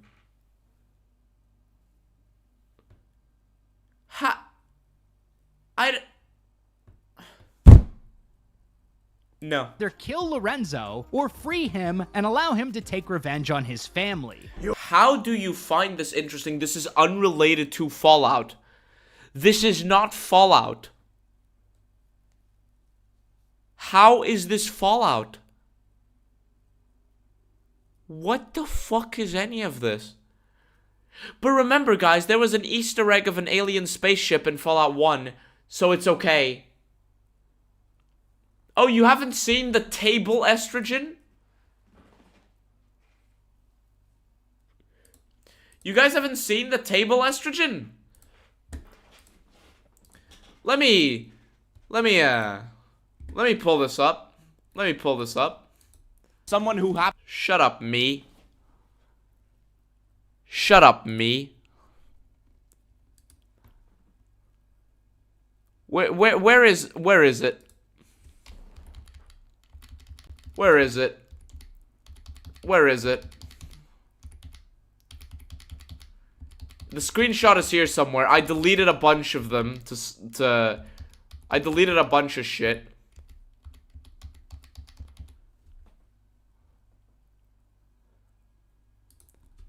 It's around here somewhere. It's around here. Riley CS, everybody. Remember the cat girl cheater? The cat girl cheater that went viral? Who obviously toggled during the August 8th live stream, but a lot of people are like, you didn't spoon feed me hard enough, so she wasn't cheating. Like, remember Riley CS?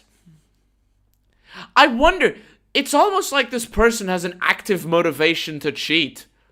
And you know, they're literally killing themselves and not getting recognition, so hey, let's cheat for a day or two. Like, I'll let you guys look at the screenshot.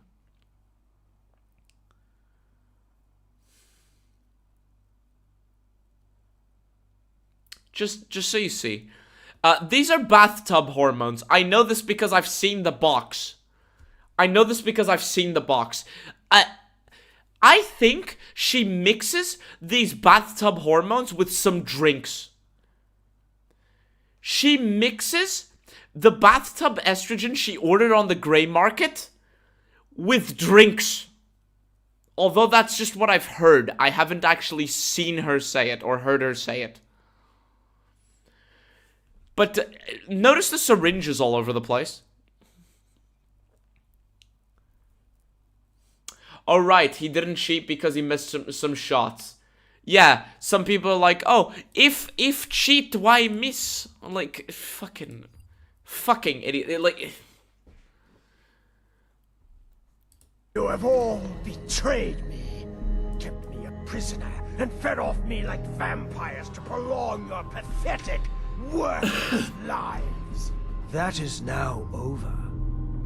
Your time is up. This voice acting.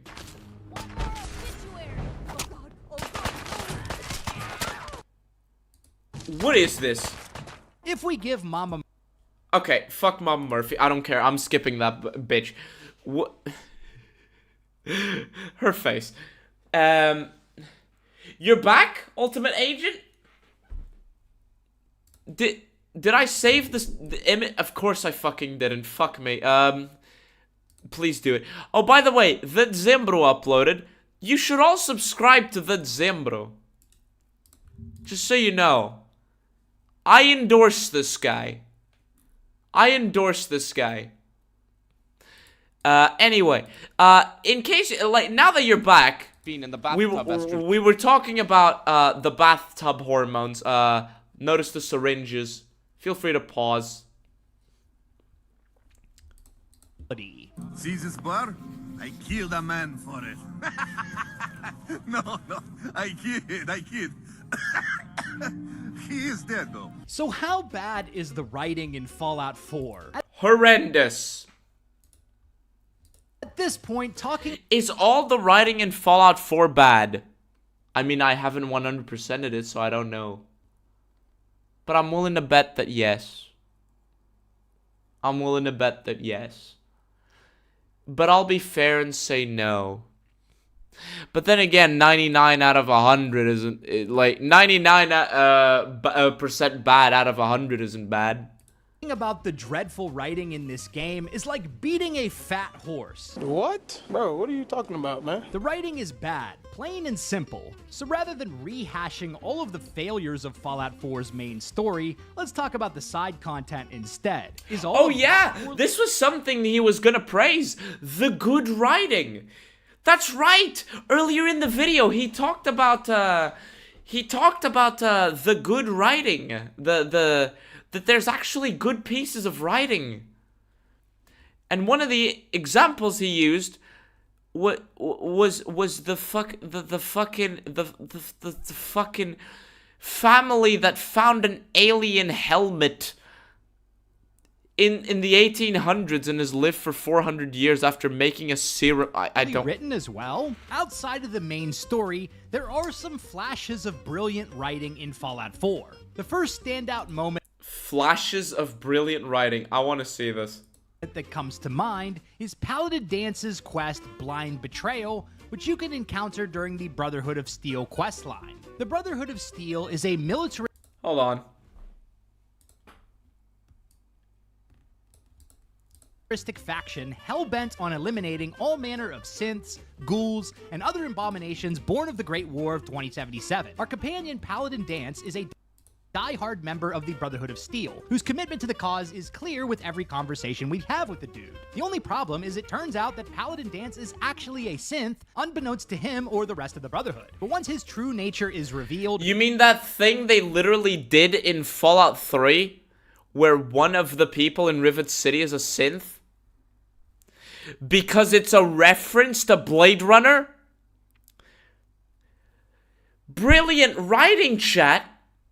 Brilliant writing. It's literally something that someone else made.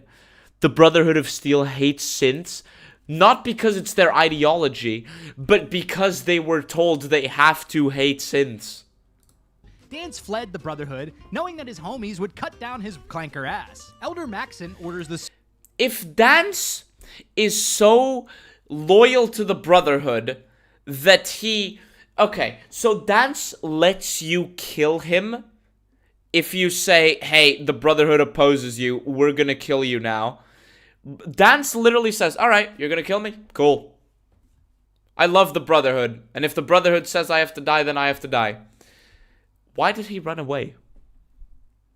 Sole survivor to locate and eliminate Paladin Dance, leading to this amazing scene at the end of the quest. How dare you betray the Brotherhood? It's not his fault. It's mine. I'll deal with you in a moment. Knight, why has this thing not been destroyed? He's not a thing.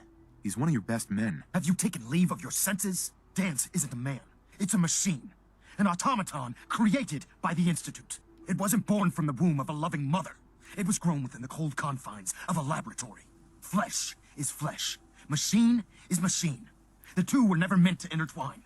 This is supposed to be good writing? Yes, it's a robot. By attempting to play God.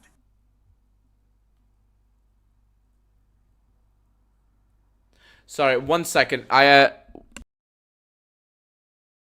be right back. 1 moment.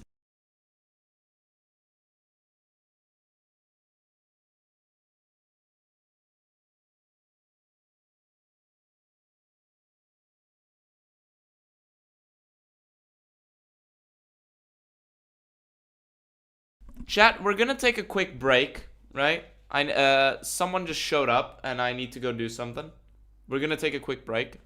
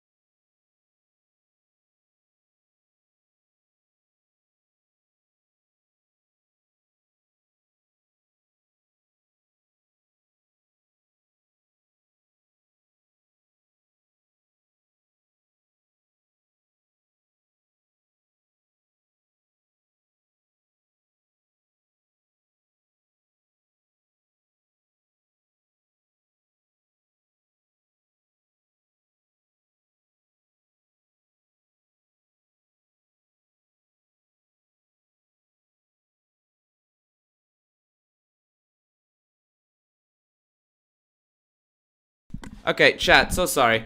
I forgot I was muted. It wasn't what I was thinking it was. It wasn't what I was thinking it was. Quick question, chat. Did you get an ad during this? Because I pressed the break button. I pressed the break button. I did not press this. Did you guys get an ad? And whoever has that doesn't have ad block. Did you get an ad? It played an ad. Okay, so breaks get... Okay. Okay, so I'm not clicking that anymore then. I'm gonna have to create, like, a thing. You don't get ads because you use an ad blocker? Fair enough. I have to create a thing because when I press, like, break, I don't mean to give you ads. I literally just mean to have something on screen while I'm away. Isn't the whole point of story where we know synths have a reset code so Dance can just be reset and all his info can be in the hands of the Institute? Yeah. Yeah. You know, and Dance is a bit of a retard because the whole point with the Brotherhood is that they study technology, they preserve it, they keep it out of the hands of people who will use it for wrong. At least in theory, right?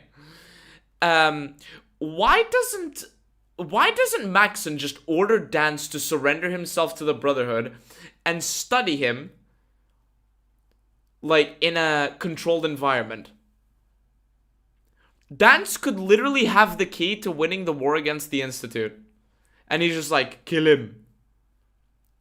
You call this good writing? The Institute is taking the same... You call this good writing? The people whose entire ideology is let's preserve technology and understand it are going and saying, actually, let's just destroy it. You have a synth right here that will follow every order you give it, no matter how stupid it is. Every single one. He is okay with dying if you tell him to. Why is nobody in the Brotherhood just like, hey, let's study this guy? He is literally our Frank Horrigan. Except, you know, less effective. He is literally our Frank Horrigan. We can tell him to do whatever, so tell him to put himself in chains and go into a lab. So we can study him and use him against the Institute. Fucking it. And this is an example of good writing? Entity of human life and corrupted it beyond measure. All I've done for the Brotherhood. All the blood I've spilled in our name. See you, Sherman. You're the Have a nice physical one. embodiment of what we hate most. Technology that's gone too far. Look around you, Dance. Look at the scorched earth and the bones that litter the wasteland. Millions, perhaps even billions, died because science outpaced man's restraint. They called it a new frontier and pushing the envelope, completely disregarding the repercussions. Can't you see the same thing is happening again? You're a single bomb in an arsenal of thousands, preparing to lay waste to what's left of mankind. This is like, sorry, this entire premise is stupid. Let's move on to the next one. These memories began to haunt Nick as he grapples with the struggles the original Nick faced, God damn it, where is the... Slain. By this, you are forbidden to choose to ignore me. Stand each. Takes some two to deal. Cut presents. Overall, this is easily one of the best scenes in the game. Nick. It is one of the best scenes in the game if you know literally nothing about Fallout. If you know literally nothing about Fallout, yeah, it's probably a good scene. The second you know about the Brotherhood of Steel, it becomes massively stupid. And even if you don't know about the Brotherhood of Steel, you might have a few question marks over your head when you think, wait, Dance literally loves the Brotherhood of Steel. Why is he running away? Why isn't he offering to come to a middle ground? Like, you let me serve the Brotherhood by studying me so we can win the war against the Institute. I'll sacrifice myself so we can win the war against the Institute. Fuck. Valentine's companion quest How dare also you, presents a fascinating... How dare you use your brain? See ya, Curdy. Alright, guys, it's been fun, but I have to work. Alright, cheers, Curdy. The VOD will be public. Story of a synthetic man struggling to find his identity and purpose in the world. Nick discovers that he was created by the Institute and implanted with the memories of a pre-war detective also named Nick Valentine. The synth discovers that he... The synth discovers that he is a synth from the synth makers. Nick is a synth. There's guys that make synths. Therefore, he was made by the guys who made synths. Revelation.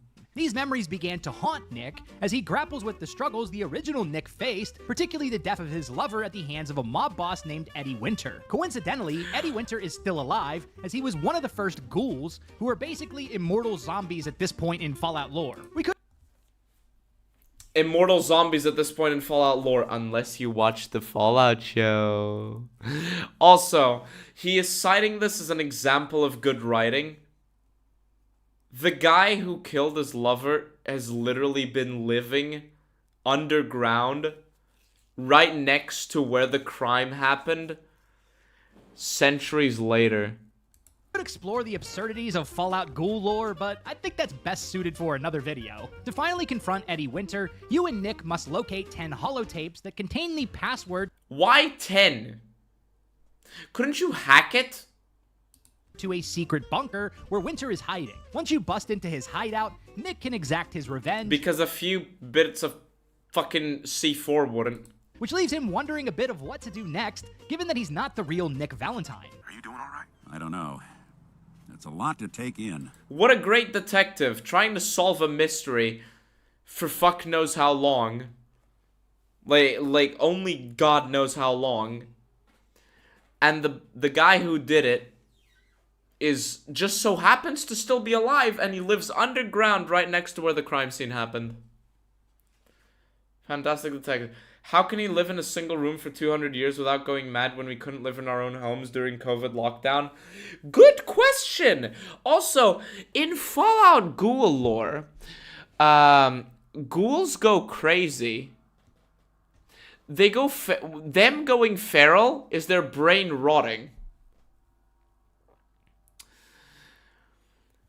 You know, I think living alone in a single room for 200 plus years would literally would make you go crazy faster. Winter was it. The only reminder left of the original Nick Valentine. The last bit of his business settled. I'm not sure how I feel. Don't you see, Nick? You're finally free. There is no other Nick anymore. Just... I wish it was that easy. But it's not. Because I was Nick Valentine. I had his memories, his fears, all that poor bastard's hope. I remember getting the call to head to some lab in Cambridge to get that neurotrans whatever. And the next thing I know, I'm in a trash heap. My family, my home, my entire life, gone. Then I discover all those things that they weren't even mine. Everything I ever was. Fucking... Okay, you have a few good lines, but this is predicated on stupidity. Like, sorry, skip. World building is deeper than you think. Fuck you. God damn it, I don't want to watch the rest of this video. This is so bad. Fuck. Like, he is citing... This guy is citing some of the biggest signs of Fallout 4 being terrible in every aspect as good. Fuck. Fucking... World building is deeper than you oh god, he cites Oxhorn here. Let's watch the companions and settlement system. I have no idea what he could say here other than, I like to build a house. And I'm honestly losing my shit. Games, your companions were basically just hired guns with very minimal backstory or conversation. I'm sorry. What?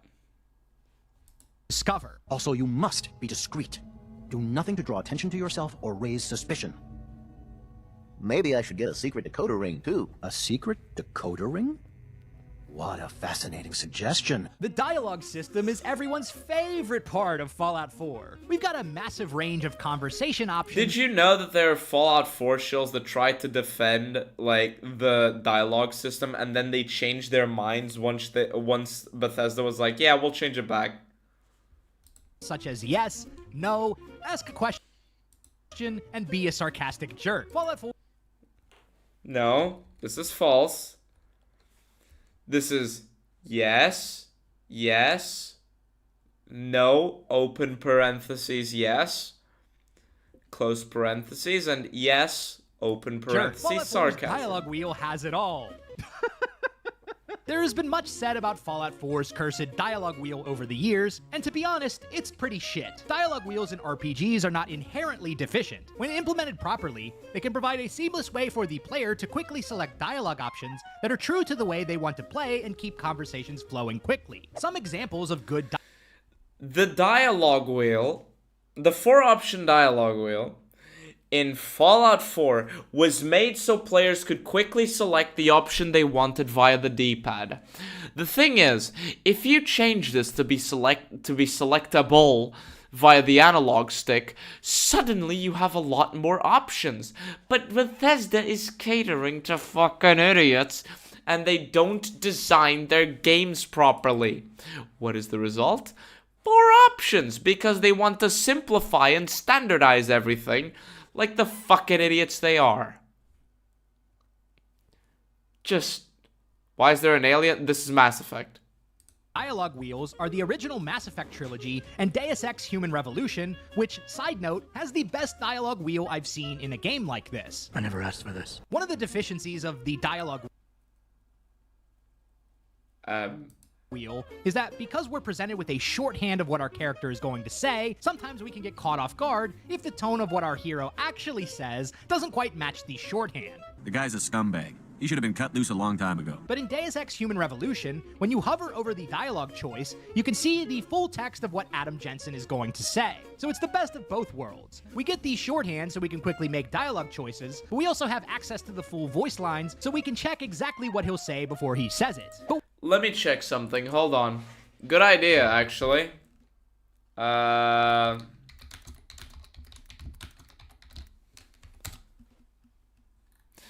Deus Ex Human Revolution 2011. Okay. Let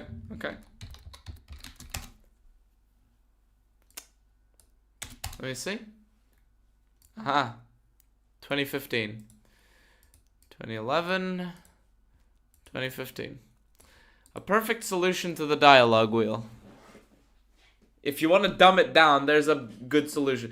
Why do people act like the problem with the dialogue wheel, like, at least one of the main problems with the dialogue wheel is that you don't know exactly what they're gonna say?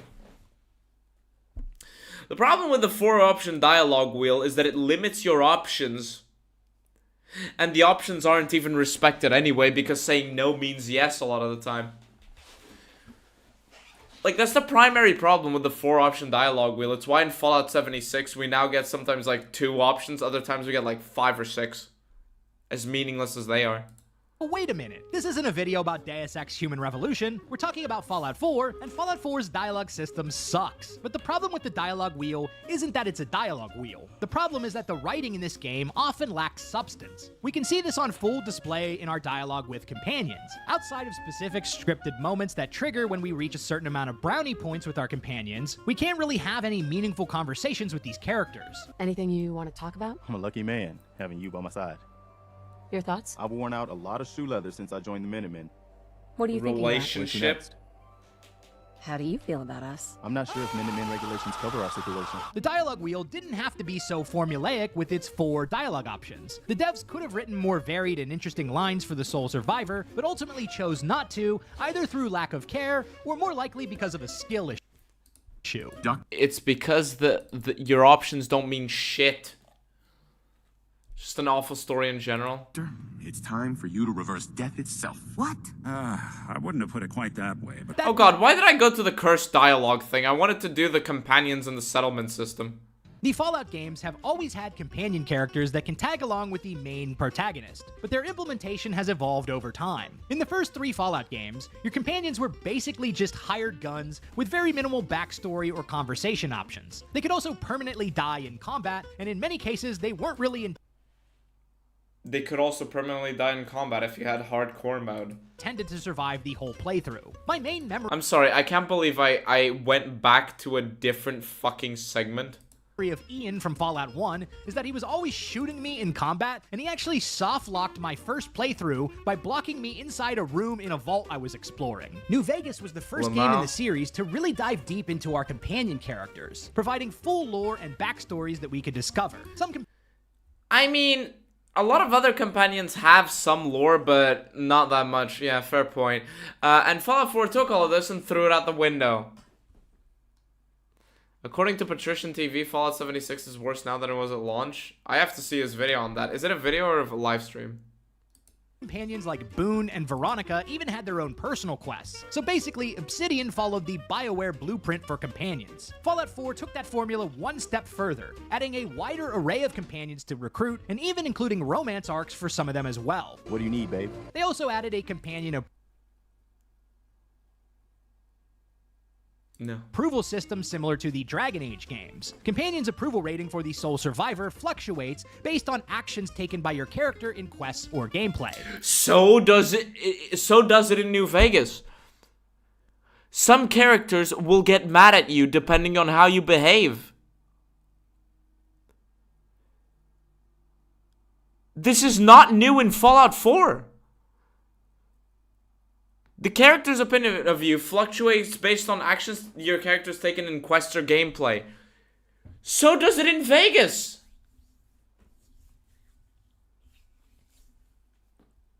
Like, Arcade Ganon can leave you. He can start shit-talking you. He can start having a negative opinion of you. Isn't it every companion that does this? Yes, he's saying that this is an evolution. You wanna hear it?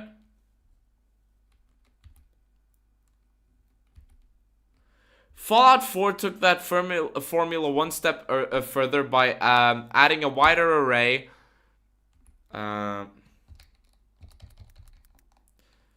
of companions to recruit and even including romance arcs. He is saying that it is more detailed here. He's saying that it is more detailed here. There are more companions. I'm gonna just accept that. Companions' approval rating for the sole survivor fluctuates based on actions taken by your character in quests or gameplay. I already said this also happens in Fallout New Vegas, in case you're not aware. This exact thing happens in Fallout New Vegas. It's just that a lot of them are dependent on good karma. Raising companion approval unlocks new conversations with them, and in some cases will unlock or progress their companion quests. On the other hand, if your companion's approval drops too much, they can reach the point where they refuse to travel with you any further. Though to be fair, you pretty much have to go out of your way to get that outcome. Fallout fucking New Vegas does the same thing. In fact, Fallout New Vegas, because of the skills and your perks, Fallout New Vegas literally has options to give you another chance in case they've decided to leave you. Like, it is such a, this was already considered in Fallout New Vegas. They literally created options to save yourself from permanently losing companions. All of this just works. I'm not kidding. My fingers hurt. Oh yeah? Well, now your back's gonna hurt, because you just pulled landscaping duty. Check out the name tag. You're in my world now, What? Mama Murphy. I have a love-hate relationship with Fallout 4's settlement building system. On some playthroughs, I love— How is this underrated, by the way? I just want to remind you people. Right? I just want to remind you people. This video is titled Fallout 4 is underrated. And he's talking shit about it. Sure, he lied through his teeth about, or just misrepresented. He's like, oh, not all the writing is bad. Here's, 2 pieces. 2 pieces of writing that I think are good until I use my brain, and combat good, actually. Of collecting. Where is the fucking underrated part of it? Every scrap of junk I can find in the Commonwealth, hauling it all back to my workshop, and building up a nice little community in Sanctuary Hills. Then I love destroying those settlements one by one and replacing them with raider outposts in the Nuka World DLC. In other playthroughs, I'll completely ignore the settlement system and basically just use the workshop as a storage dump for all my gear. The settlement system itself is just fine, but just like Adam Jensen, a lot of Fallout fans were like, I never asked for this. Part of my reluctance to engage with the settlement system stems from the god-awful Radiant quest system, which auto-generates a bunch of boring-ass fetch and kill quests in an infinite loop of low-tier content. But don't you love discovering new locations? There gets to a point where when you already know everything in the map, you know, that cycle of looter-shooter just disappears. The soy boy loser who appoints you general of the Minutemen became a post- Okay, thank you. He's talking shit. You wanna... Do we hear the... Chat, do we listen to the Far Harbor section? Because I am so not convinced by anything he said in this video. Can't even move items from the ground in the settlement system? Really? The settlement system is such a half-assed mechanic that they need DLC. DLC to make it better. DLC for a mode most people won't actually use. It's getting resources resources is such a pain to do. I mean, I don't know. I don't want to use it. I don't want to use it, but some people do, I guess. Like, hey guys, I made a very special base in single player. Like, yippee. Mightn't be worth it.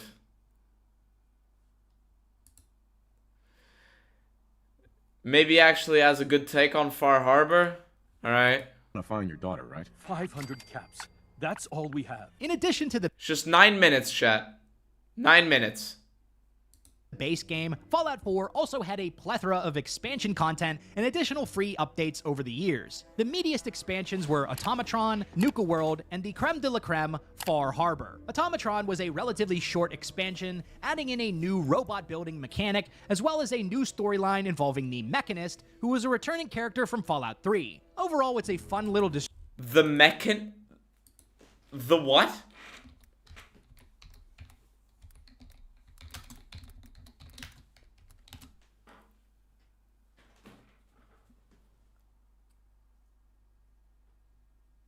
Of all people, you mean to tell me... I'm sorry, I didn't even know this. You mean to tell me, of all people, to come back from Fallout 3, it was the Nuka-Cola bitch in this guy?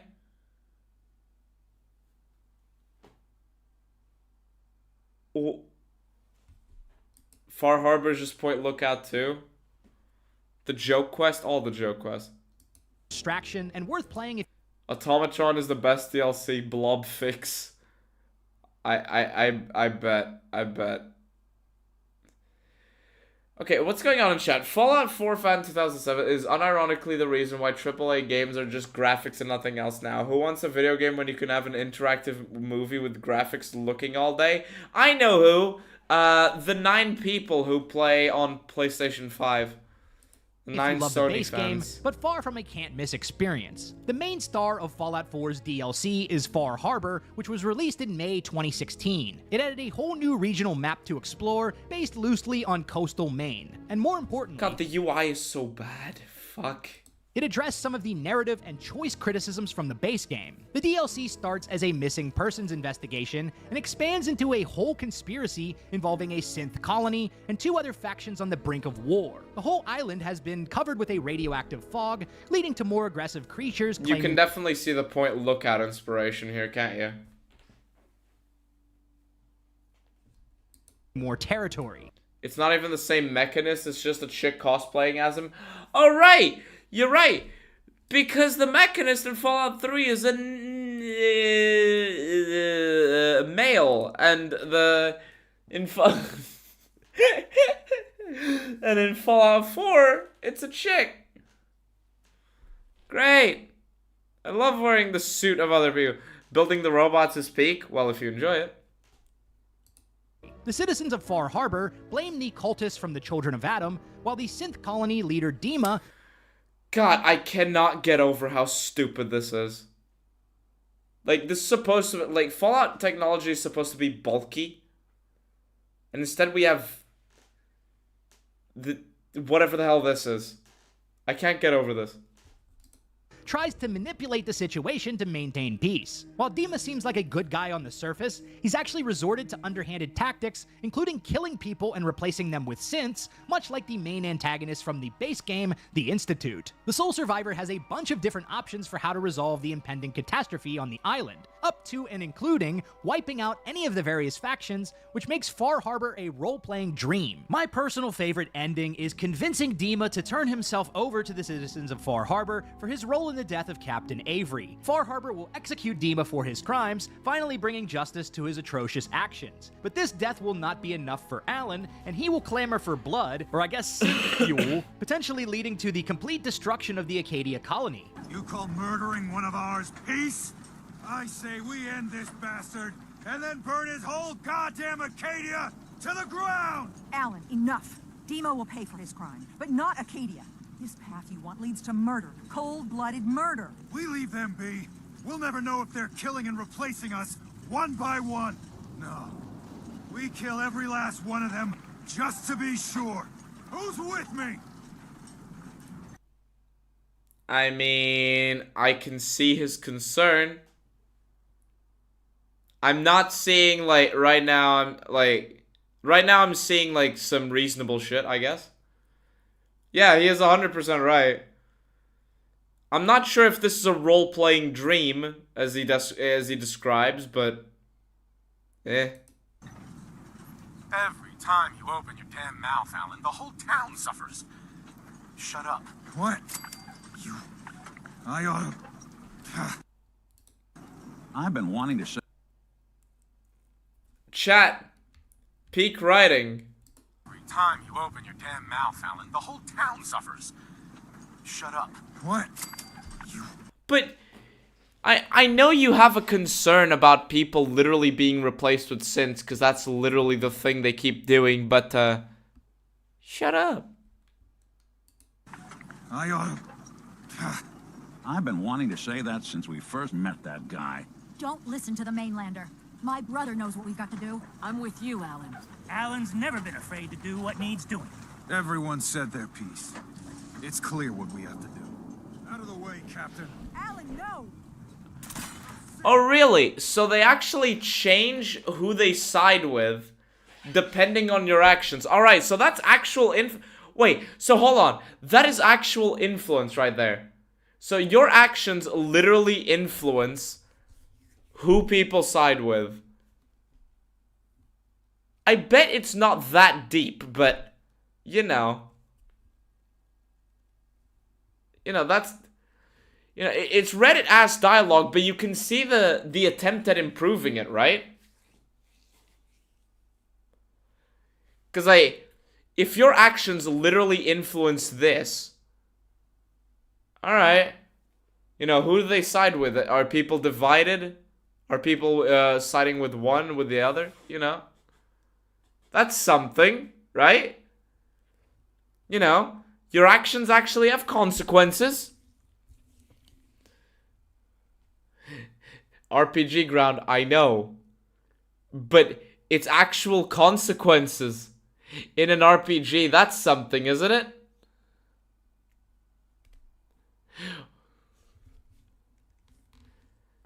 What if you only do some of the quests? What if you only do some? I don't know about Far Harbor. Makes valid argument. Shut up. Those murdering sins! I've been telling you for years we gotta do something. Time's up. We're doing it now. Have a gun from our shop if you ain't got one. We're taking care of Acadia. Starting with that synth bastard. This ain't nothing. Like this. However, if you help the citizens of Far Harbor with their problems by completing their side quests, then you'll be able to save Acadia from being... Ah, so it's one side quest per person. This is very shallow. I know. I know. John Fallout. I see you. I see you, John Fallout. Also John Fallout. Destroyed. I just love all the ways that we can influence the story in Far Harbor. Nick and Dima also have a lot of interesting banter and dialogue. I just love the way we can influence the story in Far Harbor. Really. Because what you're describing to me is what a basic RPG does. You know, your actions have consequences. You help people, they side with you. You don't help people, they don't side with you. What an incredibly low bar. Considering they were both first-generation synths created by the Institute. Nick is initially skeptical of Dima to the point of being borderline hostile. Just who the hell are you, really? There's only one synth with that kind of face and a mind of his own. And I only see him when I look in a mirror. Nick? It can't be you. If I were your brother, I'd remember. But over time, Nick will eventually reconsider his relationship with Dima, which the sole survivor can influence. This definitely makes the ending where Dima gets flatlined hit. Oh, how original. I really didn't like this person of my kind, but actually I like this person of my kind now. Did he say first generation, they're second? Wait, really? So, okay, so he doesn't know the lore of the game he fanboys over? Every synth looks like the same dude? Hit a lot differently, considering Nick's reaction. So, Dima is dead. After all that talk about trying to accept him as family, we end up getting him killed anyway. On the bright side, you get to continue your alas, I'm the only prototype synth routine. You know, why don't you just shut the hell up for once? I swear you care more about sounding smart sometimes than you do about who has to listen to it. I wish Nick said, Redditor. Let's just hit the road, all right? I don't think I can talk about this anymore. Far Harbor has a lot of other endings and variations I could explore, but I'll save that for another time, perhaps in a future deep dive video on that particular DLC. Please Let me know in the comments if you'd like to see that. No. On top of this, we get a lot of fun exploration, side quests, new weapons. Just declare it to be fun, and that's what it is. Can you stop this? It's underrated because I like it. Anyway, here's a bunch of misrepresentations of how things are. Hey, look, guys! My consequences have actions. My actions have consequences. My brain is so fried. I'm so sorry. My actions have consequences, guys. Wow, so innovative. It's not like this is a basic RPG mechanic. My actions have consequences. Damn, dude. Bethesda games are so fucking, like, let me pin this. Damn it. We're almost done. Bethesda games are so crap, they do the bare minimum and it's game of the year. Yeah. And more enemy variety to enjoy. Released in August 2016, Nuka World was the... No, not listening to Nuka World.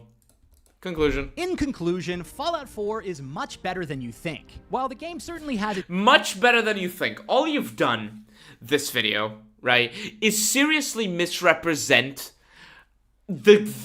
like, most of the good aspects you've given me. Some of the good aspects you've given me fall apart the second you think about them for more than a second, or previous games. Some of the positive aspects you gave me don't exist. And others are just like, well, I like it. Well, I like it. Your biggest deal that of what was good in Fallout 4, or at least one of them, was the combat, and yet you mentioned the reason why you forgot to mention the reason why so many people hate the combat in Fallout 4. It is because of the level scaling that makes you feel weaker if you deviate from the one playstyle of murder, murder, murder. Because even if you try, and the thing is, even if you try to deviate from the constantly putting points into fucking guns and weapons, or almost constantly, even if you deviate from that, the game does not allow you to, you know, have different playstyles. The game does not allow you to roleplay as a fucking fucking lawyer, for example. Well, actually, yes, it does. The game does not allow you to roleplay as anything other than a military guy or a lawyer who somehow knows how to use power armor. What a fucking, like, and then your biggest, like, your favorite part of Fallout 4. Oh, your favorite part of Fallout 4. The two companions, which are written like shit, and Far Harbor, which is the bare bones of what a fucking RPG should be. Which is the bare bones of what an RPG should be. Hey guys, the NPCs side with me if I do their side quests. Like, this is a Boolean check in the code. This is a Boolean check. Player did this quest. If player did this quest equals true, this character sides with player. You know what I mean? Jesus.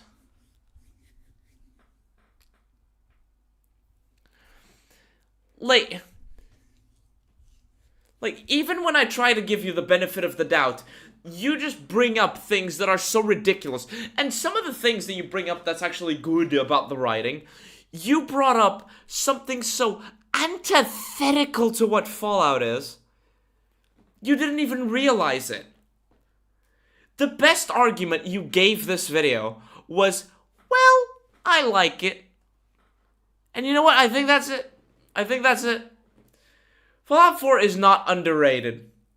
You just like it and can't figure out a better way to justify liking it other than fucking praising things that shouldn't be praised, or misrepresenting them.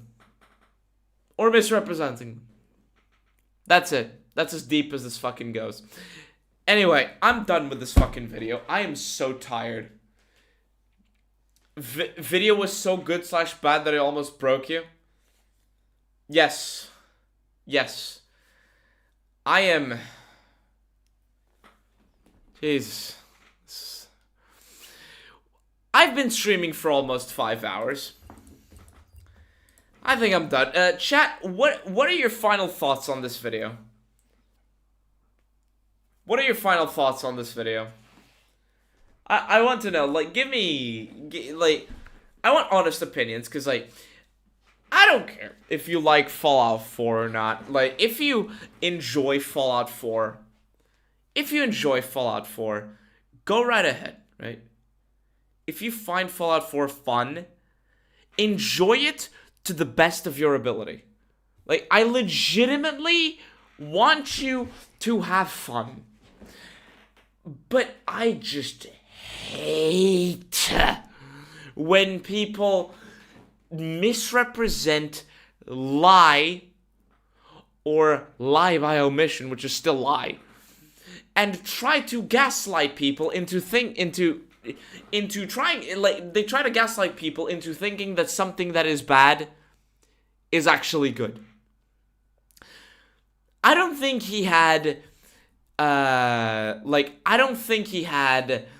bad intentions here. I just think it's either the sunk cost fallacy, or he didn't think too much about it, or he couldn't think too much about it. And the result was a video that was pain. In my opinion, Fallout 4 is not underrated. You just enjoy it, but realize it's too stupid to explain, like, why you enjoy it. Like, this video could have been 5 minutes long. You could have just said, I enjoy it, actually. Like, those things that you say you don't like, I enjoy it, actually. But no, he had to play it up as if it was better than we thought. No, it wasn't. Fuck you. Anyway. Fallout is dead, hopefully. I don't hope it is.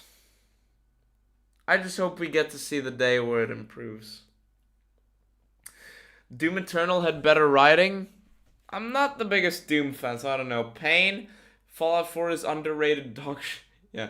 Watching this video made me wish for a nuclear winter. Same. 19th century alien immortality. Yeah. I wish Fallout 4 was better. 4th was better. Enclave Emily didn't come for the average video. Enclave Emily didn't come for this. Average video came for you as always. I don't get this comment. I have more fun in 3 than 4, same. I didn't want to die, so this video is better than the previous 2 videos. How long were you here for? I enjoy Fallout 4, but it makes me sad because I understand that it could have been so much better with good RPG mechanics and an actual story. Yeah, if you enjoy Fallout 4, that is great. Like, I legitimately think that is great. I am jealous that you can enjoy something I can't. Like, and I can see the pain from someone who enjoys Fallout 4 but sees all of these problems, because it could be so much better. But you have idiots like this trying to be like, oh no, it's okay actually. That's why these things don't improve, because you have idiots like this lying about it or misrepresenting it, you know? Like, I feel the pain. He had no thoughts in the brain, just consuming whatever he likes. Yeah, it would have been better if he had just come out and said, I like to consume. The video is basically an opinion piece saying they like Fallout 4 and they don't understand why more people don't enjoy it. Fair enough. Automatron is underrated? Maybe. I mean, if you enjoy, like, building shit, I guess the robot building thing in the little story or whatever could be seen as enjoyable. Enclave Emily, I didn't come for this video review. I came because I like you as a YouTube creator and your content. Thank you, Johnny. I'm glad you like it. I'm almost done with my next video. So it's one of the, it's a response to the Old Knights video, but this time actually structured, because holy shit, I was dying watching Old Knights video. So yeah. I'm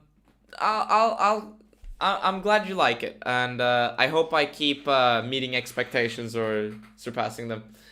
Selena says, don't lie, guys. Yep. Cool says, at least it's not as bad as the last guy's video.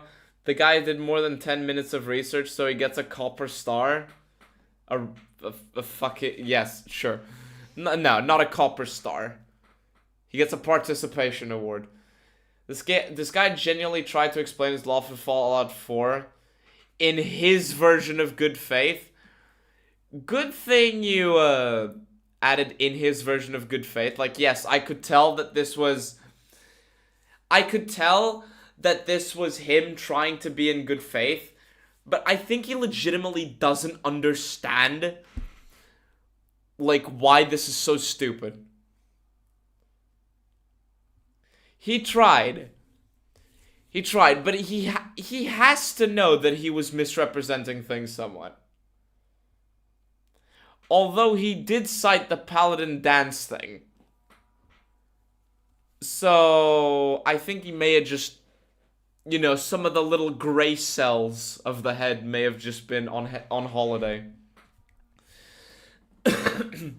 But it would have been so much better if he had just said, I think Fallout 4 is better. No, he goes on and says it's underrated. He says it's underrated, when in reality, it's just, I like it. That's it.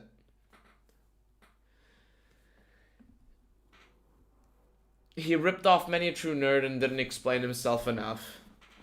I mean, Many a True Nerd doesn't either. But many a true nerd puts a few more sprinkles on top. Making the fiends out as good guys was the wildest thing I'd ever heard. Poor bastard is just ignorant. Yeah. The previous guy's video was bad faith and disingenuous. Yeah. Todd Howard was born the same year as Christopher Nolan. How the fuck did he turn out so bad when Chris made The Dark Knight? I don't know. I don't know, really. Anyway, that's it from me, chat. Now, I did promise I would do this. I would... give me a second. Give me a second. Give me a second, chat. Give me a second.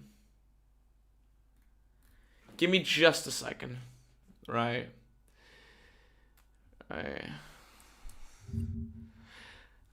Right.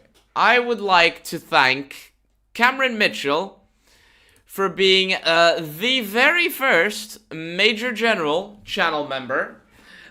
This grants you a verbal shout out at the end of every live stream and video, along with all the other goodies that we have, the channel memberships.